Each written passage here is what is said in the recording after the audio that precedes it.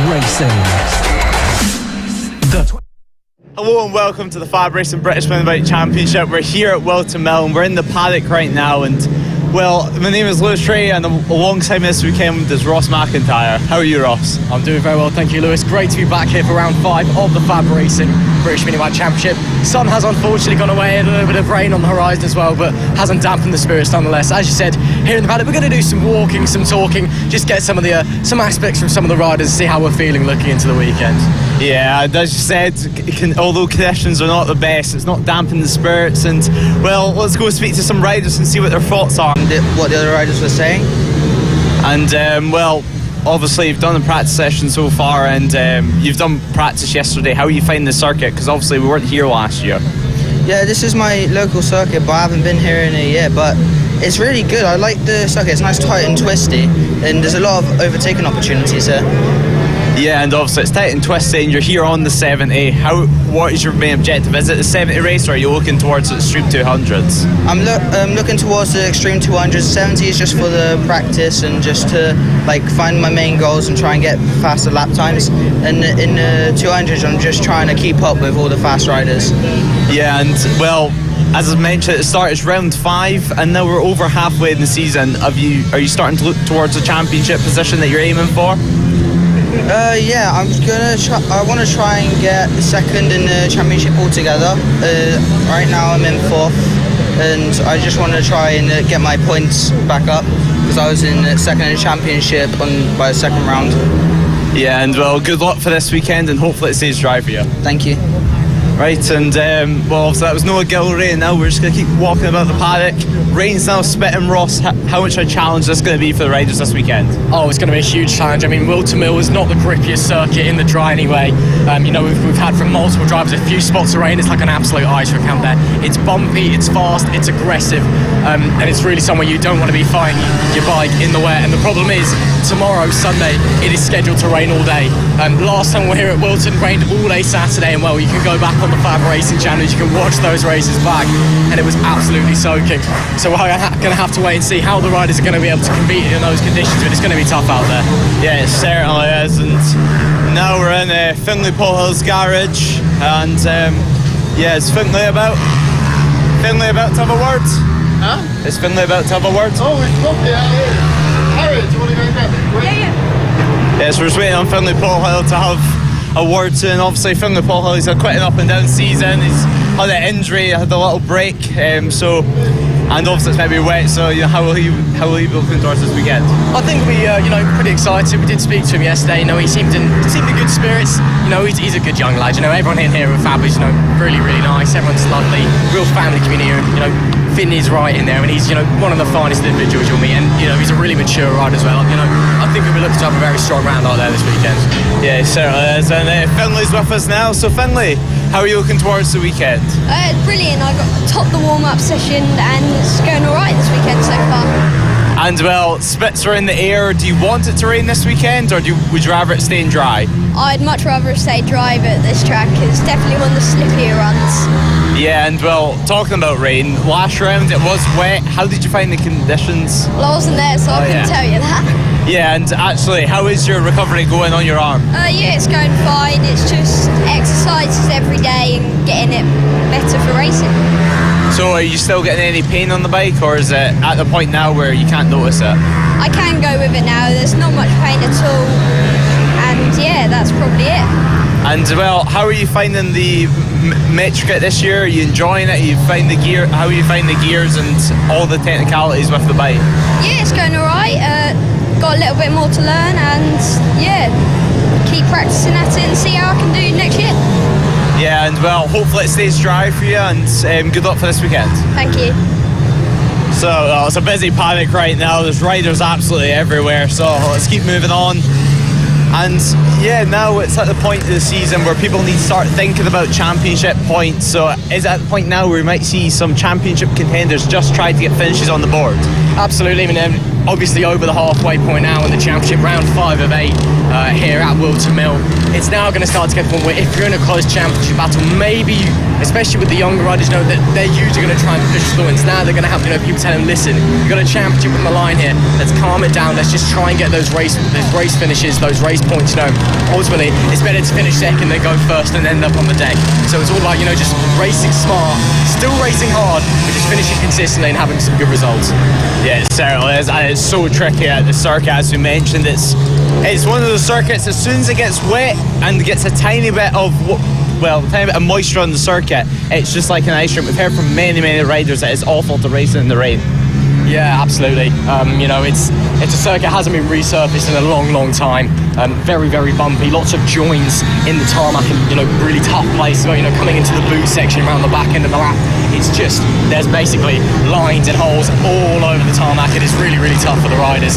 So you've got to just really get your head down, keep the bike as settled as you can through the corners, and essentially it's try not to fall on the dirt. It's almost a race of attrition more than anything out there for all 3 races, and especially when the rain comes down tomorrow, it is going to be tough. Yeah, it certainly is. And obviously FAB-Racing is a championship which attracts riders of many ages, so let's have a speak to some of the older riders and a bit more experienced riders than what we're used to here at FAB. So why don't you tell everyone who you are and what you're racing? Vinnie Jones, 200cc class, first time here. Well, it's first time here. How you find the circuit? I've been to this circuit before, first time with FAB. A bit scary with the changing weather, but no, it's good all so far today. So I'm guessing that you're hoping with the conditions that it's going to stay dry today. Yeah, definitely. 100%. And it's your first time here at FAB. How are you finding the paddock? Yeah, it's lovely, very welcoming. Yeah, good. And how long have you been racing yourself? 4 years, I think. So in these 4 years, it's been predominantly other championships. So have you got any experience that you can gather here at FAB and use to your advantage? No, just extra track time. That's all I'm going for this weekend. So try and bring it home. Yeah. So have you got any aims at all, or is it just get home? Literally just stay on the bike. That's it. Just a bit of practice. Fair enough. And good luck for this weekend, and hopefully it's dry for you. Cheers. So pit bikes are just in after their session now, so some of the riders will be able to get first-hand experience of what the track is like itself and what conditions are like out there. Yeah, absolutely. So we've just got started on our qualifying sessions, actually. So that was the first qualifying session of the weekend. So this is really kind of riders now starting to lay down the gauntlet. We've seen in practice a few kind of riders pushing here and there, kind of the names you'd expect to be running up the front. But now it's about, just trying to push as, again, just coming in from their session. So a lot of bikes flying around the paddock. I believe it's some of the mini motors heading out in just a short moment's time. And of course, a few qualifying sessions to look forward to. So it's not all doom and gloom if it doesn't quite go your race straight away. And again, because the track surface is so old, the conditions are so changeable in this part of the country. The track, it can change almost from session to session. The temperature drops a few degrees. It's like you're on a completely different circuit. Yeah, it certainly is. And there's some of the riders coming in ecstatic about their session. So let's have a speak to some of the younger riders here. Hi guys. So why don't you tell everyone what your name is and what class you're racing? My name's Kylan and I'm racing in the rookies. And how are you finding the track this weekend? It's really grippy and I feel like I have loads of control over it. And are you wanting it to be dry this weekend? Yeah. Have you raced in the wet before? Yeah. How did you find it? Good, and my dad just said, just don't put your knee down and ride really smooth. And have you got any aim for this weekend? On what position you want to finish in? I really want to finish in 3rd or 4th. So hopefully a podium. Yeah. Good luck. Okay. And let's just squeeze over here to go talk to the young chap sitting next to you. So why don't you tell everyone what your name is and what class you're racing? Jensen and I race in the rookies. How are you finding FAB so far this season? Easy? And have you got any aims for this weekend? No. So just go out and see what happens. Okay. What's been your favourite track so far? The Wales one. Quandau in Wales.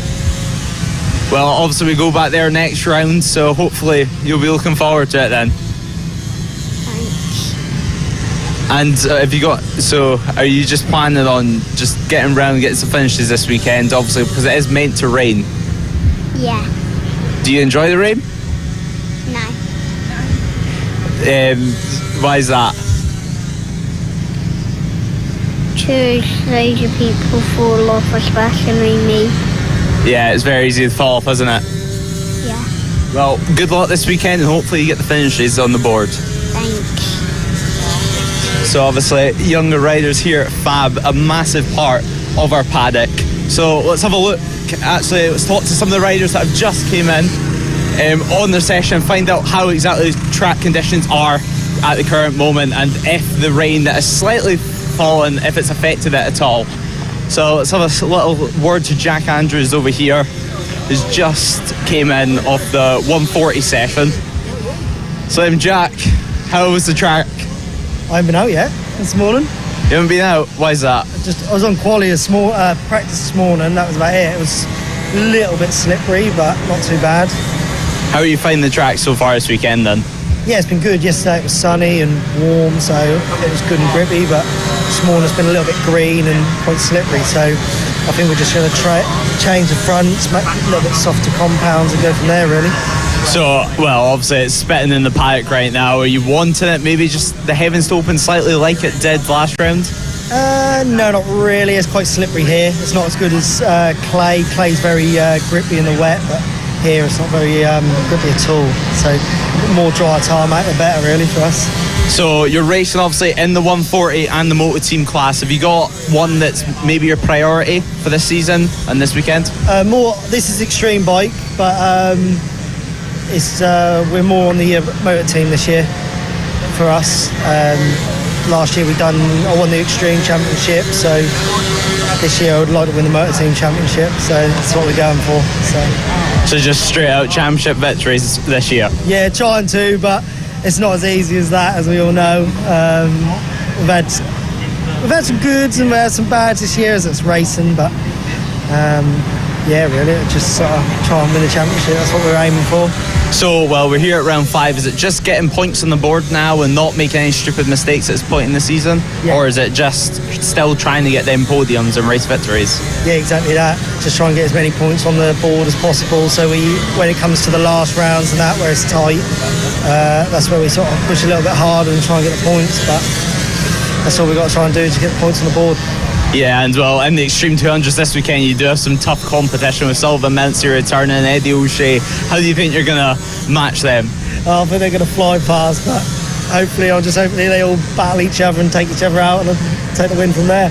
Well, good luck for this weekend, Jack. Lovely job, thank you.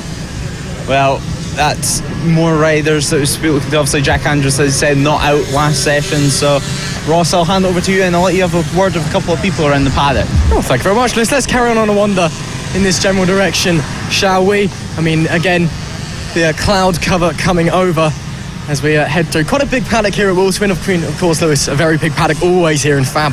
A real family of people that can continuously show up. And again, you know, that's a real highlight here, isn't it? Is, you know, everyone turns up, everyone gets along and has a great weekend together. Yeah, it certainly is. You just see it every single round. Everyone at FAB is just like one big family. They're all supporting each other, and well, they're all just here to have a good weekend because they all love racing. Yeah, absolutely. Right, let's see if we can grab a word with Sully, if he's up to it. I can see he's just putting his suit on. We can try and grab in. Anyway, Sully, you up for a word for a quick second? Are you just about to head out, or? Right, we'll get in the moment kind of word. So just talk us through getting ready for your first qualifying session. How are you feeling? Yeah, a bit ishy because the track was quite slippy, but it's alright. I think I'm going to be able to cope with it, but it's alright. I think this track's not the grippiest in the wet, but it's been called the slippery mill since I ever started in 2016 here, but I'm kind of learning the way around and it's not as bad as it used to be, so I'm just getting used to grip. But spoke to Luke Fitchett, one of the riders that I'm helping out, and he's staying at his, and he's just given me a couple tips about the track, which has helped me out to prepare for this session. But yeah, it's going to be a good session. I'm just going to go out there and have a little bit of fun. Awesome stuff. So what are you hoping for this weekend then? Maybe a few wins, just try and stay on the bike in the wet maybe, or just out there having some fun, getting some track time? Yeah, it's quite hard for this bike because it's 17-inch wheels, but I think I might be able to keep up with them. I just have to a little bit more backing in, a little bit harder braking, but hopefully I'll be able to stay at the front with Bailey and just battle for the win. Awesome, thanks so much and best luck out there. Thank you guys. Well, there we go. Sullivan Mounties, we try and slide through the horde of parents and tables and whatnot. Of course, Sullivan, one of our young riders who returned after going off to pastures new in the British Talent Cup. Of course, as you're well aware, Lewis, the British Talent Cup, FAB-Racing is the place to be if you want to make your way up and, you know, progress further into motorcycle racing. Yeah, it certainly is. We've seen it year after year at FAB, riders moving on to the British Talent Cup, and it's a thing that's really keeps happening, and it's getting more and more riders every single season moving on to do better and bigger things, which is what we love to see. And then the riders returning, such as Sullivan, and able to pass on that knowledge to younger riders. So it's just a great showing of the family community that we have here at FAB. Well, I think we keep running into people who are just about to head out. Are you guys just about to head out, or have we got a chance for a quick few words then? Well, we keep running into Extreme 200 riders, it seems, but why don't you run us through some of the Extreme 200 class? Because I know some of our viewers at home maybe not so familiar. It's a bit of a weird one. It's essentially pit bikes, but better. Yeah, it's just obviously more of like so you can have CRF 150s, more of the bigger powered bikes. But yeah, I'm just running a standard 140, so yeah. And what's your plan for the weekend then? Just get out there, win some races, dominate, do all that? Oh yeah, try our best. Obviously, it's just standard, so it's a bit slower, but yeah, we'll try our best. Awesome, good luck out there. Thank you. All right then, Rossi Banham, Championship leader. How are you feeling looking forward to this one? I'm feeling good. Just, I don't know. You don't know, is it everything all right, or something wrong with the bike? Or that one had a problem, it just breathing too much. This one's just fine. Well, fair enough. So what's your plan then? Go win some more races? I hope so. Awesome, well, good luck out there. Thank you.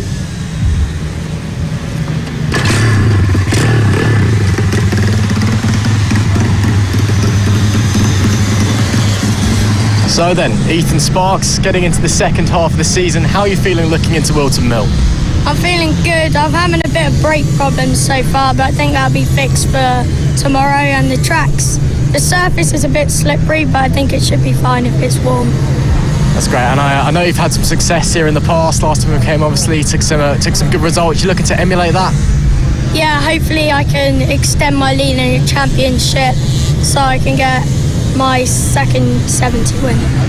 And well, on the subject of good results, just been told that you passed a good stat last time. There were 50 race wins here at FAB-Racing. That's pretty impressive, so congratulations. Yeah, thank you. And well, focusing on the champ as well, just focusing on the future. Obviously, getting into the second half, getting into the latter stages is your plan. Just get some good results in, get some consistent results in, really kind of stamp your authority and get that second championship. Yeah, hopefully I can just keep the lead in the championship or extending it, or just finishing a place behind Ronnie, just so I can keep those few points ahead of him. Awesome. Well, thank you very much, Ethan, and best of luck out there. Thank you. Well then, here with Archie O'Brien, one of FAB-Racing's hottest young superstars. And Archie, back here at Whilton Mill, the track where you took your first victory in FAB-Racing. How does it feel to be back? It feels pretty exciting, as we haven't ridden here in a long time, and it should be a good opportunity. And well, as you said, haven't ridden here in a long time, been a fair few years. Of course, it was raining last time we were here. It looks like it's set to rain this weekend as well. Is that a exciting prospect for you? Well, it depends on really how much rain there is, because if it's a heavy downpour, the track's okay, but if it's just a little sprinkle, the track goes really greasy. And how do you think your season's gone so far? You've had some pretty strong results, getting onto that Metric Mini GP 51st for the first time, getting onto that 70 as well recently. How do you think it's going so far? I think it's been a pretty good practice season, and obviously taking a lap record last time out at Clay, we're really pleased with how it's going. And well, looking forward to the future, I assume, just kind of get more laps on the bike and then maybe next year challenge for some titles? Yeah, hopefully that's the plan. Awesome stuff. Well, thank you very much for joining us, Archie, and best of luck out there this weekend. Thank you. Oliver Hall, how are you? Good. You? Yeah, I'm all right, thank you. So, How are you feeling then? Round 5, Whilton Mill. It's quite warm today, but probably going to rain this weekend at some point. I don't want it to rain because then at Whilton Mill this is so slippy when it rains. And when it rains, everyone comes off like 10 times in one race. Well, obviously creates a bit of excitement, I suppose. But you're going out there once again on your mini motor. You've got your big bike next to you as well. How are you feeling? Which one are you more excited to head out onto? Electric kit. But I like the mini and the electric kit the same because they're both as fun. And what's the difference between riding the mini moto and the Metric kit? Because I mean, obviously, one's a lot bigger than the other, but it's not just a bigger bike, is it? It's got much more gears and clutch. It's harder to handle when you're going around a corner. You can't just whack the throttle on. Because on this it would just be a little bit hard to keep. So yeah. Well, thank you very much, Oliver, and best of luck out there this weekend on both your bikes. Thank you. Harrison, how are you feeling? Good. Just good? Yeah. How are you feeling looking into the racing this weekend? I've only been here once, so just learning the track. That's fair enough. Is it a good track? Do you enjoy it? Yeah. It's very fast, isn't it? Yeah. It might rain this weekend. Are you ready to conquer it in the rain? Hopefully. That's great to hear. And how's life treating you generally? How's things going? Good. Everything okay in your life? Everything good at home? Parents okay? Yeah. Anything else you want to say to the wonderful viewers at home? Thank you to everyone that helped me. Well, that's a very nice message, isn't it? Thank you very much for joining us. Good luck out there. Thank you.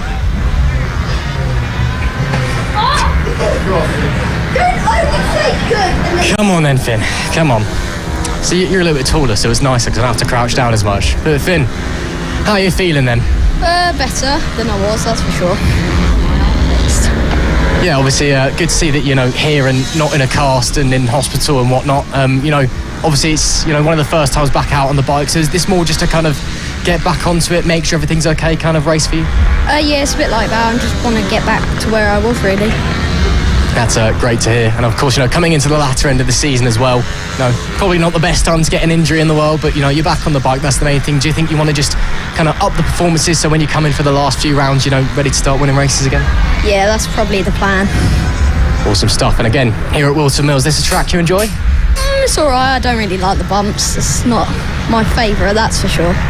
Yeah, it is very bumpy around there. Do you think that can sometimes cause a bit of an upset for some of the riders out there because it can really play some hard on your bike?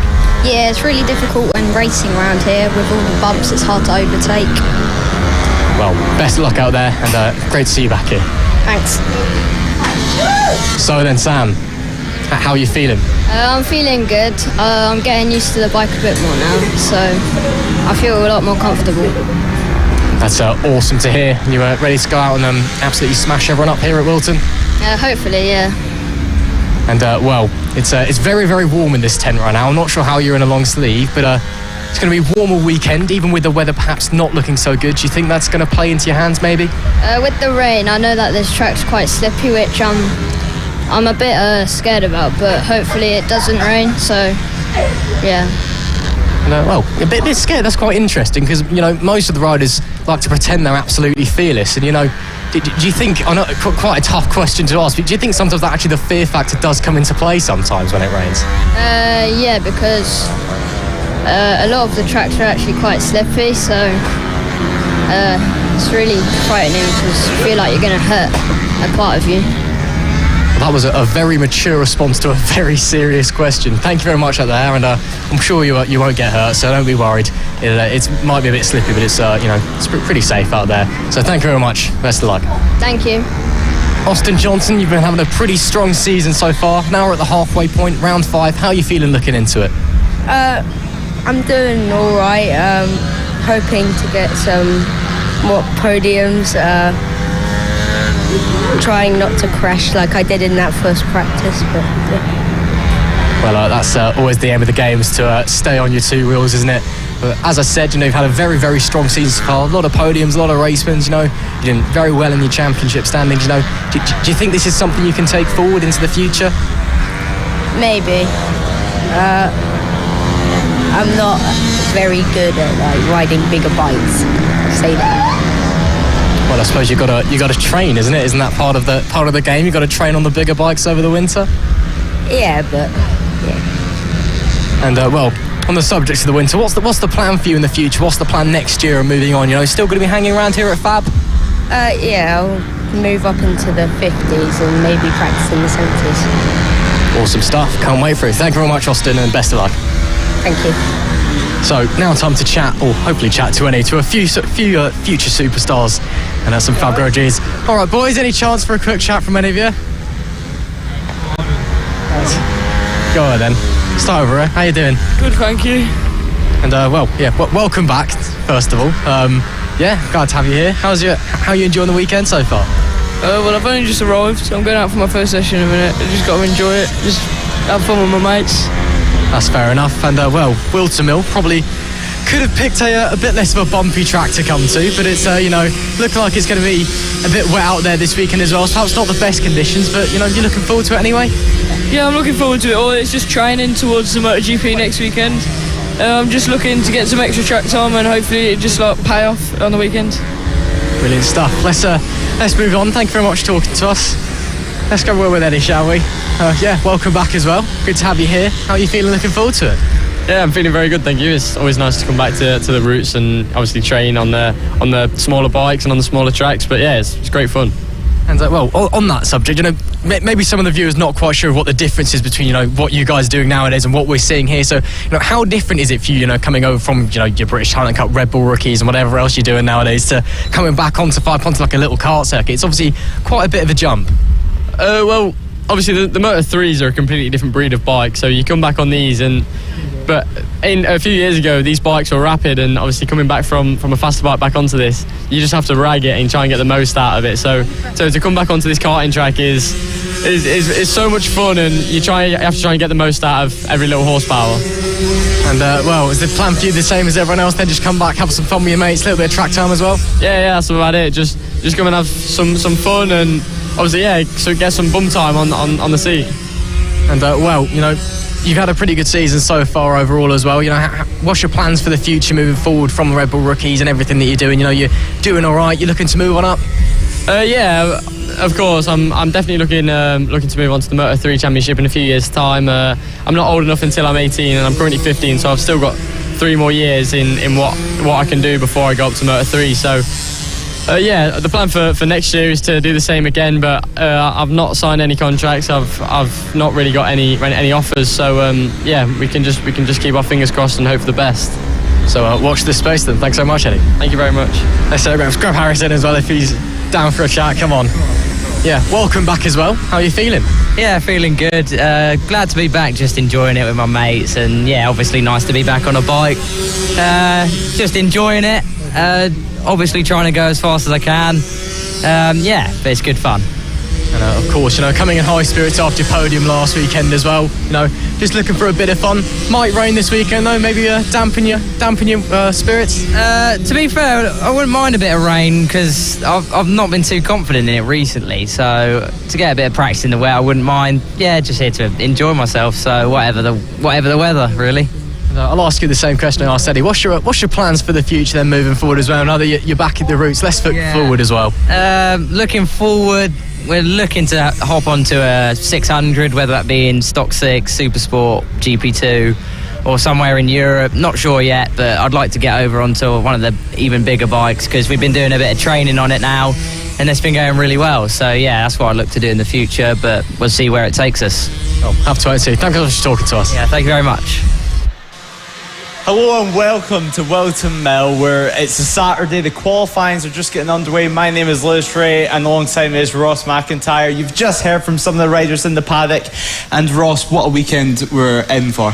Absolutely, Lewis. Again, you just heard from the paddock, and real high spirits coming into Whilton. It's a real kind of, I wouldn't say it's a rider favourite because a lot of riders really don't like it, but it's a bit of a fan favourite, that's for sure, and a real classic circuit here in the Midlands as well. And it is an absolute privilege to be here alongside you and to experience some Fab Racing action as well. Just heading out onto track for their second qualifying is some of our junior mini moto riders, so we'll be jumping over to join them shortly.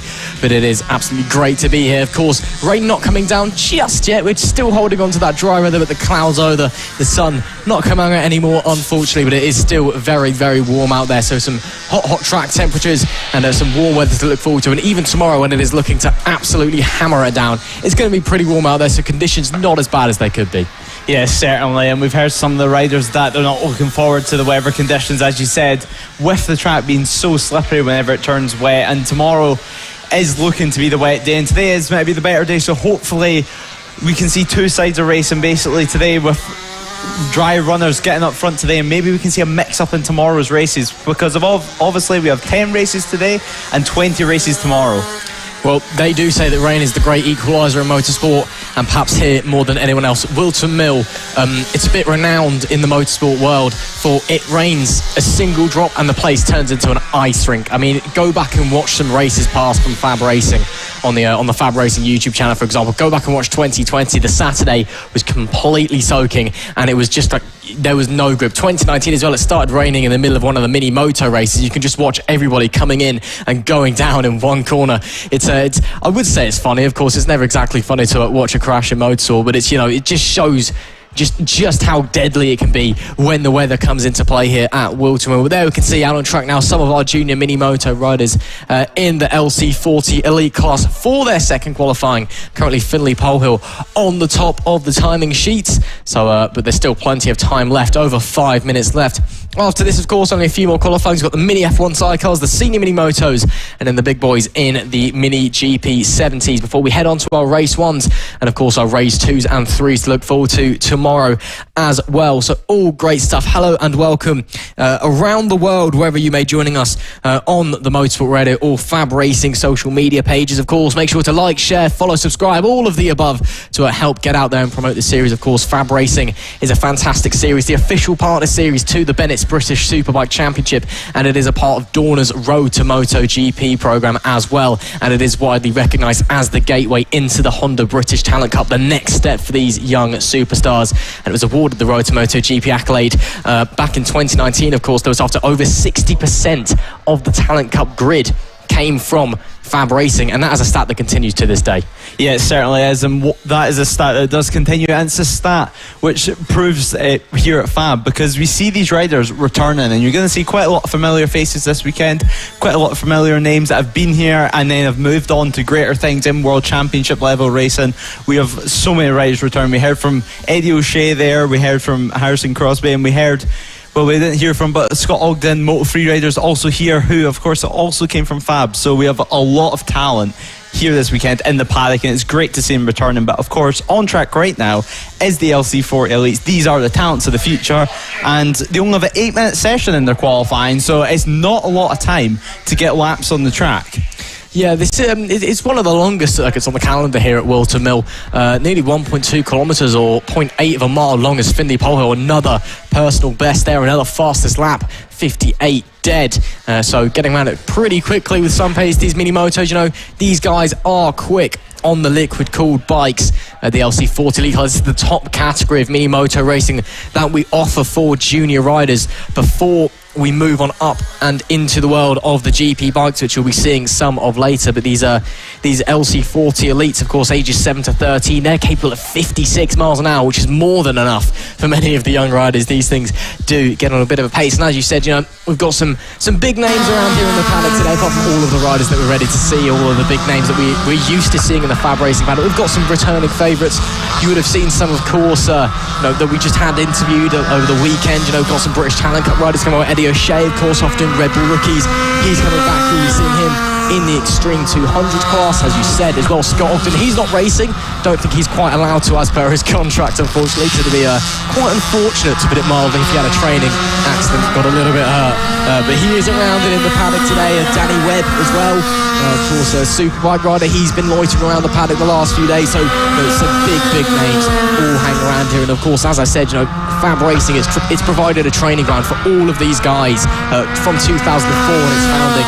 To go on over to MotoGP, over to the FIM WSBK over to BSB. You look at the Red Bull Rookie Cup. I think we've had 2 riders in Red Bull Rookie Cup every year since its inception. FAB-Racing is the place to be for young riders, and these, some of the young riders which we're seeing now are looking to, do super well, as Austin Johnson now with the fastest lap time. He's been having a stellar season so far, and this is the last step for these young riders before they move on to that GP style machinery, before they move onto the mini GP bikes, which we'll be seeing some of later. And with just 1.5 minutes left to go in this qualifying session, Austin Johnson, he's turned up the wick, and his best time 0.5 of a second faster than that of Finlay Polhill in P2. Yeah, it certainly is. And of course, Byron Johnson, Austin Johnson's brother, is also racing in this class, but there's a slight difference in the machinery of the two, because his younger brother Byron is on the air-cooled motorcycle, so it's slightly slower in a straight line, but he has made it work this year, and it's been so impressive to see the air-cooled bike being able to compete with the liquid cool, and it's just showing the talent that the FAB-Racing Championship has to offer. Obviously, this not being too big of a grid, 14 riders, which is quite a respectable number for the LC40 Elites, because at the start of the season there was one point where we only had 4 or 5, but FAB has really pushed to try and help get more riders onto the grid and just try and get some more racing, some more track times for these riders at a lower cost, which is just great to see. But you just seen Byron Johnson going for your picture there with the bike shaking about. These riders are pushing so hard in this qualifying session. The conditions, not the best. It's probably one of the worst weather rounds that we've had so far this year that hasn't actually been raining. It's cloudy conditions, but it's still really warm out there. I mean, you walk out and you're still sweating. It's quite an unusual weather forecast that we have for this weekend. But Austin Johnson just went to the top with a faster lap once again. 0.8 faster than Finlay Polhill in second. What a lap time. I mean, Austin Johnson, he's been the rider to beat this year so far in the LC40s with the checkered flag out there, so that'll be your qualifying session over, but he's still got time to complete another lap if so wishes. Took his first clean sweep of the season last time around at Clay Pigeon, all 3 wins. And he's looking to get it started here at Whilton Mill with a pole. Of course, Whilton is one of the fastest tracks we visit, one of the most challenging tracks for the riders as well. Super bumpy, super fast, very aggressive curbs as well. You really don't want to be coming into contact with those too often. But it is, such a fun track, really enjoyable to watch, and it's a real test of rider skill, a real old school style track as well. I know I mentioned earlier in the interviews that we haven't really seen this track resurfaced in a long time. But it's a really enjoyable track. Very fast, very bumpy, very physical as well, especially when you get onto those bigger 16-inch wheel bikes. You're looking at the pit bikes, looking at the GP bikes. They're a real handful to haul around this place. But that'll be it for your LC40 Elites in qualifying. It will be Austin Johnson with the fastest lap time. We'll confirm for you the pole position later on when we have that through, because of course we have to combine the first qualifying session for you, so we'll find that out for you in just a short moment's time. Heading out now though, we've got some sidecar action, the Mini F1 sidecars, and harkening back to last time out, we saw the best sidecar race which we've ever seen, full stop, no questions asked. We saw the end of a dynasty as Mick Williams' 2-year winning streak finally came to an end, which I don't think he was the happiest about, but that's racing sometimes. And even today, just in the practice, the first qualifying, we've seen some great action out there. Unfortunately, we saw a bit of a shocking incident earlier with Iona Glover. Unfortunately, I don't think she's going to be competing the rest of the weekend. She's okay, but I think that'll be their weekend done after that crash. But it's been exciting so far already this weekend. I feel like after the last round, suddenly there's a bit of hype around the sidecars. People are suddenly very excited for this series. Yeah, they certainly are. And we're starting to see some new faces and a lot more sidecars entering, and I think that's just because of the great racing that we've seen last round. It was just great to see it put a smile on everyone's faces in the paddock, seeing the sidecars going wheel to wheel, rubbing paint. It's exactly what you want to see. And now I think looking towards this round, it's going to be what people are expecting to see.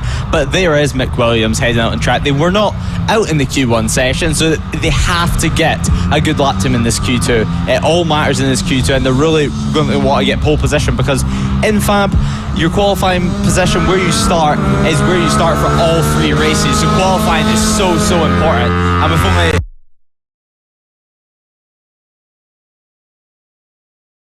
Absolutely, it's a bit strange in that regard. It's not like other series, shall we say, in this kind of feature, in that every race you start from the same position in qualifying. So we'll have to wait and see what happens in that regard. But yeah, Mick Williams heading out. He didn't come out in the first qualifying session, as you said, so we'll have to wait and see. It was the Green Street's fastest in that session. Of course, they took their first win last time around. Of course, as I said, toppling that Williams dynasty, the number 26 machine, after 2 years of straight victories, finally got toppled. And well, I said rain was the right equaliser. We saw it then at Clay Pigeon. Could we potentially see it tomorrow as well? It's set to absolutely lash it down all day. Yeah, it certainly is, and Mick Williams puts in the first lap time on the board with 105.9, but these lap times will get far faster as the session goes on. But yeah, last round it was a real shock to most people in the paddock, and Mick Williams' win streak went away, which actually, his last time that he didn't win a race was the final round of the 2019 championship at Tattershall, so it's quite a stat to have, to be honest. The fact that he could win for that long, it's finally over. So now I think Green Street especially will be coming in with so much confidence, but also so well the Keats, because of course the Keats, they were stuck in third gear for the final couple of laps last round and still managed to keep Mick Williams behind them to claim a second place, which they were absolutely delighted with. So the Keats showing some great racecraft, but also showing how aggressive they were last round. They were sending it up the inside, and it's one thing that we see in this championship more and more as these seasons going on. But we have some new faces this round. We have Mick Lee, number 44, currently in 6th place in this qualifying session, so it's great to see some new names coming to this class. Yeah, absolutely. I mean, we've got almost a full house here of everyone we've had enter so far. I mean, we've got 8 outfits turning up for this round. You compared to some of them, I think I want to say it was Ella Park, where you had basically 3 or 4 turning up, so it's great to see so many of the sidecar guys turning up. But as you mentioned, the 666 putting on a great show, and they are such an aggressive outfit, but that's what they do, and they love to put on a show for the crowd as well. You always get, with every racer in FAB, you look to the paddock, you look to the buildings, and you just see everybody lining, because they want to watch all the racing action. We're not just here to race, we're here to enjoy it and have fun with everybody else. Williams, that's Mick Williams on the 26, and that bike is stopped. Now, important to note, they've already set the fastest lap of the session so far, a good 4 seconds faster than anybody else at the moment, which is, it obviously shows the quality of that outfit, but still time left in this session, maybe trying to get it going again. But yeah, this is very interesting, and we remember they didn't go out and practice all qualifying 1, as that looks pretty terminal, so potentially mechanical issues heading into this round. Yeah, it does look like it, and it looks like it's very close up front actually, because in Q1 Green Street set the fastest lap time with a 1 minute flat 0.8, so 7/10 slower than Mick Williams currently in Q2. So it looks like we might have a good sidecar race on our hands this weekend, but Mick Williams having that mechanical failure there, will that maybe put a bit of doubt into their heads as we go into the races later on. But there is the Keats, as we were talking about earlier. The crazy style that they have to race a sidecar outfit is just incredible. You can see now, just off the track there, and they're putting their bum on the ground, getting the weight transfer and getting around the corner. It's just great to see the sidecar constantly on the edge of these guys, going over the curb there, and the curb at this circuit is almost just like a step. It is so aggressive. I mean, Whilton, it's I'm familiar with the circuit from karting. It's a place that is, renowned where, if you're not careful, you'll do a rib. 100%. It is so easy to break a bone here. Coming here in bikes, I didn't really kind of think about it until we went on our little track walk this morning. We kind of got out and think, you're on 2 wheels. How is it possible to kind of get around this place? And there's maybe 1-2 curbs you can run. At best, it is absolutely crazy out there with the huge curves. And again, in the wet, it's gonna be another factor. You've got to avoid those things like the plague, as the 369 machine pulling into the pits. Vince Bailey there with problems. Yeah, Vince Bailey coming into pit lane now. These sidecars are quite unreliable things, and they're just heading back to the paddock now. So yeah, just 2 minutes to go in this qualifying session. McWilliams still topping it, and that will mean that they will start on pole position. But Keats has a broken foot for this round and is still racing, so it just shows the determination of these sidecar riders, and just showing how committed they are to the sport and how much they love the sport, with the fact that they're able and want to do this whenever they're in this condition. You can just see now they're still pushing just as hard even though they have a broken foot, and just trying to get lap times in, trying to get as fast as they can. But there's they've just been dropped down to 4th place right now. So now there's green streaks coming on your screen, 2nd place. But alongside me in the commentary box, I have a special guest with me, Matthew Thomas, AC40 Pro rider. So Matthew, how are you? Good. So Matthew, we're here at Whilton Mill. It's round 5. How are you looking forward to this weekend? I'm looking forward to it. There's a couple of bumps that I keep hitting. I'm trying to go round them, but I keep hitting them. So is that affecting your confidence? Yeah. And do you want it to rain this weekend, or do you want it to stay dry? Because obviously there is a chance of rain tomorrow. I want it to stay dry. Stay dry. Do you not? What did you think of racing in the rain last time out at Clay Pigeon? It was fine at Clay Pigeon, but I've never been here in the rain. And when it was raining earlier, I did a high side and broke my foot peg. So are you all okay yourself? Have you got any injuries, or are you feeling good for the race? I'm feeling good. You're feeling good. So how is your season going so far? 4th so far. And so I'm getting up into 5th, and I hope get to the podium and get back to 2nd.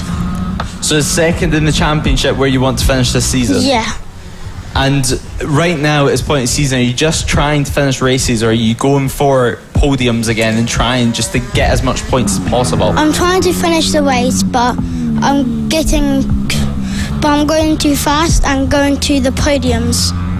Or I'm trying to get to podiums. So how are you finding the AC40 Pro class this year? It's quite a tough field and quite a lot of competition for you. Yeah. Have you got any rivals in there? Have you got any main competitors that you're racing with every single round? Howson Day and pretty much Lewis Hall and Byron Johnson. Yeah, so you're all ready for race 1? Have you got any expectations on where you're starting in the grid? Yeah, I'm 5th starting and 7th. So you want, and checker flag is out actually for the mini F1 sidecar session. There is Mick Williams broken down, because these sidecars can be quite unreliable, but the green streaks top this session with a 1 minute 0.150, which is actually taken McWilliams off that pole position. So McWilliams will be starting 2nd place for the sidecar race later on. So McWilliams not on pole position, which is an absolute shocker, to be honest. Mick Lee, of course, first time that we've seen them this season. They're already into 3rd place. They're showing some great potential straight away. And John Hosker in 4th place with Jacob Keats in 5th. So that 666 bike on your screen right there, the red and camel bike in 5th place as Mick Williams pushes the bike back to the paddock. So Matthew, final question for you for this weekend. With conditions obviously being changeable and you've just had a crash, is your plan for race 1 just to go all out straight away, or is it just to take the first couple of laps and be sensible? For today, first lap, I'm going to go I'm going to get to top, try to get to podium, and just see what I do then. Well, certainly good luck for this weekend. Hopefully it all goes your way, and hopefully you can find a better line away from the bumps that we have here at Whilton Mill. Yeah, thanks.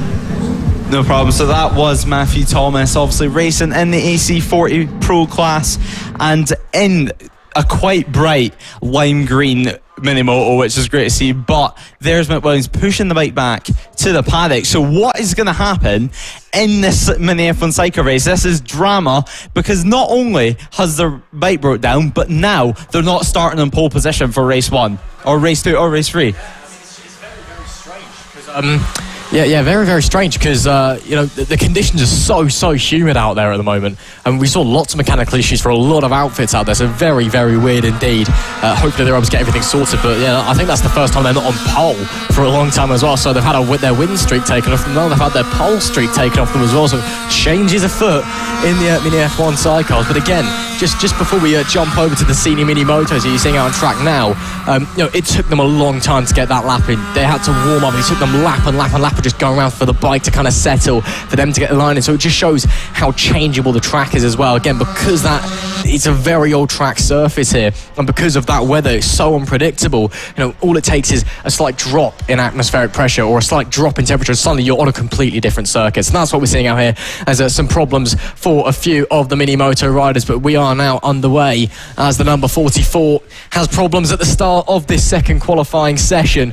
But yeah, here we go, the big boys on the little bikes, and it's we're without a familiar face, unfortunately. Josh Birkin, he won't be taking part this weekend after his monster shunt at the end of one of the races at Clay Pigeon. I mean, I'm sure we all remember that one, the bike shooting about 10 feet up in the air, and he actually essentially ripped a giant hole in his arm. You can go and ask them the story, but he's ripped a big hole in his arm, and he's not competing this weekend. So it's Matt Birkin left to pick up the spoils out of the Birkin boys, but it's currently Craig Ashall who set the early fastest lap, as the 44 continues with its problems. Yeah, he does. Linton D'Amelio having problems. He's been having problems throughout the whole season with the reliability of his mini moto, so he's just trying to get pull started now, but these bikes can be a pain to start. So now we're just waiting for this session, hopefully, to get rid of the yellow flags that are out on track at the moment. But as you mentioned, one of the Birkins out this weekend. That was a monster shunt from both the Birkins, actually crashed in the space of 5 seconds.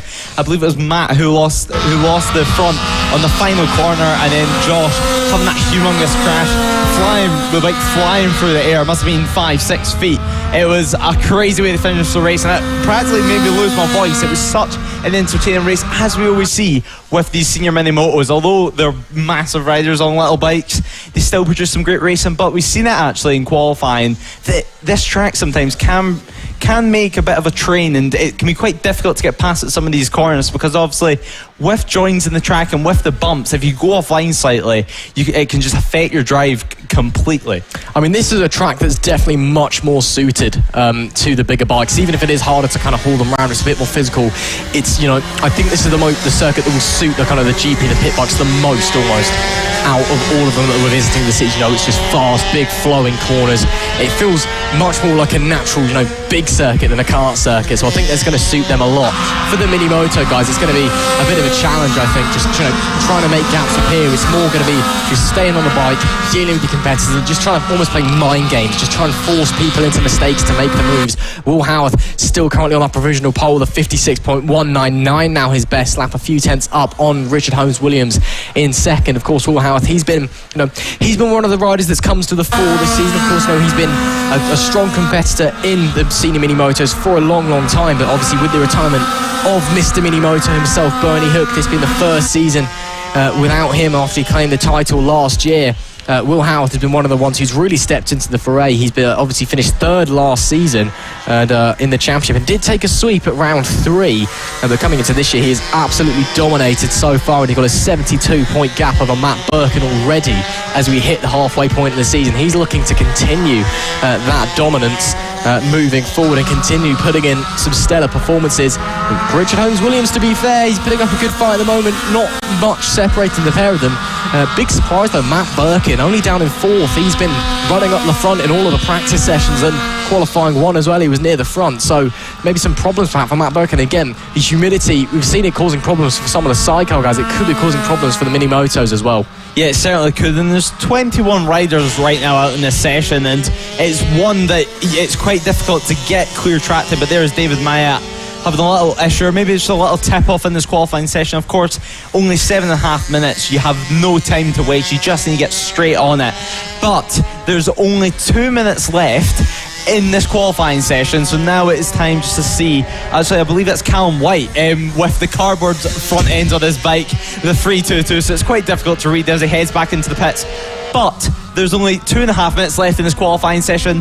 Who is going to get pole position? Will Howarth be able to keep his crown, or will Craig Ashall or Matt Birkin be able to get it off him? As you see Craig Ashall coming through a right-hander.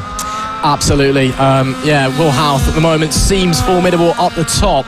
But his last few lap times have been dropping. I think he's just trying to drop back a little, let the tyres recess. Of course, very small tyres on these mini motos. They can overheat very, very easily. And especially when it's warm, it's humid, you're on a very fast track. I think he's just trying to drop back, let them come back into their operating window, so he can then push again so he's back on a lap. You know, you're looking at Will Howarth on a 56.1 with his best time.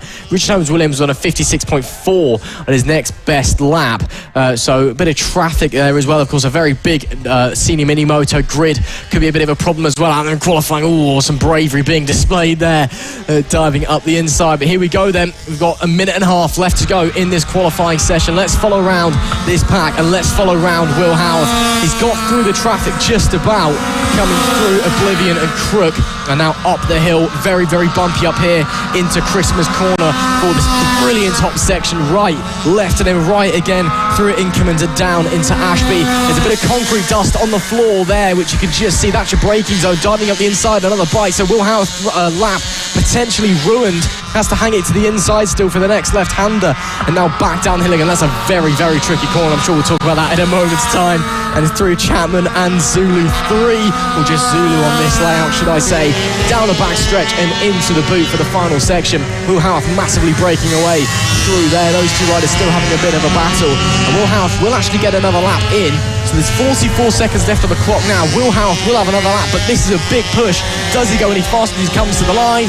No, not quite. Can only manage a 57.2 with the traffic. Let's see though, Lewis, what it can do in clean air. However, the temperature might have got a bit hotter out there. It might be that the track's got too warm to set a competitive lap now.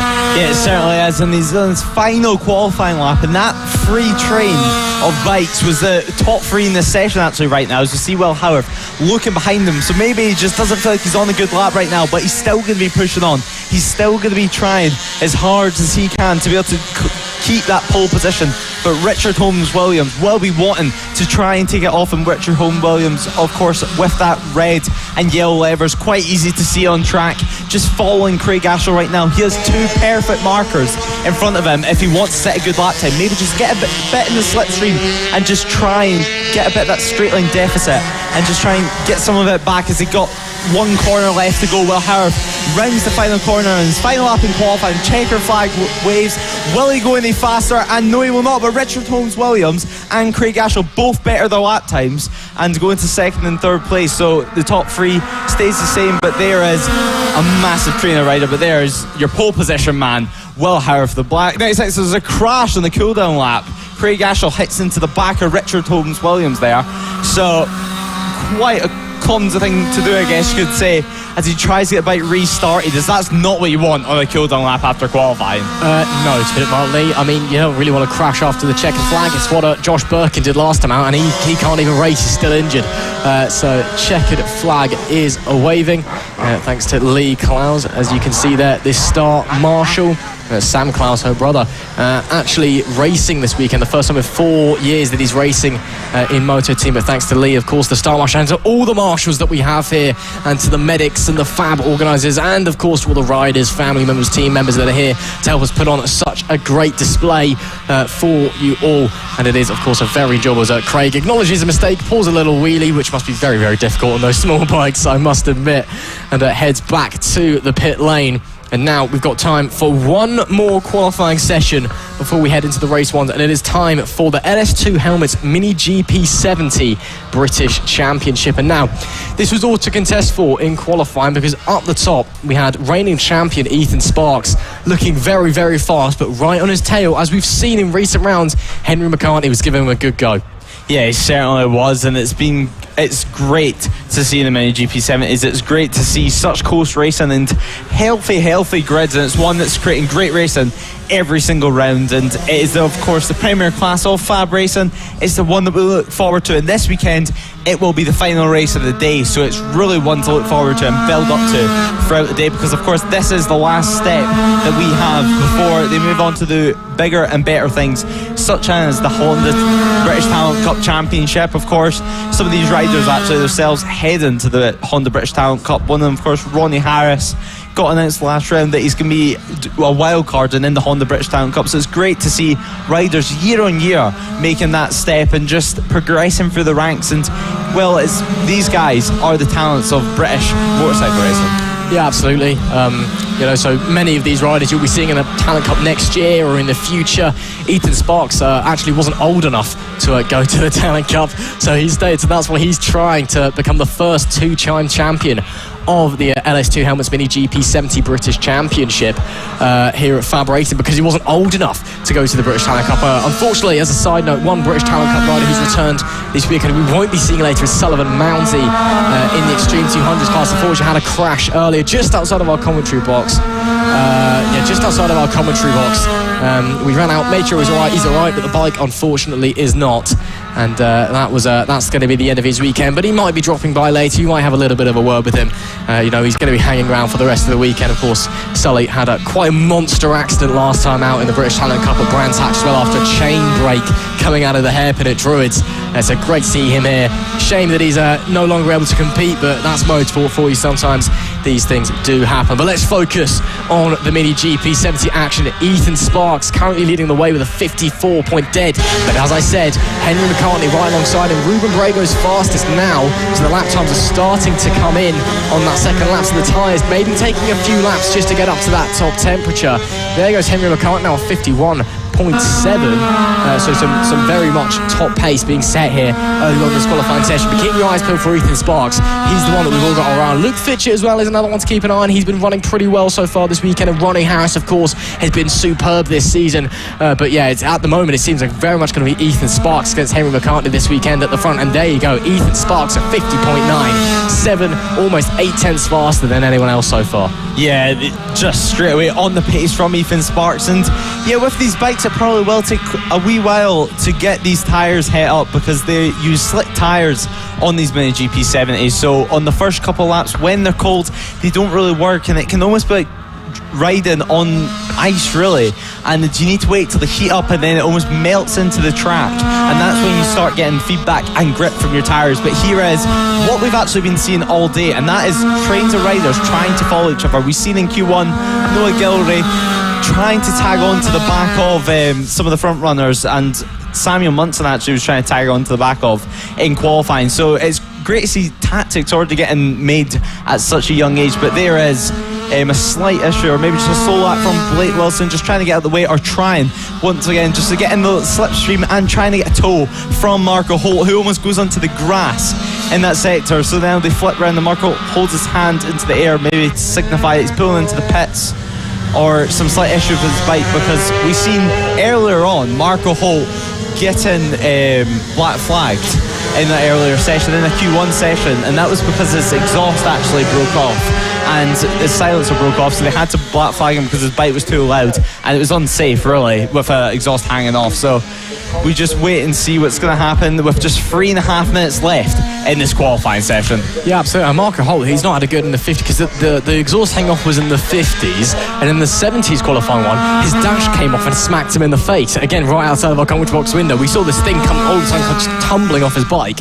At first we thought it was a knee slider that just fell off, and then one of the marshals came on over. It was his dash that had just come off, and obviously made some contact, but he's come into the pits and now headed straight back out, so clearly not a problem. Oh my goodness me, big wobble there for Ethan Sparks, maybe just trying to get the brakes warmed up, trying to get the tyres warmed up. It's tricky conditions out there, very, very sticky, very humid, but overcast. There's no sun, so the temperature, it's very dawn almost. It's just kind of stuck in the ground. You know, the ground isn't getting heated anymore by the sun, so the track temperature likely fluctuating very, very heavily as the sessions go on, with 2 minutes and 40 seconds left on the clock. It is Sparks currently on that provisional pole, 6/10 ahead of Henry McCartney, but just behind Henry McCartney, Blake Wilson was only 300ths of a second off, so very, very close there. It must be said that these lap times are not quite as fast as we were seeing in Q1, so the track has definitely got slower as the day's gone on so far. But of course, anything that can happen into the afternoon, and it did actually rain a little bit early, even though it wasn't supposed to. We are expecting it to rain all day tomorrow. As we've said multiple times, it's expected to be dry for the rest of the day, but of course, you can't judge the gods of the sky. They do what they want. And the rain earlier, maybe just greening out the track a bit as well, making it a little bit greener. It was pretty rubbered in already from some karting that had been done in the week. There was actually lots of marbles on the outside of some of the first corners of Oblivion, especially turn 1. Lots of marbles around the outside of there. A bit scary if you're running a bit wide. So we'll have to wait and see. But, well, with 1 minute and 50 seconds left to go on the clock. I mean, this is crunch time, Lewis. Yeah, it certainly is. And Noah Gilray right now rounds off our grid. But Noah Gilray, we spoke to him this morning, and he basically said that this mini GP70 class for him is just to get more track time and a bit more experience racing with these guys such as Ethan Sparks, Marco Holt and Samuel Munson. These riders, just to learn off them, as he's using the Extreme 200s as his main objective. But there's just 1 minute and 20 seconds left in this session. We've seen earlier on Ethan Sparks having the huge tank slapper on the brakes, maybe just getting a bit of chatter and forcing the bike to turn in, which just gave him a big tank slap and a big moment. But this has not affected him. He currently tops this session, but now all eyes are on Marco Holt, because Marco Holt just 2 tenths off, so he only has 1 lap really left at this to try and catch up to Ethan Sparks, try and get that pole position and try and go faster than these Q1 times. Absolutely, the time's now getting very, very low. 50.4 is the fastest time at the moment for Ethan Sparks, who are following, of course, the Vision Track Academy rider on that 62, your reigning Mini GP70 champion, and he's looking to get another pole position. He's had a strong season so far, although he had some bad luck early on, fell behind Ronnie Harris in the championship. He's now looking to work his way forward, and he took a sweep around Friadella. 2 wins last time out at Clay Pigeon as well, and now he's looking to assert his dominance even further. There is Marco Holt, though. What can he do? He's had mechanical woes all day long, and he's had them before as well, but he comes round the final corner now. What's the time going to be as he comes to the line? He's still going to have time for 1 more lap. My goodness, that is close. 2/100ths of a second in it from Ethan Sparks and Marco, but Sparks goes even faster at 50.225. Still time for a lap from both of them. Checkered flag is out now, so this is crunch time. Holt and Sparks in the fight for this pole position. Both still have a lap. Yeah, they certainly do. Checker flag is waving. This is the final chance for Marco Holt to be able to try and just get that pole position. There's absolutely nothing in it. It's just 1.5 tenths now, as Ethan Sparks got even faster that time round. Luke Fitchett jumps into 3rd position. So these guys now, towards the end of the session, really just pushing it. You can see Marco Holt just doing the doctor's dangle, flicking it round to the right. Just 1 more corner left. Can he do it? Can he get that pole position? He rides the final corner, comes across the line, and we wait, and no, he cannot. Just a 50.4 that time round, so 1 tenth off his fastest lap. Still a very, very fast lap, but these guys towards the end of the session finally improving on their Q1 times. But Luke Fitchett is actually the biggest surprise in there as a moment across the checker flag, which we've actually seen multiple times. Maybe he's got some kind of cramp, or at first I thought he was showing off, but I think he's actually got a bit of cramp there, trying to stretch the leg out. As we're seeing, there is Ethan Sparks in the pole position. I think him and Holt set very similar times the second time round as well, so I think the track just dropping off there again. The track changes so quickly here at Whilton Mill. Ethan Sparks is your LS2 Helmets pole position winner for the Mini GP70s, and we'll see them. But it's time to, we've had enough of qualifying now, isn't it? It's time to go racing, and we've got some fun to look forward to in a moment's time. But yeah, what a performance there from Ethan Sparks as well. He takes the pole position. The Vision Track Academy rider doing a great job. Luke Fitchett getting to P3 as well. Ronnie Harris only P6. I think that's a big surprise for me. I think he would have loved to have been a lot further up that field. I think he's just been struggling, to get to become one with the bike almost this weekend. Just struggling to really, find his place. Struggling to really just gel in with the bike, gel in with the track, and that's a shame. But again, Ronnie, he's much better in the race than he is in qualifying. He always moves forward, so we'll have to wait and see what he can do moving into the race. Yeah, and it's all about that race pace that really matters in the end. But as you mentioned, Ethan Sparks will get that pole position 2 tenths faster than his Q1 time. Well then, it's time to go racing. And for our first race of the weekend, here we are then. It is the Pit Bike 140s.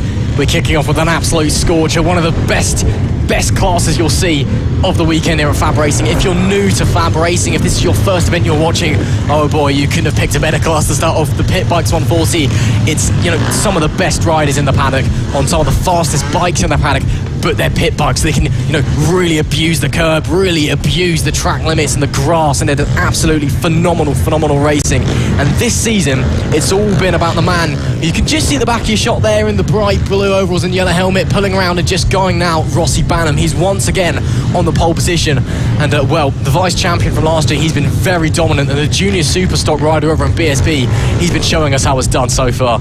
Yeah, he certainly has, and we've been seeing him all weekend so far, just looking absolutely on it. He had a slight issue this morning with one of his bikes. He got a new bike built for this round. He's had some slight teething problems with the motor, but it looks like it's all sorted now, and he's ready to go out. And what a field we have this round in the Pit Bike 140s. We have so much talent, we have so many new riders. We have Carter Brown coming on the Pit Bike 140s as well, so maybe, just maybe, can someone give Rossi Banham a run for his money? We're just going to have to wait and find out, as we see Roger Keys having a little word there with Tristan Finocchiaro and some of the other riders waiting. But Tristan Finocchiaro, of course, previous commentator here at FAB, and holds a record actually here at FAB for the biggest penalty ever given. 9 seconds. 9 seconds for exceeding track limits. So it's not maybe the record you would want to have in your hands, but Tristan has it, and now Tristan will definitely not want to be repeating that. No, I mean, we do give Tristan a bit of a tough time here, because, you know, it's more kind of friendly, brotherly, media love more than anything. But yeah, come on, Tristan, 9 seconds really. Let's see if you're going to do any better than that this time around. But yeah, we'll have to see what was happening. It's a huge grid here at FAB-Racing. Who is here in the Pit Bike 140s? A huge grid. I mean, it's so big they've had to paint an extra grid slot in, because there's 34 grid slots here. We've got 35 riders in this race. This is going to be absolutely insane. It will be Rossi Banham, as we've said, starting from the pole position. Harvey Claridge goes alongside him. Reese Peacock starts in P3 with Carter Brown in P4. Lucas Brown, he starts P5 with Eddie O'Shea. Red Bull rookie rider starts in P6. Harrison Crosby, British Talent Cup, starts in P7. Richard Holmes-Williams is P8. Liam Wood is 9th, and Michael Med rounds out the top 10. And it's Chris Wells, followed by Samuel Munson. Darren Anderson is 13th, with Nathan Briggy in 14th. Ollie Walker is 15th. Tristan Finocchiaro is in T16. Matthew Lindley is 17th, and Callum Beach is 18th. And on the 10th row of the grid, Jamie King, he's starting pretty far back, isn't he? He's P19, and Sean Whitaker is P20. Adam Redding is P21. Max Perry is P22. Zach Torin is 23rd, with Elliot Crosby in 24th place. Cameron Saul starts 25th, with Chadley Whiting in 26th. Thomas Dodson is in 27th, with Roger Monks in 28th. Robert Med is 29th. Aston Dean is 30th. Matt Edwards is 31st. Keaton Payne is 32nd. Paul Nozel is 33rd. George Muscat is 34th, and Jorge Serra rather, is 35th. That's a mouthful and a half, isn't it? There is a lot of pit bikes out there. Yeah, it certainly is. Have a little rest, because what a grid we have here. You can see Charlie Nesbitt at the back of your screen right now, waiting to get out. And Roger having a little word with him as we have a few final checks with the track, with the grid, and then we can get underway for what is the first race of the weekend here at Whilton Mill. We're over halfway through the season. Championship points are vital now. Finishes are vital. So now, though, I think we're still going to see the wheel-to-wheel, the elbow bashing racing. But of course, if you're just joining us here at FAB, it's your first time ever watching FAB, and maybe you came from a different championship and want to join here at FAB, because of course this is the road to MotoGP. This is where you want to be. Head over to our website and look at how you can enter. It's very simple. No matter what age you are, from ages 6 and upwards, you can get involved here at FAB. We've got world championship level riders, and yeah, we've had many talents such as Scott Reddin, Scott Ogden, Danny Kent. We've had plenty of riders come through this series, and Danny Webb as well, which is here this weekend, coming back. Tristan Finocchiaro, of course, Italian superstar. So it's great to see so many return riders, and this is where you want to be. So head over to the FAB-Racing website to get involved. But we're still waiting for this first race to get underway and for these riders to head out on track. And you can see now some of the riders getting a little bit impatient. Yeah, absolutely. Tristan Finocchiaro, maybe at World Championship level, and getting penalties here. But there we go. Rossi Banham kick starts and gets ready to head them out on the sighting lap. So I think we're all ready. These are also the loudest bikes in the paddock, may I add. Our commentary box is right next to the start-finish line. So it's going to be very noisy when they get going. It's very noisy now as they're pulling out of the pits on their sighting lap. I'm not going to lie to you, I'm not going to run through the grid again because there's 35 riders there, but it is absolutely stacked full of talent. You've got the pit bike main stage, you've got, junior superstock, Red Bull rookie stars, British Talent Cup stars. There is Jay King, 3-time pit bike champion, with his new helmet, new bike as well. He's had a bit of a rough time the last few rounds, got all smashed up at Ella Park, and then had a massive malfunction mechanically at Clay Pigeon, and that put him out for the weekend as well. So he's not been having the best of times and qualifying quite far down the grid as well. Let's see if he can move forward as the Pit Bike 140 is the first race of the weekend. Get ready to go racing on their sighting lap, and just look at how many bikes there are, Lewis. It's unbelievable. Yeah, it certainly is, and I'm looking forward to this race. It's going to be an epic race. It's going to be wheel to wheel, it's going to be elbow to elbow. They're going to be rubbing elbows throughout the whole race, and it's one that I expect to go on throughout the whole race. I mean, from start to finish, this race is going to be mayhem. They're going to be going out all for it. Although these guys are friends off track, on track, they are ruthless. They're going to be pushing each other to the absolute limit, but it's going to be Rossi Banham who starts on that pole position, and it's going to be, and it's just going to be Rossi Banham trying to get away and trying not to get in trouble from that start.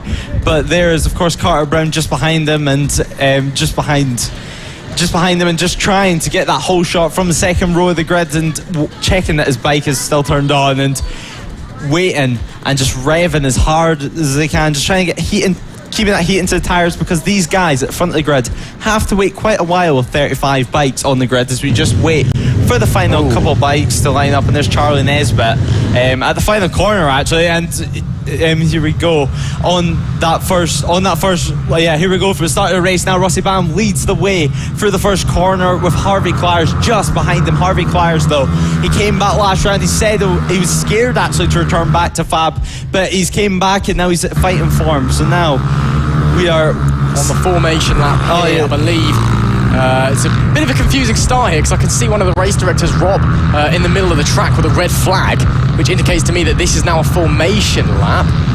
So maybe we've had a false start somewhere or something's gone wrong. We're going to have to find out. So this is not them racing, this is just them heading round. So apologies for any confusion caused, but we're just getting ready to go racing now. But it is Rossi Banham that leads them away from the pole, as we have to wait and see what is going to happen on the race start. Rossi has been pretty phenomenal on the race starts, and actually standing trackside at practice earlier, he was looking absolutely phenomenal as well. I was standing trackside over at Ashby Corner, which may I add is probably the best place to watch here apart from on the balcony, and he was just coming into there, he was absolutely ferocious. I mean, just on the brakes, just brilliant, absolutely phenomenal.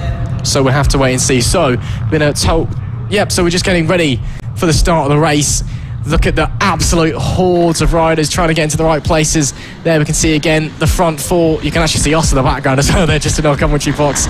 There we can see it up the front, all focus as Rob holds the flag and walks away. So we're getting ready for the red lights to come on, and it's lights out. We're underway for this weekend of FAB-Racing. It's a great start from Rossi Banham. He's going to take the lead into oblivion. I believe Carter Brown is going to follow him through in P3, as well as a few riders not getting away at the start. So some drama here on the start, and just look at the waves of riders as they head up the hill towards Christmas Corner. And there is Rossi Banham getting challenged for the lead there by Harvey Claridge. I think Harvey Claridge may have got through, actually coming through Inkermans. I'll have to wait and see in a minute as they all head through, and yes, he did. So Harvey Claridge into the lead of the race. Rossi Banham, though, he's not going to like that. He's going to fight back. Following them, it is Carter Brown and then Reese Peacock in P4. So it's all action stations at the front, but Harvey Claridge, what a start there to go in front of Rossi Banham, who's trying to fight back already, but can't quite make the gap appear into the boot. It will be Harvey Claridge leading the first lap of this race. Yeah, Harvey Claridge straight away from the start, just got the jump and went side by side. It was so brave to hang around the outside there of Rossi Banham, because of course Rossi Banham is a rider that does not back down, but we can see he still leads away. Rossi Banham, though, is on his tail. Rossi Banham, there's nothing between the two, and just like the two riders behind them, which is of course Reese Peacock and Lucas Brown, there's nothing between them as well. So now we're really starting to get a couple of packs forming, which will probably last to the end of this race. It's so hard to properly break our way in this pit bike race, and it's one that from start to finish is just full of action. Eddie O'Shea currently in 5th position, and of course that bright pink helmet with bright pink levers, and he's coming back to Fab and trying to show everyone up. But this level of competition is so high. Rossi Banham Andrew and Lucas Brown and Eddie O'Shea, all of course racing British Championship. So it's so hard and it's so difficult to be able to compete with these guys up front. I mean, there's a reason Eddie O'Shea is off to Red Bull Rookies for the second season this year, of course. There's also a reason why Rossi Banham is leading the championship and there we go. Once again, Rossi Banham into the lead of the race. Your vice champion from last year, your championship leader this year, takes the lead once again from Harvey Claridge with Lucas Brown following. He's managed to get past Reese Peacock as they're already coming up some back knockers here. We've seen them play havoc already so far this season. Maybe they can cause a bit of trouble today, almost going 3 abreast. Coming into Ashby, which is a tumultuous corner indeed. Again, I was talking about Rossi Banham through there earlier. Coming round some riding, he is so brave into there. You've just got to be so brave if you want to be at the front of this pit bike grid, because the talent that is there. I mean, you look at the names at the front, you know, we've got international riders here now. You've got superstars of Britain and beyond.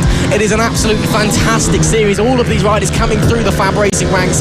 Many of them coming back just for a bit of fun. Many of them staying on just to do pit bikes because it's such an exclusive class. Although we've got 35 riders here today, we actually have a reserve list to enter into this series. You have to enter in advance to get into the round, and then you have to be lucky as well. Rossi Banham having a glance back at Harvey Claridge, making sure that he's got clear so far so he doesn't have to go on the full defensive yet. But Harvey, he's already taken the lead once this race. He's giving Rossi a tough time out there. Yeah, he certainly is. And also one other thing, Rossi's bike is also giving him a hard time. You could just see the bike protested all the way through the corner. His bike is really not enjoying this. Rossi's just bringing its absolute neck because he has to, because Harvey Claridge is such a fast rider, and Rossi Banham right now not showing up on our timing screen actually, but he is leading the race and Harvey Claridge is straight on his tail. And also just behind them two is Lucas Brown, Reese Peacock having a fierce battle right now. Lucas Brown, of course, having a good season right now in the British Talent Cup as well. So these riders, all of them at some point in their career has raced in the British Talent Cup, which is great to see. And it's great to see them returning because they're able to give back. Some of these riders, even when they're coming to lap them, they're able to teach them some things, maybe teach them a line, even if it's just around the corner or two. But I believe that was Eddie O'Shea actually going wide in the back of our shot there. So Eddie O'Shea obviously not having the best race so far, but he will be trying just to continue and just get the laps in and learn what it's like to race a pit bike again, because of course there's Eddie O'Shea problems. Yeah, so he obviously ran wide because of some sort of issue, but he mentioned in the interview just how difficult it is to come back here to pit bikes because every little matters and you can't have a slight breather like you can in the motor free bikes. But Eddie O'Shea most likely looking to be retired from the race as he heads into pit lane. Yeah, that's Eddie O'Shea done unfortunately for race 1. The Red Bull rookie star will be having to come back tomorrow, race 2 and 3 in the wet, and trying to do his utmost best. But that's a shame, running wide there as well. A few back markers, but it is still Rossi Banham leading the way. He's managed now to pull a bit of a gap over Harvey Claridge, a 1 second gap now appearing between the pair of them. Those two, of course, having broken away from Brown and Peacock, you can see on your screen now. So it is now Rossi Banham, the 196, who's been so dominant this season, now leading the way, and he has just been absolutely ferocious. I mean, he is absolutely in tune with his pit bike. I know it's not been the kindest to him this season. It's not the fastest bike out there as well, and you know, as you said earlier, Lewis, he has to absolutely wring that thing by the neck around the circuit, but he does it with such elegance, with such style. And, you know, again, watching him coming through Ashby Corner earlier, and every single time he's going through it, I'm thinking, how are you not falling off the bike? He's essentially drifting the bike through the corner to get it slowed down, just smashing on the rear brake. Most drivers are preferring to use the front brake. You can see as they come through the shocks, just diving down on the front. He's holding onto the rear brake, using it to propel the rear of the bike and then driving out of the corner. It's such a strange and unique riding style that he's adapted just for this bike, and you can see it's working. There's a reason he's leading this race and a reason he's leading this championship. A fastest lap of the race the last time round as well, a 52.243, pulled now 2.5 seconds on Harvey Claridge. He's turned up the wig and he is in the zone. Yeah, it certainly is. And Jay King right now down in 18th position, but between the rounds he has had to rebuild 2 pit bike engines, so maybe he's just having some teething problems, maybe still to break the engines in slightly. So Jamie King, not where we expect to see him, but I'm sure he will be up there eventually. But there is a battle on your screen right now between Carter Brown and just trying as hard as can, because although these riders, they come from British Championship, this level of field is so high in these tracks you cannot rest at all, because it's corner after corner after corner, and you need to get the line absolutely perfectly, because at this circuit there's joins in the track, there's marbles on the outside in some of the corners, so your line matters so much. And on these bikes, as we see 3 abreast actually heading into the hairpin, Carter Brown just getting the bike hooked up there, having a small moment from the rear end, but that is not affecting him. He goes around the outside and make contact with another rider there, checking to see if he's out of his way, which he is. So Carter Brown now has to carry on. He just has to, as he goes onto the grass now. So Carter Brown just try to push hard as he can. He's getting absolutely every single bit of track and some, but of course Carter Brown was involved in the race at Donington Park, which was a dead heat. It was two bikes in the Honda British Talent Cup that crossed the line at the exact same time, which he ended up sharing the victory for, which as well, it's an incredible stat to have for the rest of your career. As you come across the line now with just 4 laps to go in this race ticks down so quick. It's still Rossi Banham who leads the way, but now by 4.2 seconds as Lucas Brown has caught into the back of Harvey Claridge.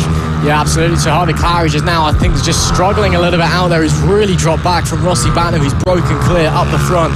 So now Lucas Brown, who's been another rider always up the front of the pit bike grid this year, maybe trying to battle his way into second place, but he's got a tough rider, some tough competition to get through in front of him further back as well. We're seeing some of the riders. We've just seen Carter Brown being overtaken by Harrison Crosby there, I believe.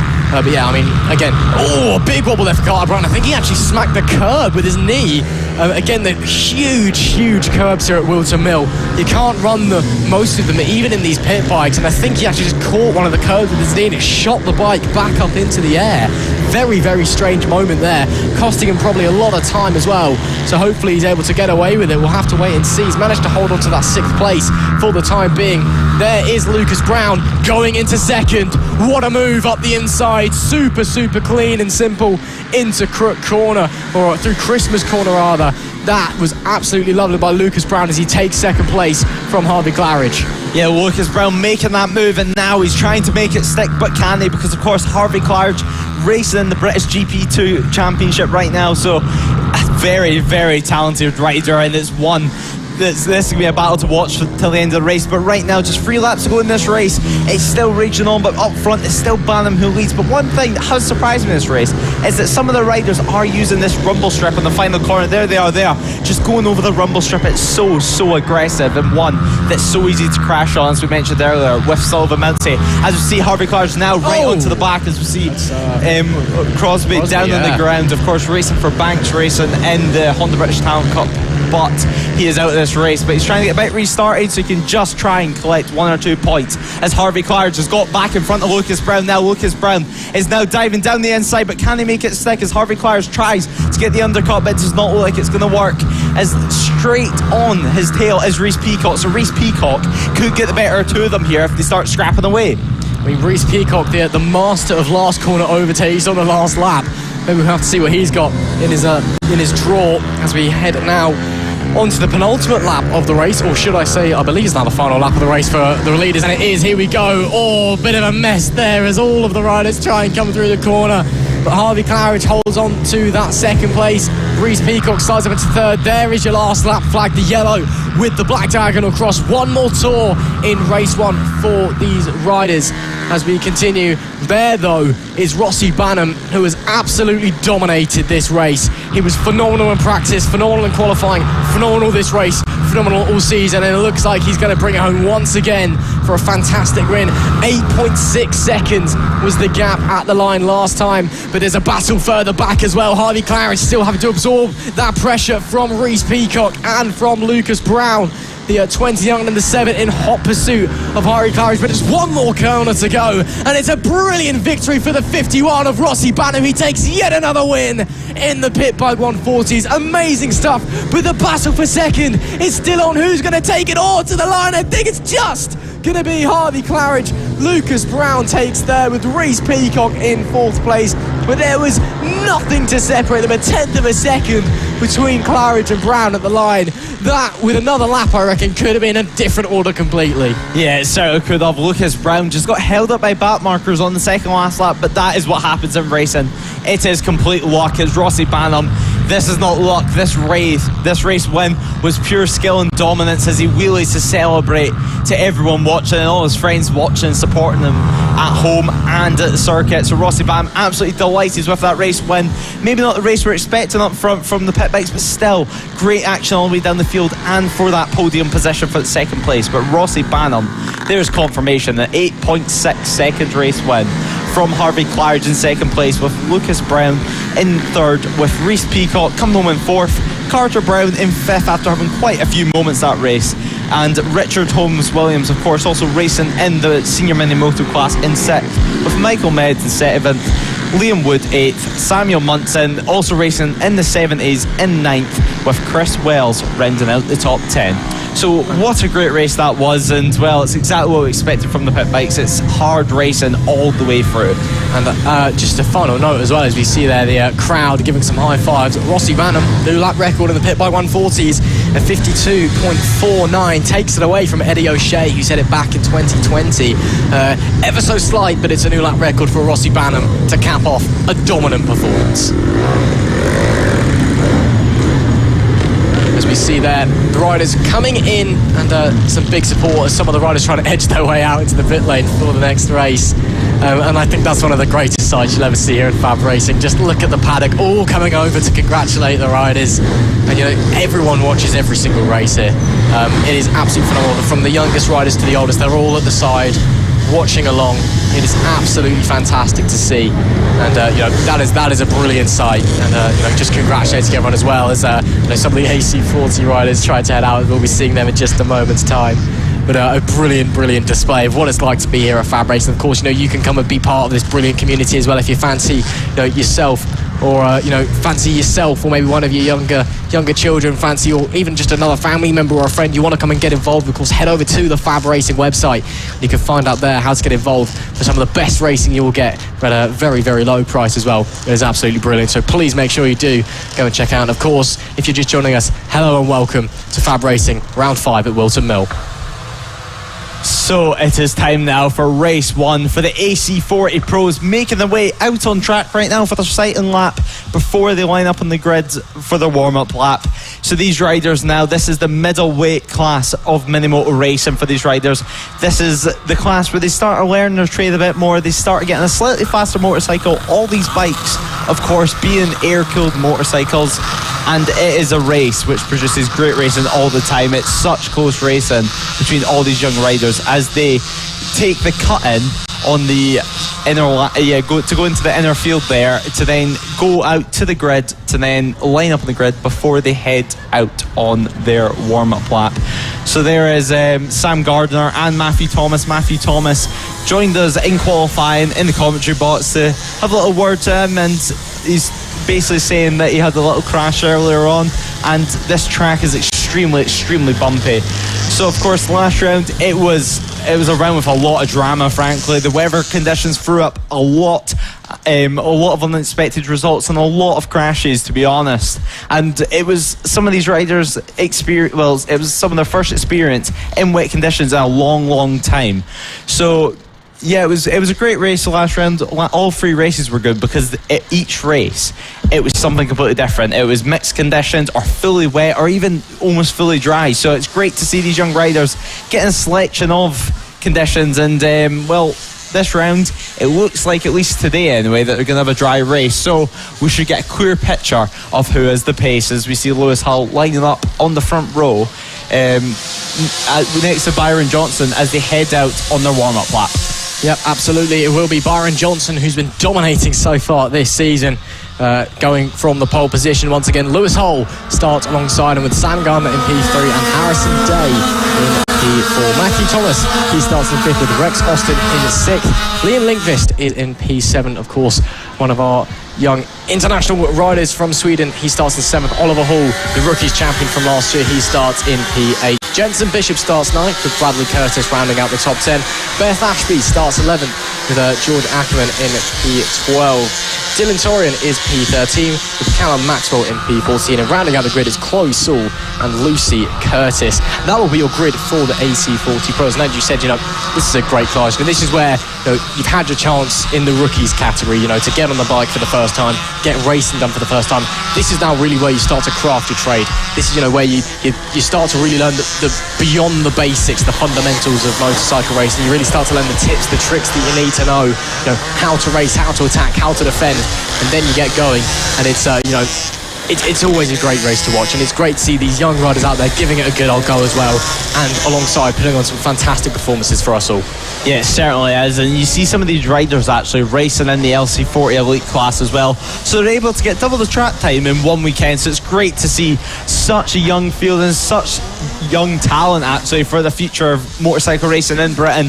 So we're just waiting for the riders to line up on the grid before we go racing, and then we head off for the first race of the day. As riders look up to the lights are on, then the lights are off, and we go racing in the AC40 Pros as Lewis Hull gets a good start initially, but then bogs down as you see Harrison Day taking the race lead, with Byron Johnson just behind Sam Gardner making a pretty good start, staying in that 4th position, with Matthew Thomas trying to claw back positions and try and get that podium that he was wanting for this weekend. But Sam Gardner straight away starting to get ran out wide, so aggressive off the line.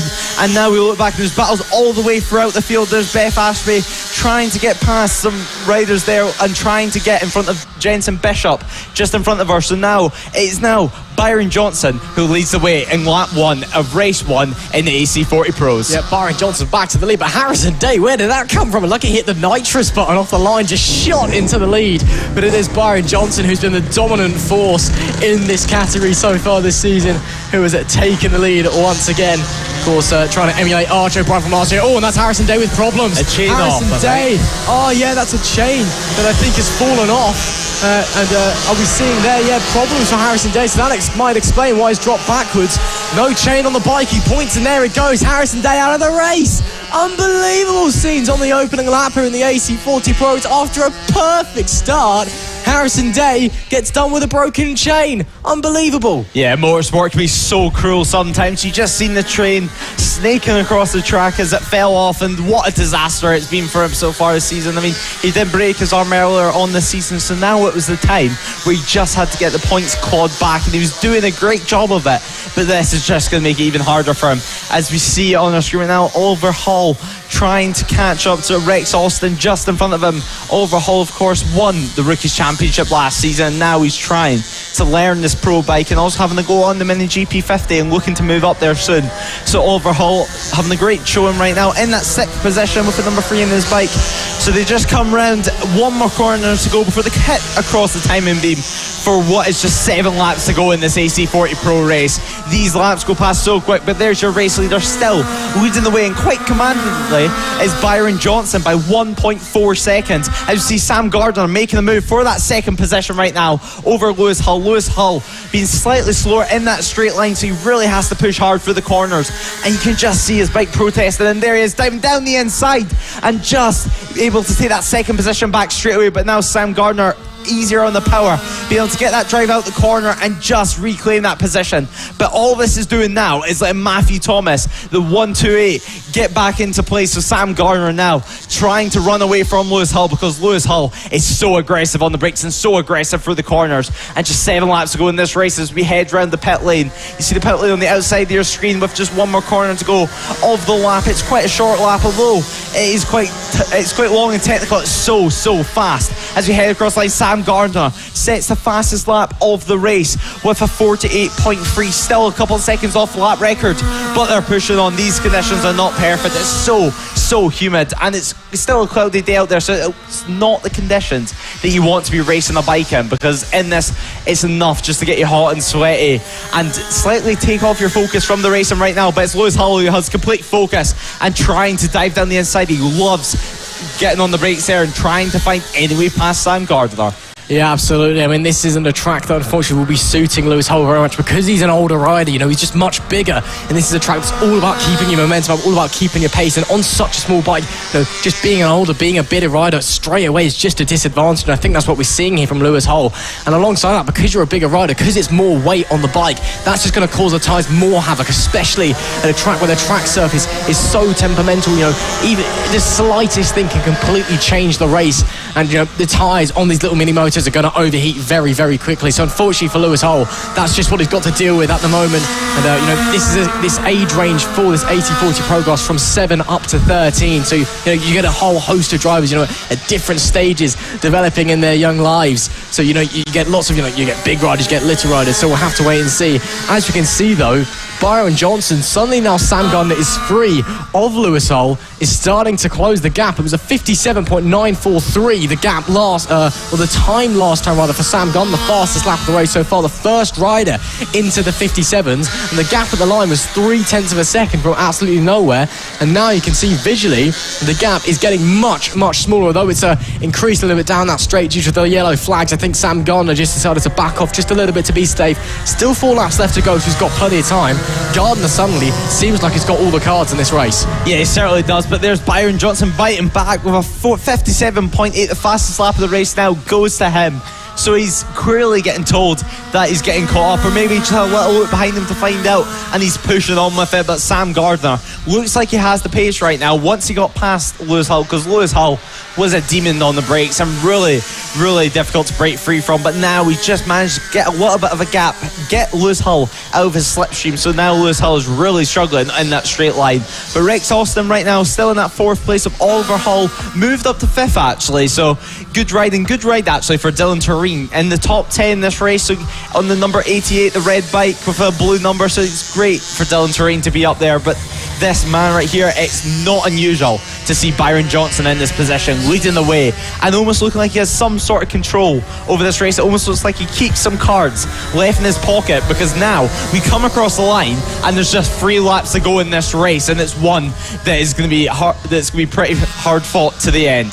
Yeah, absolutely. The 2 times of the 2 leaders last time around almost identical. They're both pushing as hard as they can. Further back as well, battles throughout the pack, as we've come to always expect here in the pros race. So everyone giving it a good old go, no matter where they're fighting for. I believe that's Beth Ashby trying to not Beth Ashby, yeah, it is Beth Ashby, apologies, trying to get past Bradley Curtis there, and then facing an attack from Dylan Torian behind.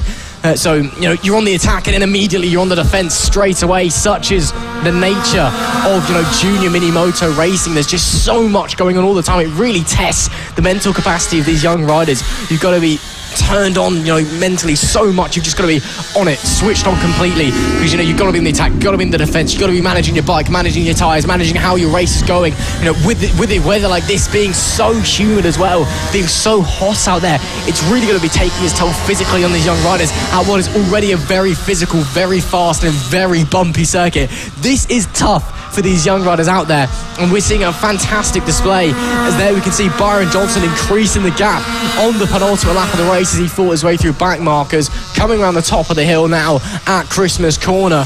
A very, very tricky corner indeed, slightly off camber. The one inside of it as well, Parker, which you'll just be seeing in a moment's time, I think is one that we pointed out earlier on. If you go back and watch some FAB highlights from the years gone by, you'll see in 2019 that in a mini moto race, that's where the rain started to come down into that corner you just saw, and everybody proceeded to go straight on, which was quite a spectacle to view and see. But what we're seeing here as well is a spectacle from Byron Johnson. He suddenly turns up the wig. He's had a little bit left in the tank. He's just been saving, and now he's got that second win and he is bolting as fast as he can. He's about to start the last lap of the race. The gap extending visually once again. It was a second last time at the line. The last flag held out. The gap now 1.2. Byron Johnson, unless it goes drastically wrong, looks like he's got one hand on it already. Yeah, he certainly does. He just needs to bring it home. Just 1 lap left in this race, a 1.2 second lead. He just needs to use his head, which is easier said than done on the last lap of any race. Never mind these conditions. It's so humid for these young riders. It's probably the first experience with conditions these humid, because usually when we've had the sunshine out, it's been quite a dry heat. So it's something completely new for these riders where it doesn't look warm, but it really is. But Byron Johnson right now, a commanding race so far. It looked like he was getting caught up by Sam Gardner, but he just turned up the heat and then went for it. So fantastic ride from Sam Gardner. Just needs to make it round 2 more corners, goes past the pit lane entry, just needs to keep it on 2 wheels for 1 more time, 1 more corner.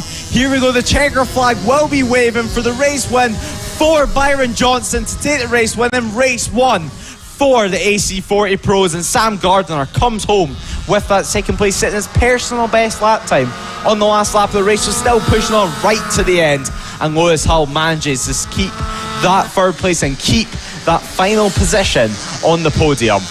Yeah, phenomenal racing there, and especially from Byron Johnson as well. Brilliant stuff. But Sam Gardner, I think he just found that last little bit of pace that he probably knew he had just too little too late, unfortunately, maybe a lap or two earlier, and he could have been alongside Byron Johnson once again. The two friendly rivals, I'm sure, sharing remarks on the cool down lap. Of course, you know, there may be fierce rivals on track, but every single rider is friends off of it. You know, there's a real family community here at FAB. Everyone gets along so well, and you know, Byron Johnson, another race win this season in the AC40 Pros. It has been his year without a shadow of a doubt. It's been his brother Austin dominating in the LC40 Elite. It's Byron who dominates in the AC40 Pros and takes yet another race from Sam Gardner. Got to give it to him. Another great performance there. Lewis Hull as well in P3. You know, did his absolute best. You know, shout out to what a shame of Harrison Day. You know, with that chain coming off on that one after a rocket start. That's going to hurt, but you know, again, that's racing. Yes, certainly, and I mean, it was one of those things which can be what could have been and what can be tomorrow, because of course he can start in that same grid position and hopefully we'll get the great start they got today. So we're just going to have to wait and see for race 2 and 3, which of course is tomorrow. Well then, hello and welcome then, if you are just joining us, to round 5 of the FAB-Racing British Mini Bike Championship. And well, it's been a great day's racing already with the race 1. There's been a fantastic day's worth of action, and we are just getting ready to go racing for the Extreme 200s and their first race of the weekend. Another class which has an absolutely huge grid. And thank you very much for joining myself, Ross Bakhtar, and Lewis Ray alongside me here at Whilton Mill for the 5th round of the 2022 Championship. Wherever you may be joining us around the world, wherever you may be watching, please make sure that you like, share, subscribe the stream, etc, etc. It really does help us out here at FAB Racing. And of course, we appreciate you coming along and watching, whether you be friend, family, or just a fan of grassroots motorsport. It is a pleasure to bring you all the action. And well, we are just getting ready for the Extreme 200s. They're on their way out of the pits now and on to the grid. And well, Lewis, this is another phenomenal category that has got more riders than I think I've ever seen enter in an Extreme 200 race before. We've had some phenomenal practice and qualifying sessions. It's looking very, very exciting. Yeah, it certainly is. It looks like the Extreme 200 class is over 30 bikes, if I remember right, in this field. So it's going to be one that's going to be highly contested, because the amount of talent in this Extreme 200 field is great. But there's Eddie O'Shea crashed actually on the sighting lap, so what a disaster it's been. Obviously Eddie O'Shea racing the Pit Bike 140 as well and having a bike issue there, and now he's had a tip off on the sighting lap, so it doesn't look like he's going to be starting this race because he's pushing the bike back. But Eddie O'Shea, what a disaster that's been for him. And it just looks like he's fell off there, so not what he's wanting from, of course, the junior GP rider. So now we're just going to have to wait and see if he can get the bike restarted and if he can get started for this race, because obviously we can't wait too long because we have to get out on our warm-up lap. But Eddie O'Shea maybe might try bump starting it. A bit broken, maybe might try bump starting it with a push now from a fellow rider. It looks like, I tell you what, I wonder if we've had an engine seize here, because you know you don't go down on your way to the grid, do you, unless you've got a real problem. I think we've maybe seen the engine seize there, and that of course locks the rear wheel completely, no matter how fast you're going, and then your face is in the floor. So I wonder if that's what we've seen. No, he manages to get going again, I think, maybe. Always trying. I mean, if it was an engine seize, it'd be pretty terminal. And yeah, it looks like it's done. So Eddie O'Shea, the Red Bull Rookies rider, looks like he's out of the Extreme 200s race 1 before it's even got started. More woes for Eddie O'Shea this weekend. It's not quite been going his way, and he is out before we get going. So there'll be an empty grid slot in P3 where he was planning to start, as you can see there next to Filip Soroviak, the championship leader. No one will be there, as we see there. Rob holding up the flag, the red flag at the front. Of course, Rob, one of the race directors here at FAB Racing. It's the Extreme 200, which is essentially an open pit bike class. It's pit bike, but anything goes nowadays. And it's got another huge grid with Evan Belford starting on the pole position. Bailey Stewart Campbell starts alongside him. Eddie O'Shea would have been starting in P3, but unfortunately that's not going to happen, as we've just seen. Filip Soroviak, he starts P4 with Sullivan Mounsey. He would be starting in P5, but again, another rider not making the grid today. Jake Smith, he starts in 6th, with Harvey Claridge in 7th, Louis Smith in 8th, Rossi Banham starts 9th, and then it's Phil Dickens rounding out the top 10. Andrea today is in 11th with Aaron Parker in 12th. Ollie Walker is 13th and Lucas Brown is 14th. 15th is Noah Guillory, Harrison Crosby in 16th. 9th row of the grid is Zach Torium and Carter Brown. And then P19 and 20 is Hayden Rose and Jordan Hopes. Jamie King, he starts 21st with Dan Bray in 22nd. Owen Thomas is 23rd with Sean Whitaker in 24th. Callum Beach is 25th with Jack Andrews in 26th. Kieran Kent is 27th. Adam Redding 28th. Cameron Saul is 29th. Vinnie Jones is 30th. And then 31st is Messiah Villascan with Thomas Judson and Peter Horn following on. And there we go. That will be your grid then for the Extreme 200. And we'll have to wait and see what's going to happen as they pull up. Lost 2 riders before we've even got to the green flag, Lewis. But it's set to be a phenomenal race. There we see Philip Soroviak, your championship leader. He starts P3. Of course, everyone in this field is probably in the British Challenge Cup. Let's be brutally honest here, those 3 all are. So we'll have to wait and see what's going to happen. Yeah, we certainly do. We wait for Rob to head off. We wait for the lights to head on, and all tension is rising on the grid. The lights are on now, and lights are off, and we are racing. It looks like Evan Belford's made a great start, but as we head into turn 1, we wait and see what's going to happen. There's Philip Soroviak right now trying just to catch up to Evan Belford. It looks like Redden not be able to get started there.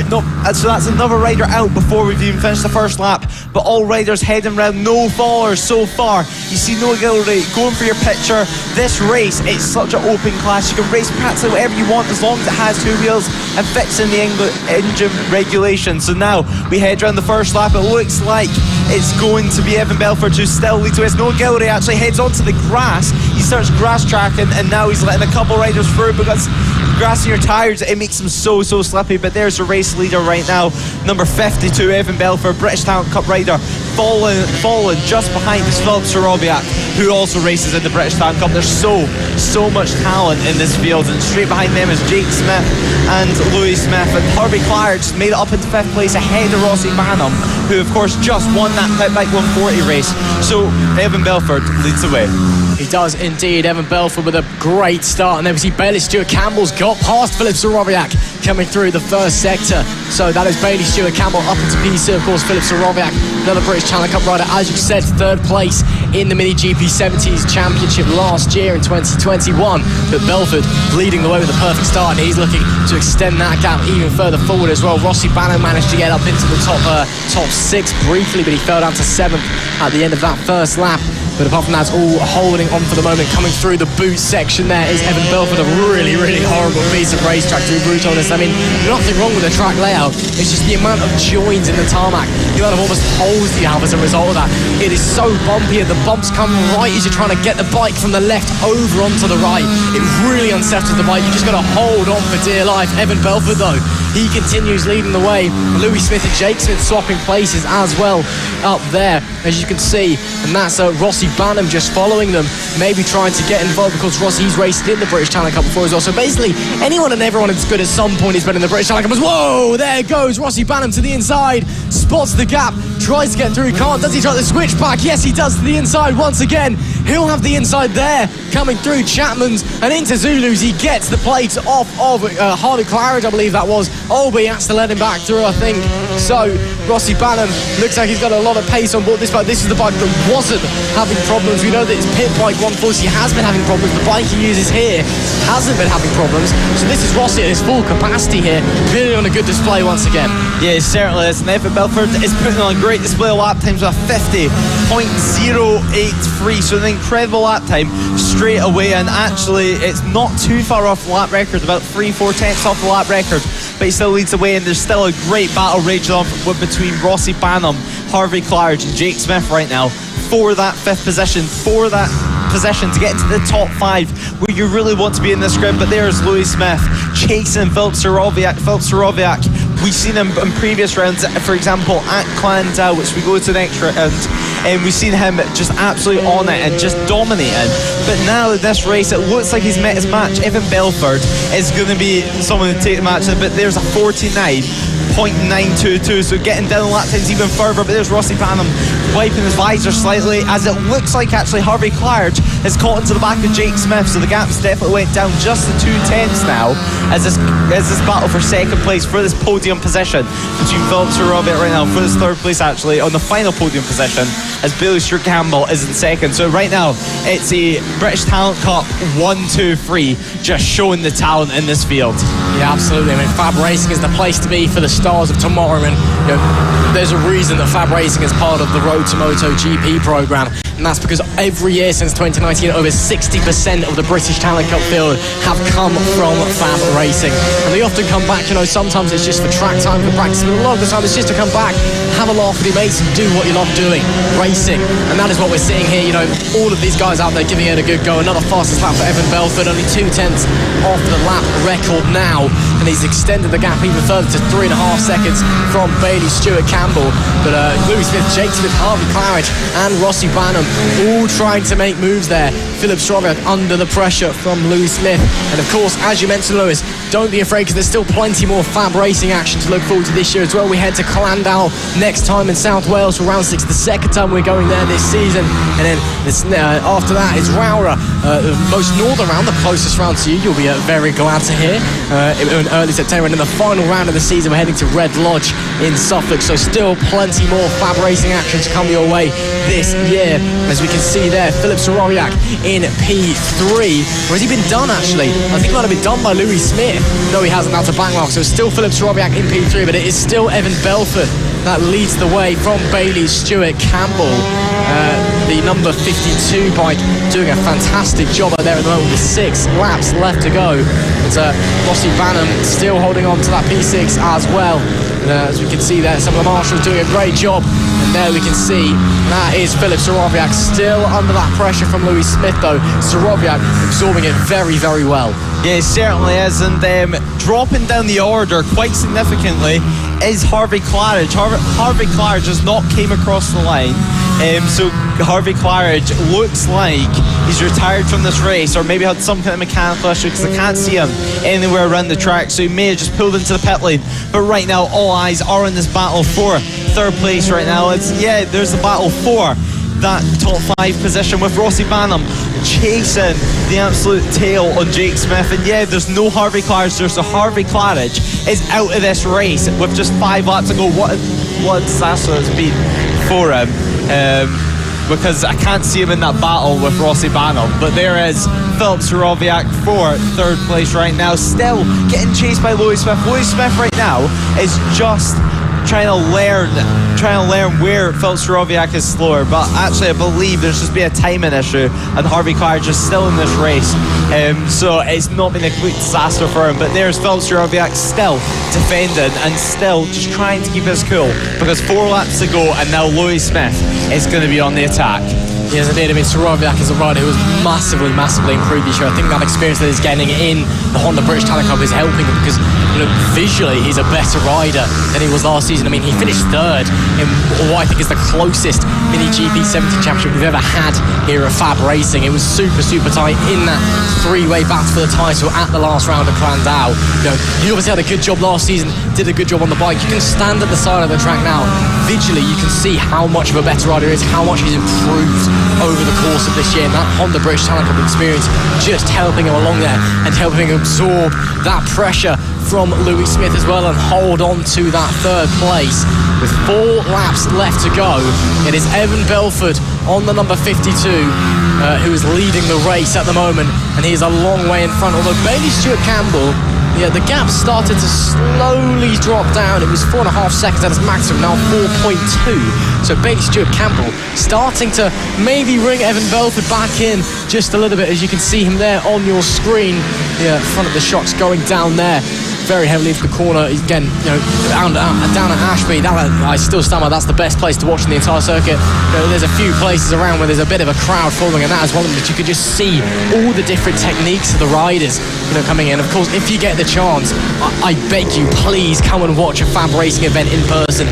It is so brilliant. Everyone is so funny. You can just see so much going on, and of course, nothing beats a bit of live motorsport. As much as we love doing our job here, we love you watching along the screen. I would implore you to come and watch it live, and that is the place to come and watch if you come to watch a FAB race at Whilton Mill. As you can see so many different approaches into that corner. It is absolutely fabulous, but it is still Evan Belford leading the way on that number 52, and he's been doing a phenomenal job so far. But Bailey Stewart Campbell, he is now starting to ring the gap in. 3.9 seconds of the gap last time at the line. I feel like it might be a little bit too little too late though. There's only 2 laps left. Yeah, it looks like it, but now just 2 laps to go in this race, and it's still actually a Honda British Talent Cup 1, 2, 3. So maybe this circuit is just suiting them, because with them racing these more powerful bikes on bigger circuits, it's just taught them how to have proper trust in the motorcycle.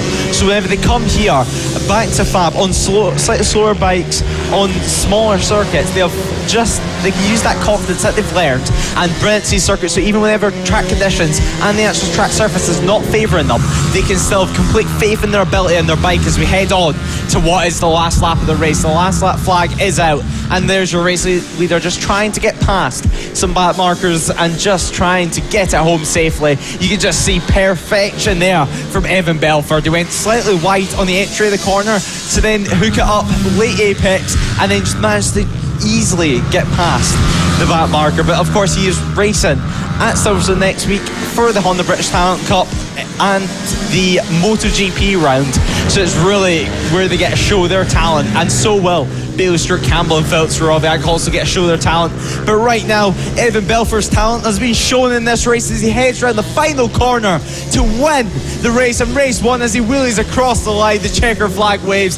He is absolutely delighted with this FAB Racing victory in the Extreme 200 class. Evan Belford means quite a lot to him, waving to the cameras as Bailey Stewart Campbell, the number 9, comes home in second, and Philip Soroviak comes home to round out the podium. But Evan Belford, that's his first race win in a little while. His last time he won a race, I believe, was at Knockhill, and what a great drive it is for the Honda British Talent Cup bikes as we see Evan Belford on that cooldown lap. But what a dominant performance across the line. It was 3.5 seconds, and there he is wheeling across the line to win the race.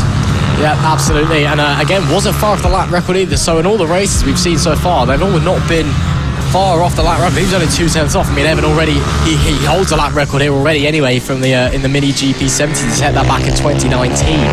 Of course, 2020, the weather got in the way. We didn't come last year, but it will be Evan Belford who takes the victory from Bailey Stewart Campbell in P2. Philip Soroviak managed to hold on for P3 there with Louis Smith in P4. Rossi Banham managed to work his way up into 5th place there with Jake Smith in 6th. Phil Dickens with 7th. Ollie Walker was 8th. Noah Guillory was 9th. And Andrea Tadea managed to get into the top 10 there right at the end. So great performance from them.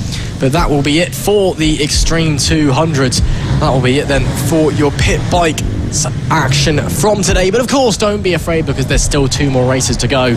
2 wet races, may I add, because it is due to absolutely smash it down all day tomorrow. So we'll have to wait and see what's going to happen in those ones. The order could be very much shaken up. We'll just have to wait and see. As everyone comes into the pits there, you can see them getting greeted by all of the fans, all of the younger riders there. But yeah, what a great race there again, Lewis. I mean, of course, the Extreme 200 is another great category here at FAB, but always delivers. But that was brilliant. Yeah, it certainly was. And of course, one rider who was missing was Sullivan Mincy, who had not only the off last week at Brands Hatch in the British Talent Cup, but he did have a crash this morning in the Extreme 200 class. Coming out the final corner, he just got on the rumble strip, and as he went to try and go back onto the track, he just lost the front and went into the wall.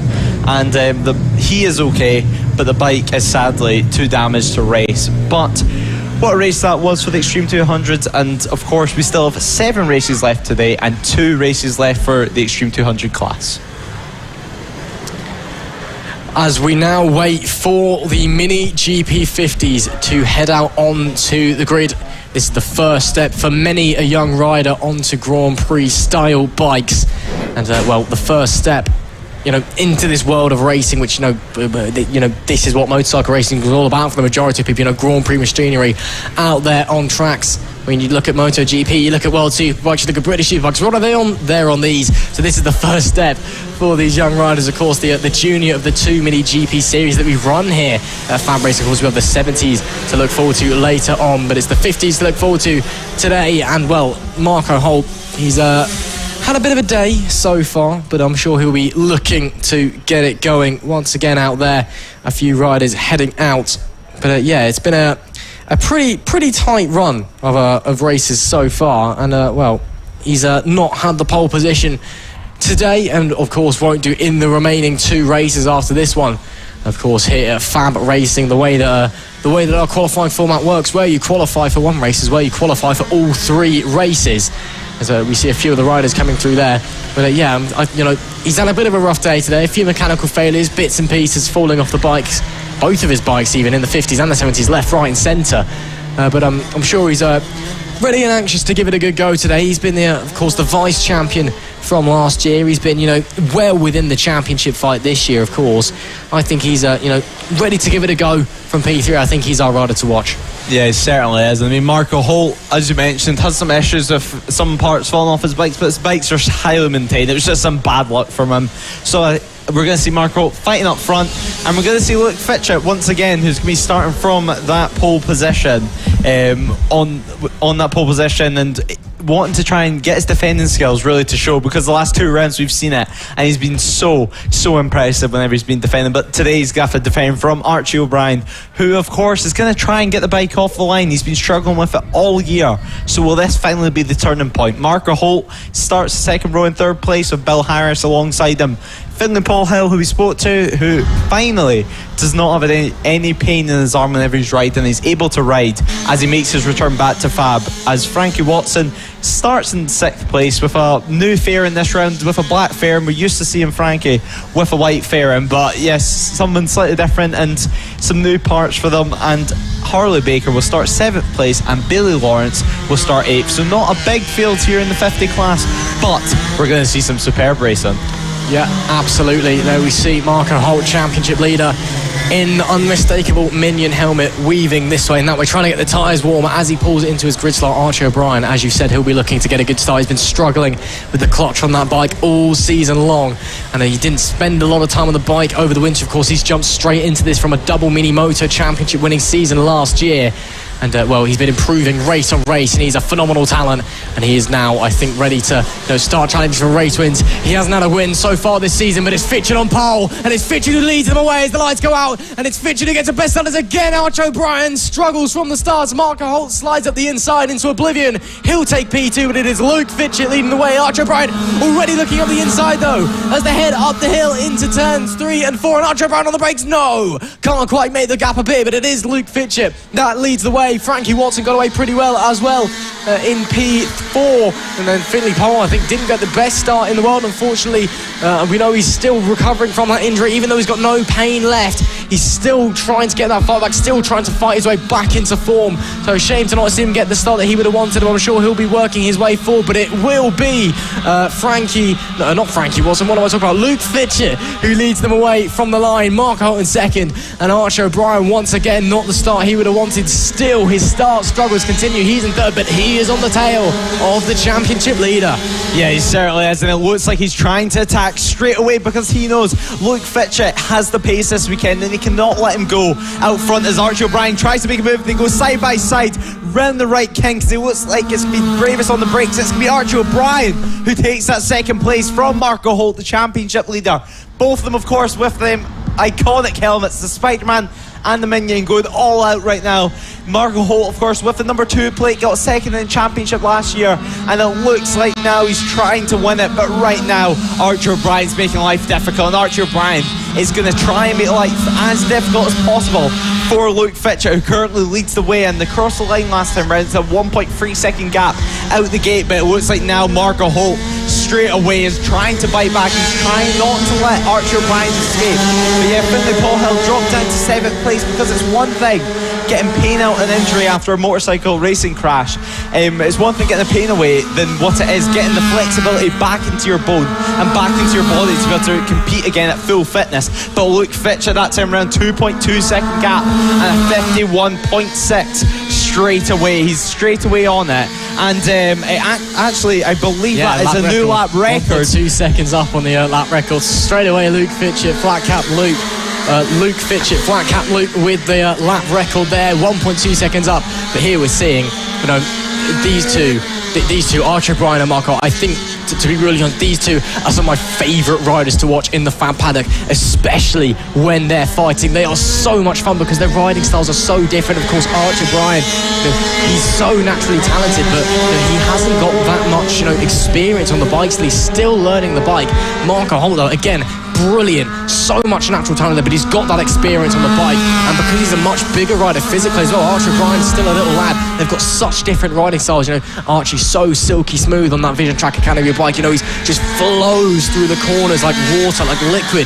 But Marco, he just bangs it into the corner. It's so aggressive, but it's so brilliant to watch those two when they're side by side, and I love it. And this is another rider I love watching as well, Luke Fitcher. He's so classy out there on circuit, such a gentleman off the track as well, always in his signature flat cap, and he is such a nice young man, and he is out there at the moment up the front with a lap record now, and he's got 2.3 seconds on Archer O'Brien, and he's trying to extend that gap. Yeah, they certainly are. And the top three actually would have broken the old lap record that we had heading into this round, which was set by Josh Bannister back in 2018. So that got absolutely destroyed by the top three.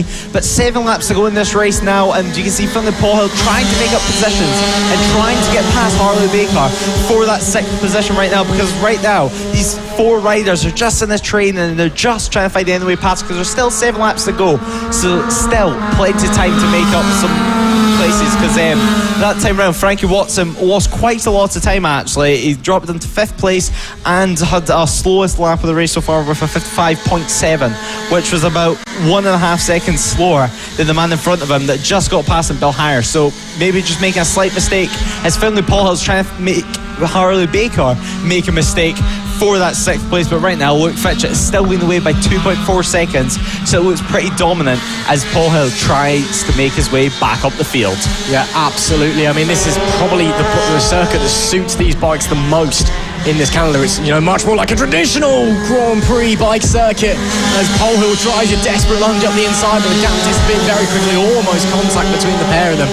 But yeah, if this circuit was much bigger, I would not mistake this for a proper GP circuit. It's still a karting circuit, bear in mind, but these bikes are absolutely loving it around here, and these riders are absolutely loving it as well. Even with the bumps and the temperamental track nature, it is still a firm favourite of riders throughout the British Isles and beyond. Of course, FAB-Racing, it is an international series technically. We do have riders from beyond these fair islands. Finlay Paul Hill there trying to move up the inside. There he goes through Ashby, but fighting back.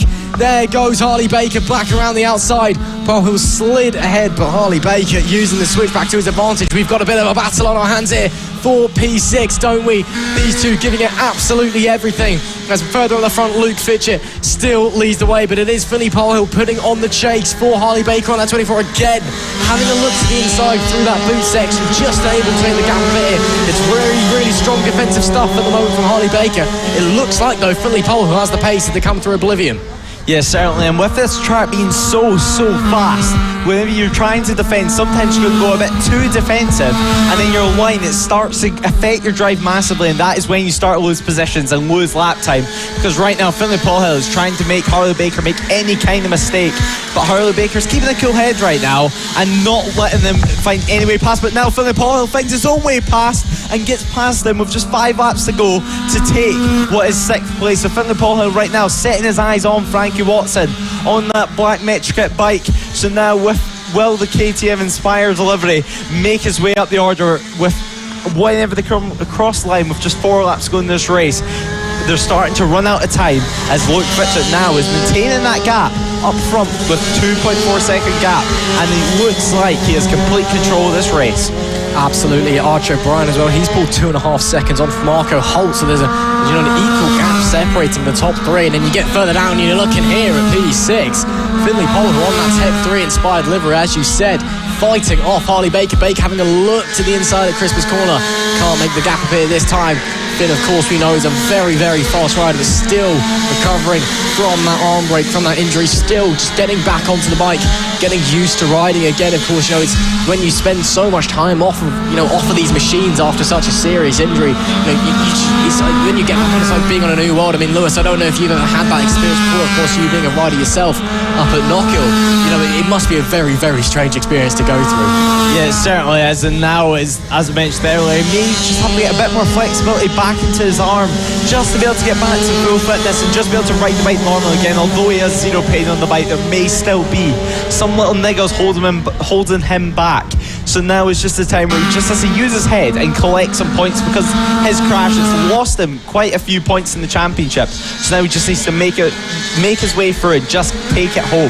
As we see Luke Fitchett trying to bring it home, and there's just lapped Bailey Lawrence, so he's just trying to find any way past the back markers, use his head, get past Queen Lakes, come across the line for what is 2 laps to go in this first Mini GP 50 race of the weekend. Yep, Luke Fitchett has been pretty dominant out there so far. You can see the gap to Archie O'Brien, who's been going through. There's Bailey Lawrence, and then there's Marco Holt in P3.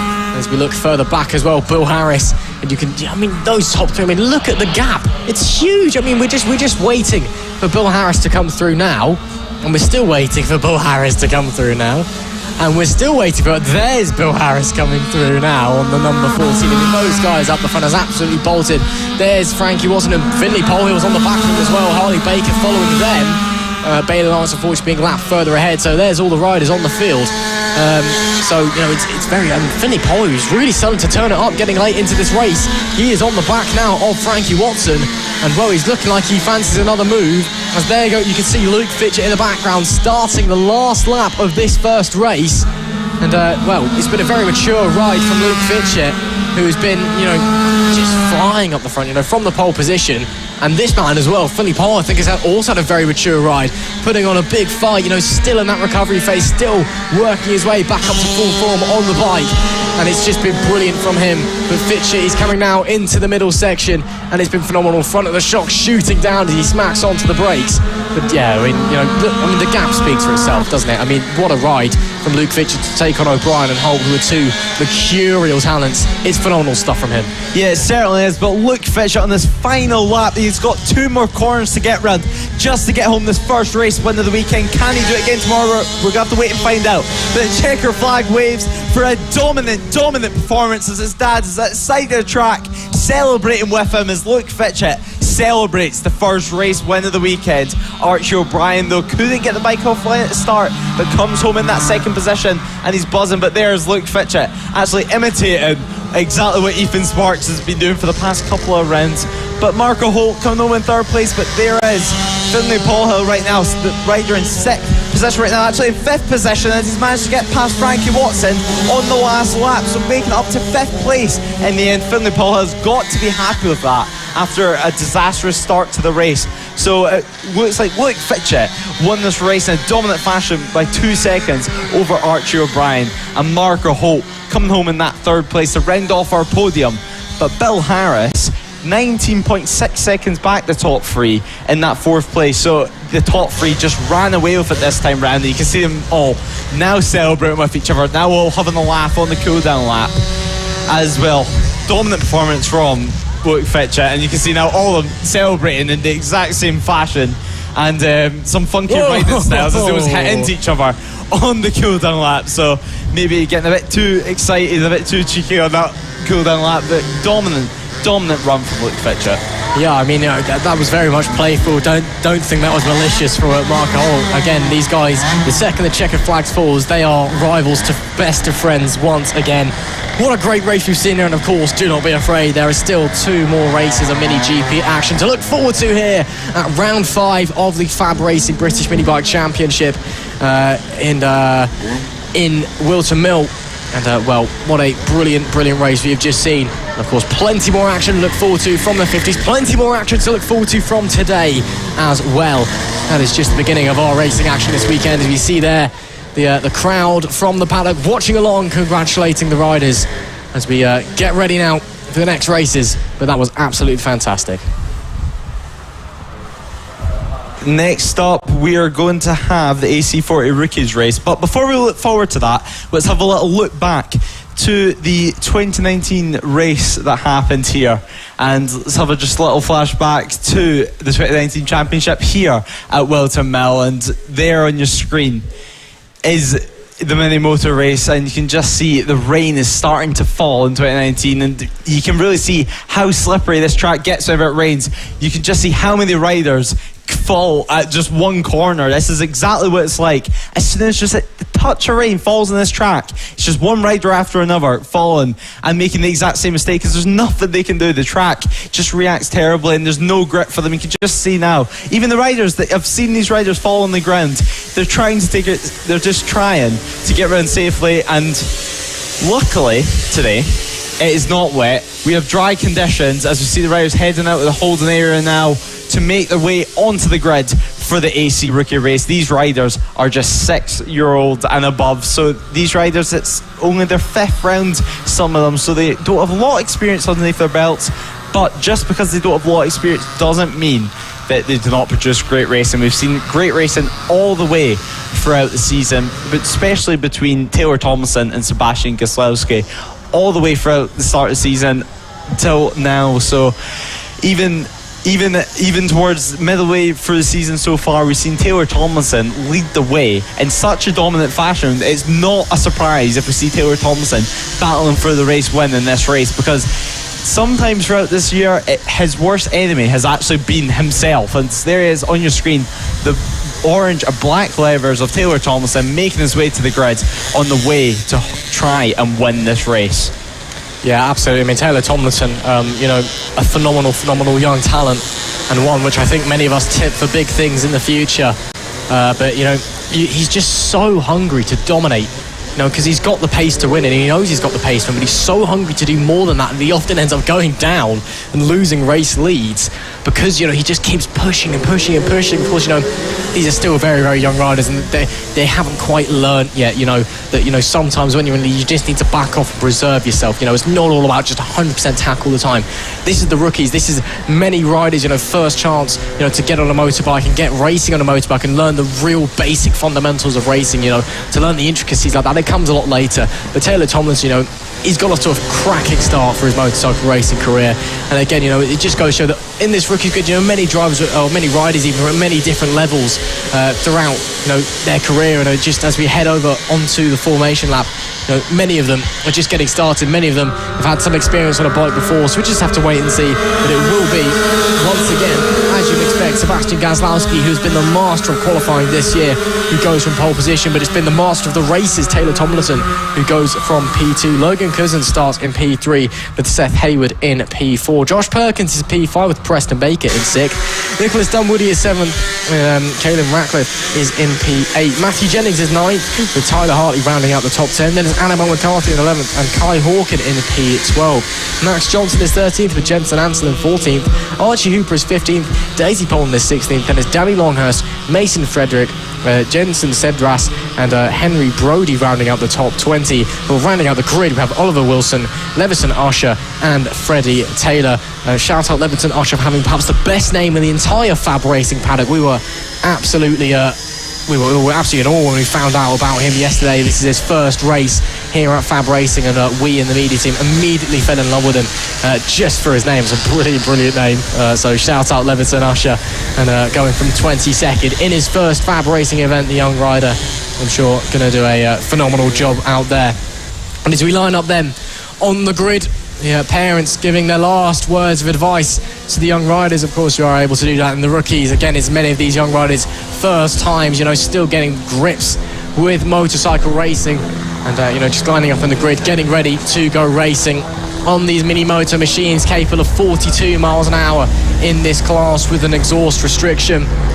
And as one of our race directors, Roger, gets ready to start the race, he pulls the flag away, and the red lights, they come on now, and it's red lights on, red lights off, we're underway, and we get going. It's a very, very strong start for Sebastian Gieslowski. I think Taylor Tomlinson actually struggled to get onto his bike properly there, so Sebastian Gieslowski, who's going to lead the way on lap 1. Further back as well, Logan Cousins and Seth Hayward getting good starts, but it will be Gieslowski leading the way with a very, very strong start. Taylor Tomlinson just struggling there despite his good reaction to get himself sorted, get himself settled on that motorcycle. He'll settle into P2, but of course it's a long race, 9 laps for these rookie riders, so still lots of chance for moves to happen for the race to settle down in this FAB-Racing Rookies Cup. Yes, certainly is, and it looks like it's been a great start so far from Sebastian Gieslowski. It looked like on the start, Taylor Tomlinson, as they were kicking away to get away for the race, because obviously these bikes don't have a lot of power low end, so they really just have to kick it off line. It's the fastest way to do it. It just looked like he just left his legs off the pegs for a bit too long, but he's in second place right now. He can make up time from that as he battles all the way down the field now, as that's Levison on your screen there, just making his way through the field as he's in 21st at the moment according to the timing screen. And yeah, it's been a great start so far for Josh Perkins, actually in third place at the moment, so a good start. So we see that is number 15 Seth Hayward down. He was in fourth place and now he's down in the ground, and maybe just he's up on his feet straight away. So 7 laps to go in this race. Seth Hayward's down trying to get that bike restarted, but now it's the battle right now for third position right now. Josh Perkins in that bright green with the red number, and it's battle for the lead as well, still raging on with Taylor Tomlinson still in that second position. Maybe not what we're expecting. He's just sitting behind Sebastian Gieslowski right now, maintaining the gap. Maybe it's just 0.2 of a second of a gap, so there's absolutely nothing between them. So maybe he's just trying to learn and just trying to see where Sebastian is faster, because of course they have 3 races this weekend, so if you can just learn something from the race 1, he can use it to his advantage in race 2 and 3. Absolutely. Of course, plenty of action to come your way from all of the categories here in FAB-Racing, not just this Rookies Cup, as there we see Taylor Tomlinson now challenging Sebastian Gieslowski, who set the fastest lap last time round with a 103.281, a very competitive lap time indeed. But Taylor Tomlinson now applying the pressure, and further back as well, Cousins is now applying the pressure on Perkins as well, so potentially moves afoot here as we head down the back end of the track, coming through Inkermans and on the run into Ashby there. These young mini moto riders, the braking zone just before that white patch of concrete dust, which you can just briefly catch on your screen as the camera pans left. It's actually although it's been obviously put there from George, so actually a really, really good brake marker, so thank you to whoever decided to leak oil all over the track maybe in the past week. Very, very helpful for the riders, actually. As there you see Tomlinson challenging to the inside, almost contacting, forces Gieslowski out wide. Taylor Tomlinson with a brave and ruthless move to the lead of the race, forcing Gieslowski into the path of the traffic they were trying to lap. He had to back off and run out wide. That was ruthless, that was cruel, and that was brilliant from Taylor Tomlinson. He leads this race. He does, and he leads this race by 0.9 of a second now from Sebastian Gieslowski. And Sebastian Gieslowski, he has the pace. He is just going to have to try and catch up, because Taylor Tomlinson, he was completely ruthless there. He was so aggressive with that move. But look how much ground Sebastian Gieslowski has made already. Sebastian Gieslowski is absolutely on it. He's just trying to get back, trying to get some redemption as he looks round the outside. Does he have the drive? Yes, he does. And he gets past Taylor Tomlinson before they even reach the corner. So now Taylor Tomlinson and Sebastian Gieslowski have a 2-battle duel for the race win with just 5 laps to go. This is looking to be a good one as Taylor Tomlinson and Sebastian Gieslowski get past even more back markers, as now it's getting to the point in the race where back markers are really, really starting to get into play. And now Taylor Tomlinson, what can he do as we come across the line with just 4 laps to go this time round?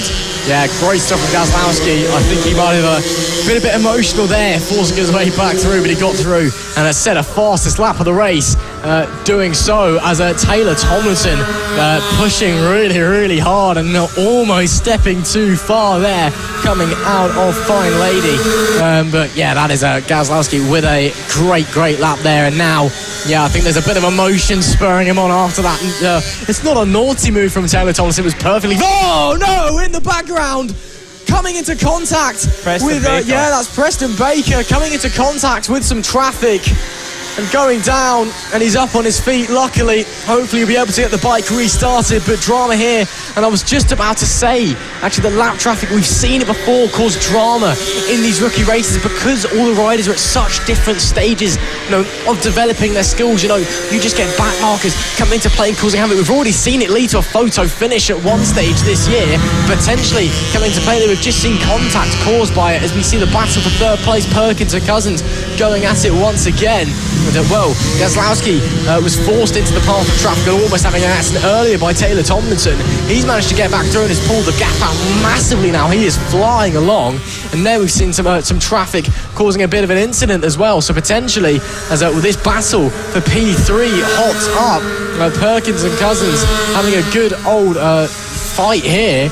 It could be more drama as well from the traffic. Yeah, it certainly looks like it. It certainly looks like it's going to be drama and battles all the way down the field. This, as you mentioned, is the battle for third place right now, Josh Perkins, and there's even more drama.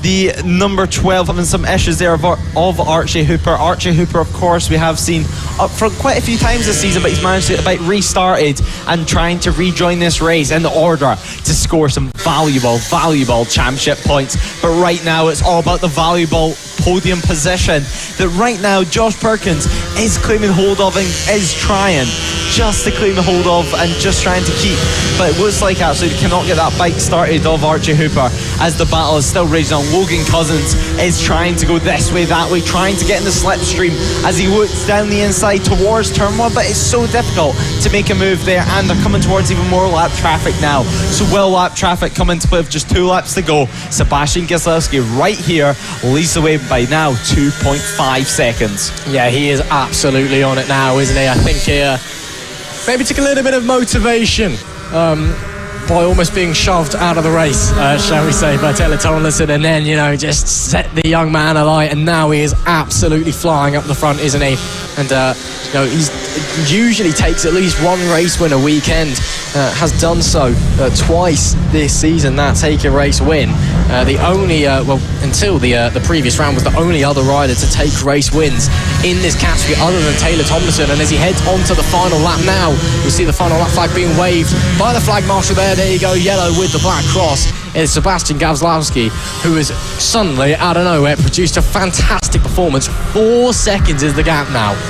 Yeah, it looks like Taylor Tomlinson is going to have to go back to the drawing board for race 2 and 3 tomorrow. Of course, these guys still have 2 more races to go, so it's not all over yet. And it looks like actually Sebastian Gieslowski has now got a gap of 3.9 seconds. So on this last lap, he just needs to bring it home. He just needs to use his head as Logan Cousins gets into that 3rd place position, into that final place of the podium. But all eyes are on the race leader, are on the number 64 bike, the red and black bike of Sebastian Gieslowski. He's had an absolute brilliant race. He's had a brilliant qualifying, and it's been one that he's definitely going to look back on at the end of the season and be proud of, as Sebastian Gieslowski makes his way through with just 2 corners left to go, 2 more right-handers. You can hear the clapping, you can hear the cheers, you can hear the bike as it makes its way around the final corner to take the race win, take the checker flag, and take a commanding race victory over this man here,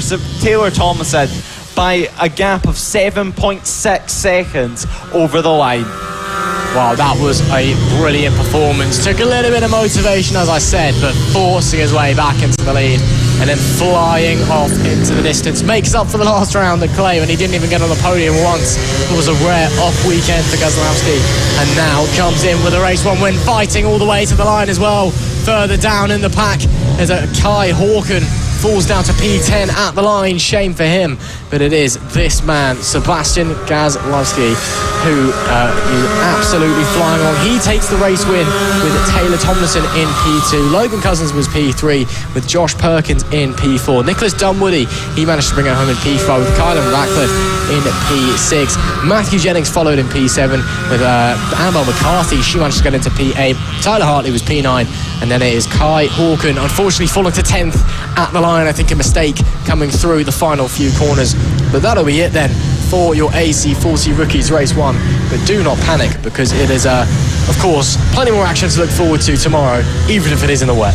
Yes, certainly does, and it may stir up even more drama as they come round. They get the claps, they get the cheers, and they get the high fives of their friends and their fans as they head back to the paddock to celebrate with their family after what was a great race from the rookie class, because of course these guys, it's only the first season in racing for the majority of them, so it's so great to see such good quality of racecraft at such an early age. but there's still 2 more races left. Join us tomorrow to see that, but do not leave us just yet, as we have plenty more action to come today for Saturday's proceedings, as we see the riders heading their way back into Parc Fermé after what was a superb race.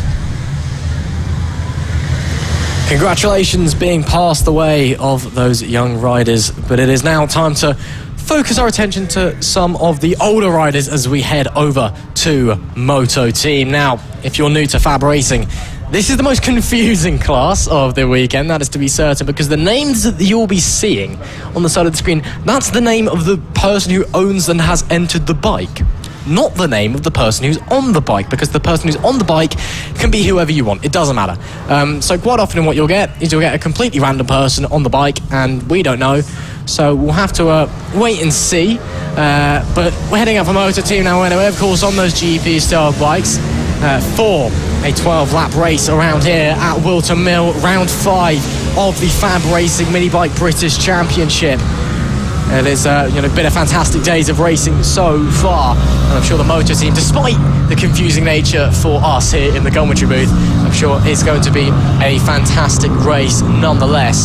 So when we read through the grid, just bear in mind that we'll be reading the name of the person who owns the bike and may not necessarily be on the bike, so we'll have to see. Yeah, certainly, and of course in your picture there just a second ago, with the black and yellow levers is Sam Clowes, and of course related and the brother of Lee Clowes, who of course did a great job at running the series. And as Sam Clowes actually looks on the grid towards his sister Lee Clowes, who is at the head of the grid. But now it is time to look towards the warm-up lap for this race and towards race 1, as of course it's great to see riders returning back to this series. And well, it's quite a strange one, because of course Sam Clowes on the 133 his last race 4 years ago, so it's been quite a while for him. And he's a 4-time Moto Team champion, so he clearly knows his way about the tracks and the bike. So good luck to him from all of us here at FAB and all of us here in the commentary team and in the broadcast team. So it's great to see riders return back. It's great to see so many new riders and such a big field in the Moto Team class, because we're not usually used to seeing such a big field here in the Moto Team race. So it's great to see, and it's great to see the riders right now just trying to find their way onto the grid positions before we head out for the warm-up lap. Yep, absolutely, and a big grid to look forward to here as well. Another thing that I forgot to mention earlier, by the way, if you're new to FAB-Racing, new to Motor Team, there's 2 classes. There's the Standard and the Open, so that's even more confusing, because there's 2 championships to keep an eye on. Because Motor Team, essentially, the way it works is you buy a bike for the road, you stick a race fairing on it, you stick a number on it, and off you go. It's a really, really cheap form of going racing, which is why it's so popular here at FAB-Racing. It's basically the best bang for your buck stuff you can get here. And well, you've got the Open class, you can have a little bit of modification. You've got the Standard class, which is, it's basically as you bought it from the shop. As you can see, 19 riders out on the grid, many of them joining us from the Free Tech Championship, who are welcome here to FAB. Of course, many of them the first time they've been with us. Is a very, very big Moto Team grid indeed. But we'll start going through the grid, shall we? On the pole is the number 54 bike of Shane Norval, the number 96 with Will Howarth on board alongside. The 270 of Ian Jackson starts in P3 with the number 8 of Jason Pugh. He starts P4. The number 14 of Jack Andrews starts P5 with the number 19 of Phil Mapplebeck starts P6. The number 1 of Jamie King starts in P7 with the 111 of Malcolm Stein in P8. Jack Van Eden, the number 17, that starts P9, and the 1 through 3 of Sam Clowes starts in P10. Fraser Kinnaird of the 191 starts in 11 with Jamie Diss of the 357 starts in 12. Scott Jewett in the 333, he starts 13th with Alistair Kinnaird in the number 5, that starts 14th. Mark Pollock with the 65 starts 15th. The 369 of Vince Bailey starts 16th. The 119 of Philip Joy starts 17th. The number 23 of Elliot Newton starts 18th. And the 127 of John Hosker starts at the back of the grid in 19th. That is a lot of Moto Team riders out there. A lot of Moto Team bikes on the grid. I think it's the biggest Moto Team grid I've ever seen. It's the Moto Team grid that is waiting for the red lights to go on, and it's the largest Moto Team grid that's going. And it's a great start there for the number 8 of Jason Pugh, Will Howard. He shuts them off there on the number 96 machine with a great start and moves through. The number 96 gets away into the lead, but the number 8 was rapid off the line, wasn't it? Further back as well. There's battling through out the pack as all of the riders jostle for position on this opening lap. The 270 of Ian Jackson looking for a way through as Shane Norval tries to recover the number 54 from not the best start in the world. And here we go, maybe moves being made into Ashby with that black and yellow bike. Yes, up the inside, tries to slide through, but I don't think they could quite make it appear. But it is the number 96 that leads the way with a great start there. But they did have to fend off Jason Pugh, who managed to fall down back to P3, but not after nearly taking the lead off the line.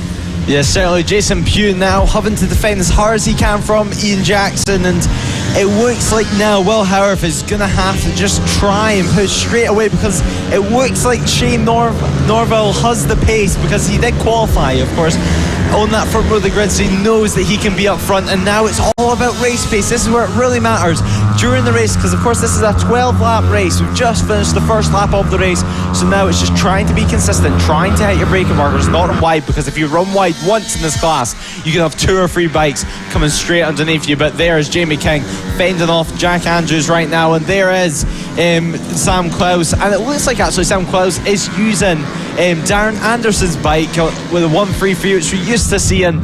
So it's great to see the bike still being used. Of course, Darren Anderson not racing this time out, and it's great to see Sam Klaus getting the use of it and getting the use back on track with his levers and helmet. So now Sam Klaus trying to make his way past the rider in front of him, and it looks like Jack Andrews and Jamie King are going to have a scrap once again. We're used to seeing them battling throughout the whole season so far, and the number 19 on your screen of Phil Maplebeck in the top 10 now, just rounding off the top 10. It's quite a big field. We used to only see 9 or 10 bikes in this motor team class, but now we have 19 due to the Free Tech Championship joining us this weekend. So it's great to see some of these riders joining us from another championship and in a completely different style of championship. Of course, Free Tech is used to longer, more endurance style races, while here at FAB it's short but sweet sprint racing, and this is why we love short but sweet sprint racing. As you see Phil Maplebeck going down the inside, he touches the front, trying to get his way past Sam Klaus. It's quite a low speed fall. He's got the bike up straight away, still holding in that clutch, keeping the engine hopefully running, so he can just straight away try and get restarted as he punches the handlebar, because whenever you crash motorcycles on the deck and they slide along the ground, it bends the handlebars 9 times out of 10. So he's just trying to make sure everything's okay before he rejoins in this race. But it is Will Howarth who leads the way with the fastest lap of the race with 54.6 this time round, only 1.3 seconds off the lap record, as he leads over Shane Norville by 3.7 seconds.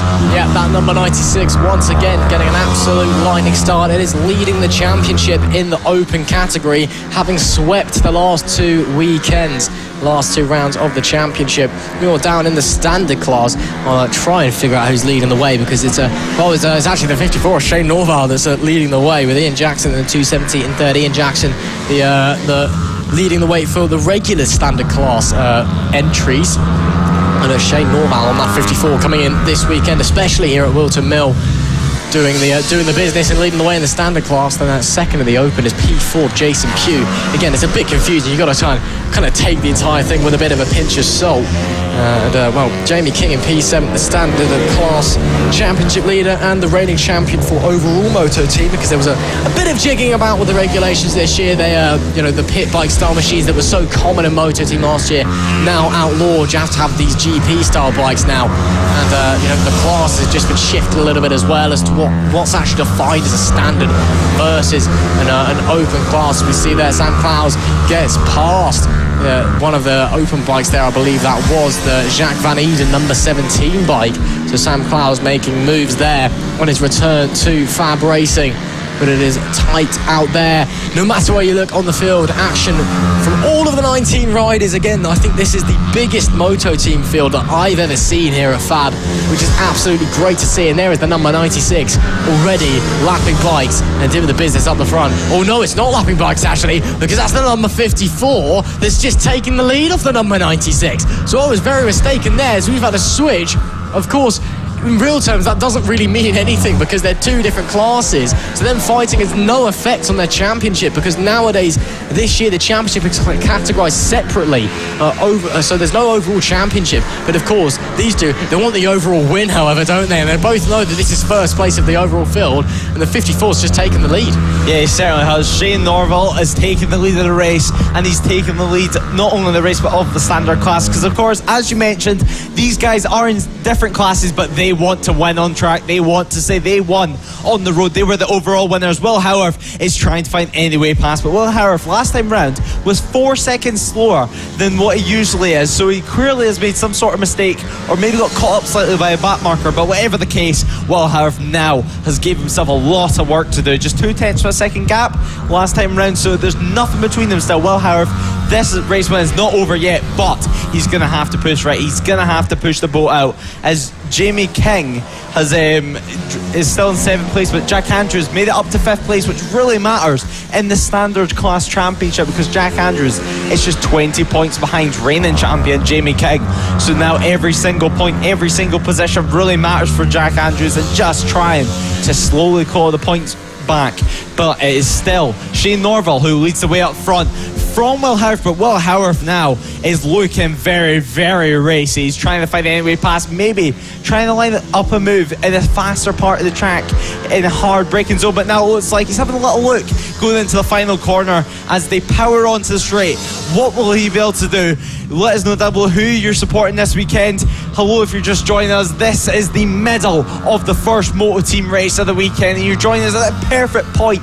The battle for the overall race win is underway, and it looks like Will Howarth is trying to find any way past with just 5 laps to go over Shane Norville. He absolutely is on it at the moment, isn't he? He just cannot quite make the gap appear at the moment. Will Howarth looking this way and that way, with the 54 holding firm.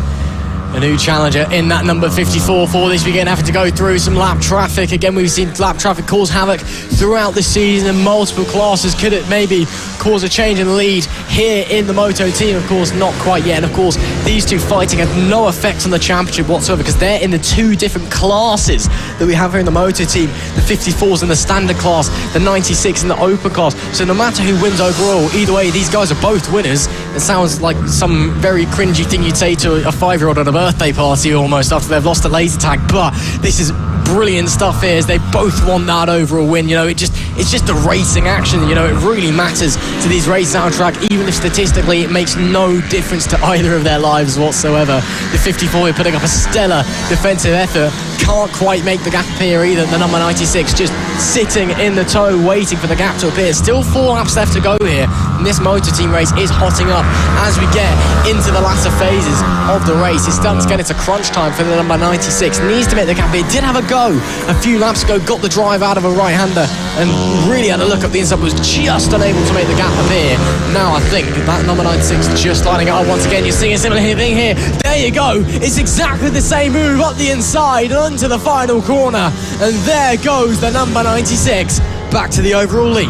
Yes, certainly. As you could just see it 1 lap ago, Will Howarth was just trying to line up that move on Shane Norville, and he was always planning it out in his head, seeing if it was possible, and then backing out of it to not show his hands until the lap later. So now Will Howarth leads the way, but Sam Klaus actually is in a battle for 7th place with Malcolm Stein. I've been watching the gap for a couple laps now, and it's just been getting lower and lower. It was just under 0.3 of a second last time round. What's it going to be this time round? And now it's less than 2 tenths. So it looks like Sam Klaus and Malcolm Stein are going to have to start to defend and start to think about making a pass on Malcolm Stein. But there is your race leader, and there's your race leader getting past that lap traffic perfectly.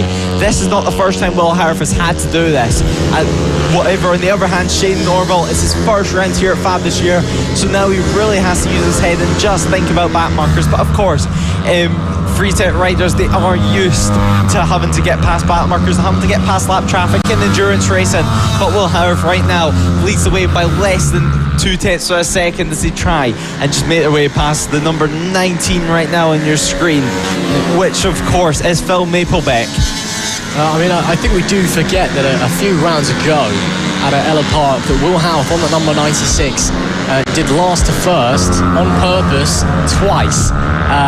As we see, won the first race so dominantly from the pole position. He decided to set himself a challenge, started from the back, and then was first by about turn 3.